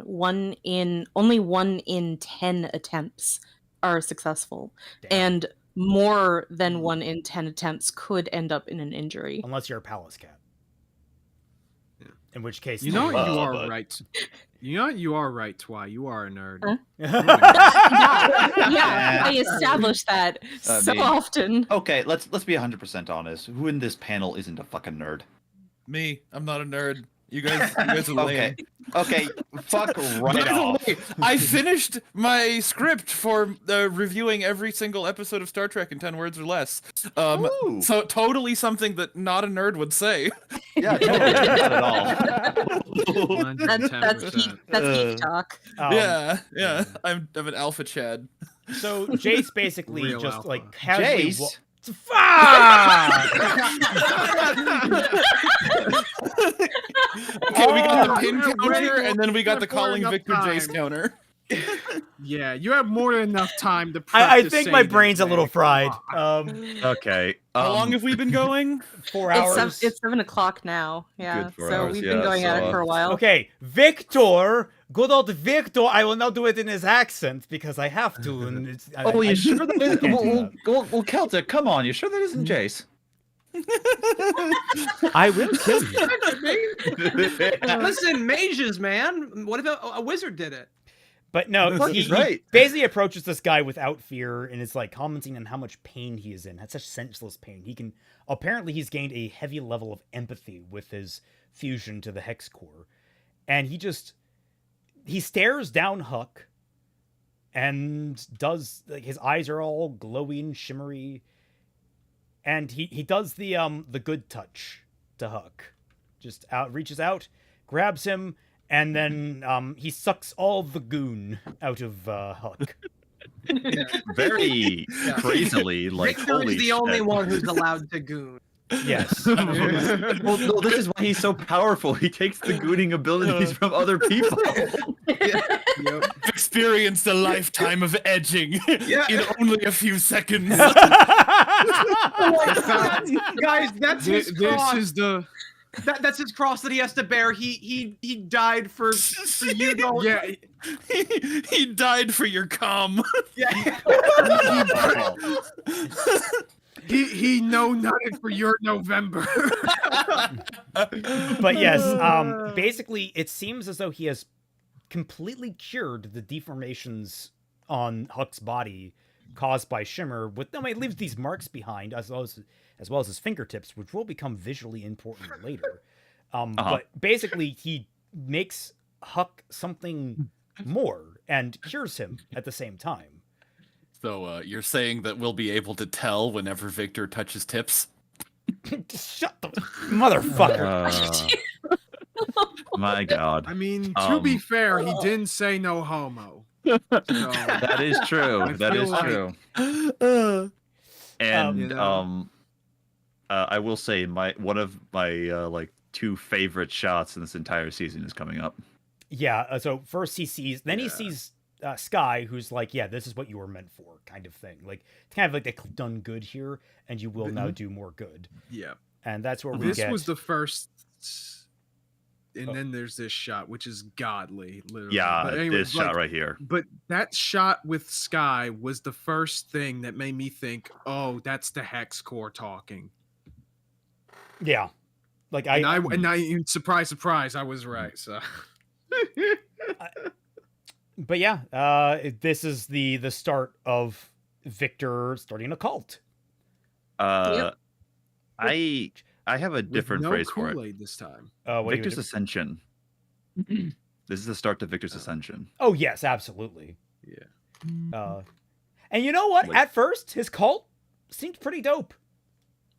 Just Yeah. like I want to make the record. Like, cult is just a stepping stone on the way to like a full-on religion. Like, it's like the first level of like organized religious belief.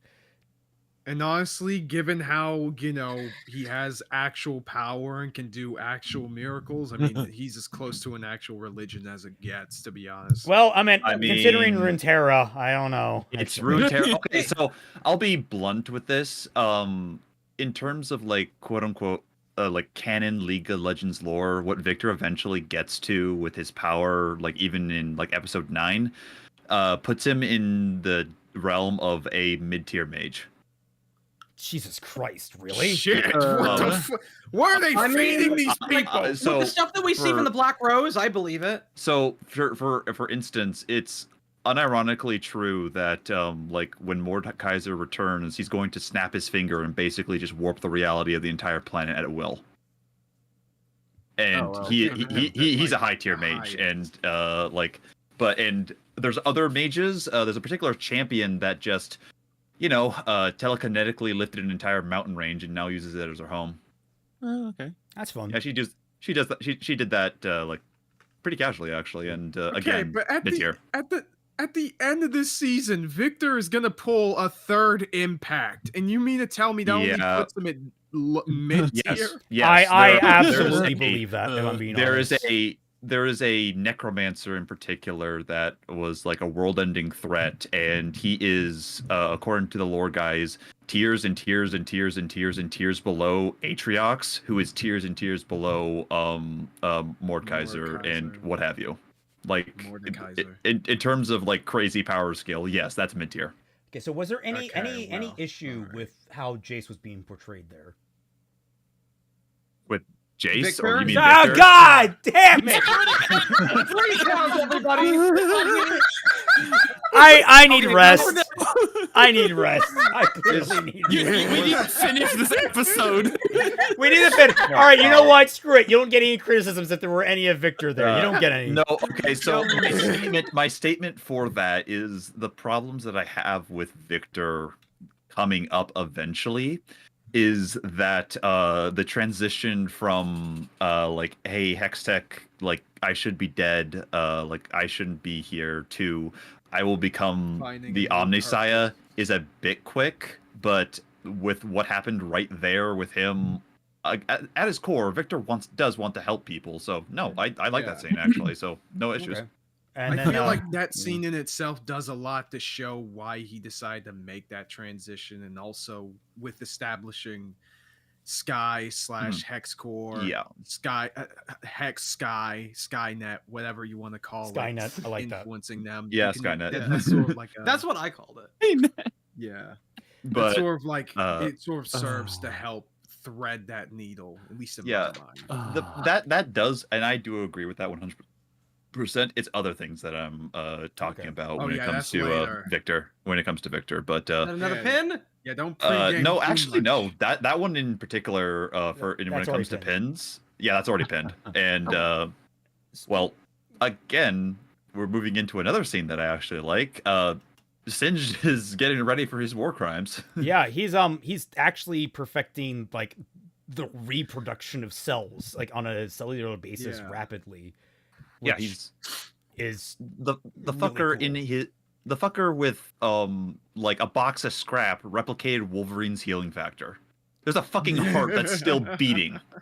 Yep.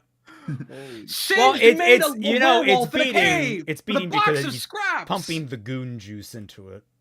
True, but still, come on, like the guy. Oh, you're right. That is Monster Warwick. Energy.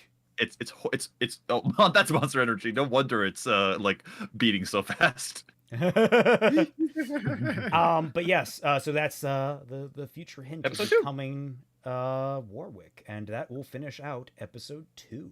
Holy cow! We actually made it, and now we will stare at the Arabic cast list. For the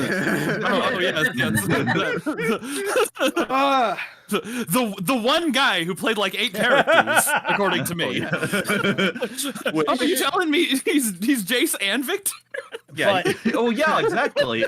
Someone. Okay, so Celtic, I'm going to do the government needs you to find the difference between these two pictures. And I'm going to put your face where it's like they're the same picture. Oh no, I absolutely predicted that. If they're all played by the same guy, it's no wonder that he got mixed up. But no, so overall, I think this might actually be the strongest written episode in this season. Like, there's the least amount of really. Aside from actually. 7, 7 I think internally works. Yeah. I think externally is where you get a lot of the issues. Yeah, the issues with 7 that, don't worry, I'll bring up are entirely external stuff with a good chunk of like characters that it gets to it, but this right here, everything in this universe / with all these characters, for the most part, it works. Despite my the horrible attacks upon my character that were thrown by Twilight that have left me scarred and deformed. The biggest thing against this episode is some coincidences and like why didn't character do X during a particular time, which can be argued away. I love that the thing that really made me laugh was Twilight's laughing like escalating to a pitch that's almost unhearable to the human ear. One of these days, I'm going to make this book / this icon like sort of like burnt and something, and then just reenact the entire like Palpatine Senate speech, but in regards to Twilight and what she's done to me in the ritual circle. Wow. I'm glad I can make you laugh, friend. I'm glad I can make you laugh. All right. Well, we're overall, I think it's a great episode. I think it's actually probably stronger than season 1, episode 2. I don't actually remember what happens in season 1, episode 2. Yeah, episode episode been a bit. 2 of season 1 is like a lot of interlude stuff. There's a lot of great moments in episode 2. I don't know, like it's better in terms of like where it's placed in the season, because episode 2 of season 1 didn't really stand out, but here I think this actually weirdly stands out above a lot of the other ones. Episode 2 was when we got to see like Jace, and like we got introduced to Jace and like Piltover. Like that was the whole thing. Is an episode. Yeah, it was the Undercity, and episode 2 was in Piltover, and now it's kind of the reverse, where episode 1 we're in Piltover, then in episode 2 we're in the Undercity. Yeah, I do love that we, you know, both episodes are just showing the two different sides of the conflict. I wish we got a little bit more of that, I guess, back and forth. I mean, in some ways we do, in a lot of ways we do as the season goes on, but I feel like it's not as polished as before. Yeah, like again, the polish and the rushing is what is causing the majority of my issues, and it's a growing sentiment. Polishing and rushing. Sean Foldark, honestly, 7 could have been an entire season since worth of episodes. Okay. Speaking as probably the one here that almost always pushes like phenomenally for more, make it more seasons, make it more episodes, whatever. Even I have to be like, I don't think it could carry it. In fact, I actually think of all the things, I think 7 carries itself as an isolated episode really damned well, and I don't think you need much elaboration beyond that. It serves its purpose. Yeah, the thing about episode 7, and there's a lot to praise in episode 7, but if it was more, it ruins the impact of that one particular episode and that one particular tragedy that ends up happening. I'm not even sure what more you would even do. I was going to point out is the tragedy of it is that you only get a glimpse into what could have been. Like you only get that brief amount of time, and the tragedy is you have to return to the timeline that we're following in the story, and you have to see out the events there with all the tragedy and pain and suffering that's already there. You can't live in that world forever. You have to go back, and that's because Echo's the goat. The goat. Yeah. I know my sister was like, "We'll talk about that when we get to the episode." My sister was like, "Why did he have to go back?" And I'm like, "Because he has a moral obligation to the people he cares about." And she's like, "Yeah." Well, among other things. Okay, moral obligations. What are those? Okay, but he got the e-girl he wanted, and doesn't that seem more important? Kill Vi and make the world a paradise. Lesson of episode 7. Well, yes. Well, actually, it might be kill Vi, Jace, and maybe Caitlyn. We don't know what happened to Jace. It's definitely kill Vi and Victor. Mm-hmm. Yeah. But that is an episode 7 talking point. So. Yes. Yeah, we can talk about it there. I'm sure we all have notes on that. Now, before we sign off for the day, because I'm tired, evidently. Yeah. And before I start mixing up your guys' name, does anyone have anything they want to announce? Go ahead, Pete. No, rock, paper, scissors. Go first. You know what? I know nothing. You first. I've officially created a YouTube channel. I still have to finish it and get it really going and put banners and everything. But new video coming soonish, depending on my current circumstance with work. Okay, Periodic Pete. Yeah, just chugging away at a video. Really chonker one that I mentioned past couple streams. I'm responding to Anthony Gramulia. Besides that, because I was so blessed that DeadRx 525 or is it 424? I don't quite remember. Made this avatar for me. I would like to shill him too. You guys are probably like familiar with DeadRx. Yeah, 525. So we love him. To those of you in the chat, go check out his stuff. He makes some pretty kick-ass art, and I will be using this avatar and a couple others in my next video. I also stream every Friday, and we're returning to Kingdom Hearts 2 next Friday. So yeah, there's that. Oh, you're getting to that before David. I have to kick his ass. Fatman. Oh, really? Yeah, like I mentioned slightly earlier in the stream, I finished writing my script, and now all I have to do is record it and edit it. So you can join the So Patreon. we'll expect it in another year. Got it. It should be faster than that, but like shit, I don't know, man. I say that as someone who takes forever to edit his videos. Yes. God. Also,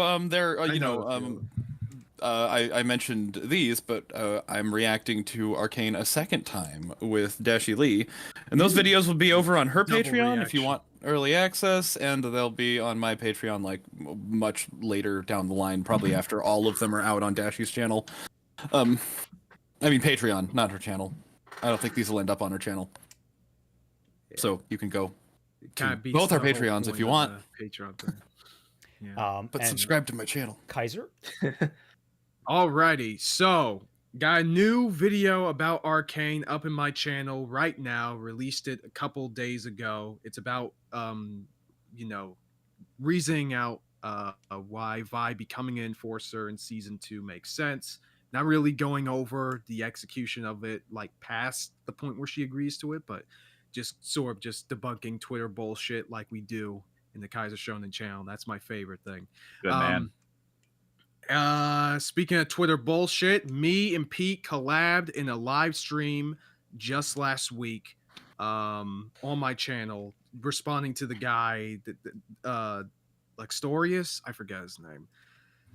Whatever, this fuckface that made a really bad Freerin video about Freerin's demons, because that's my favorite subject. And lastly, but not leastly, yes, that's a word, shut up. This PNG tuber model was made by Vivitan, who's a really good artist. She has a YouTube channel. I'll probably link it down in the comments at some point, but please check her out, commission her. Maybe, I don't know if she's up for commissions currently, but feel free to ask. Why not?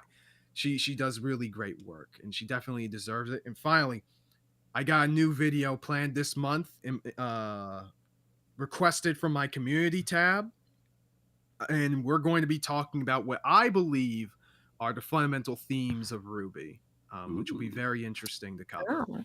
Enjoy that. Nice. You're either going to be there forever or for 5 minutes, Yeah. depending how broad you want to go. Go flip that coin, my man. Go flip that coin.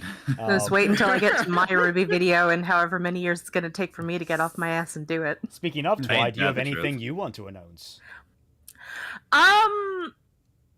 Not really. I guess I've been thinking of putting out my recordings of my Otome games that I've been playing on my Patreon, because technically I don't think I can post them on YouTube or else I'll get in trouble, but Yeah.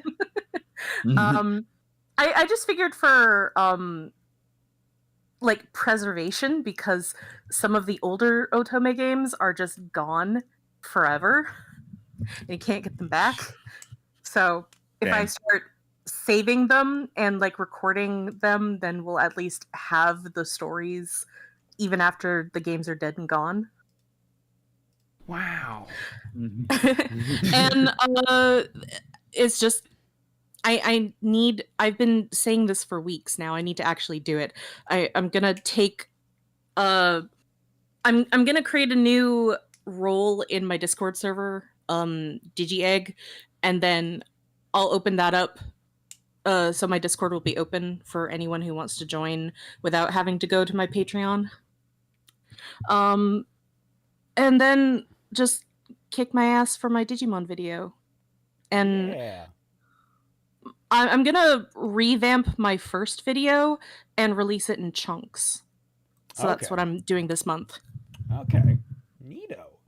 I have just finished my script for My Hero Academia, my full review. It's about 41 pages. I have people looking at it right now, including 3 people that are here in the chat. He doth protest too much. Indeed. So look forward to that in the near future. I'm going to try and crack it out sometime this month, so I get into the December advertising wave, because money. Also to have something else coming out this year, an actual video, more actual videos this year. But yes, what else we got? Bad fan fiction is definitely videos. Well, yeah, I was saying Bad Fan Fiction Night every Friday night at 10 p.m. Join us there. If you want to actually get in and be part of the discussion during Bad Fan Fiction Night, you can join the Tundra by donating to my Patreon or Fatmanfalling's Patreon for $1 or more. And when you get in there, don't worry, all of the people here, they're also present on there, including a few other people from around our YouTube neighborhood. So yeah, we'd love to see you guys and hang out, and we'd love to have your conversation and quips during Bad Fan Fiction Night, so long as you don't end up getting yelled at by Twilight. That happens sometimes. You will be muted. Yes. You will be taken back. And by the way, I'm in the good ritual circle. There are darker, more insidious circles. Oh, in good. this You region. made a good, you made an $100. earnest attempt last week, earlier today to Okay, get out. that's fair. But yeah, I think that's about it. Merch links down below as well for Celtic Phoenix paraphernalia, and I think that's about it. Thank you all so much for watching, and we'll catch you all on the flip side. Goodbye. See ya. Stay platinum.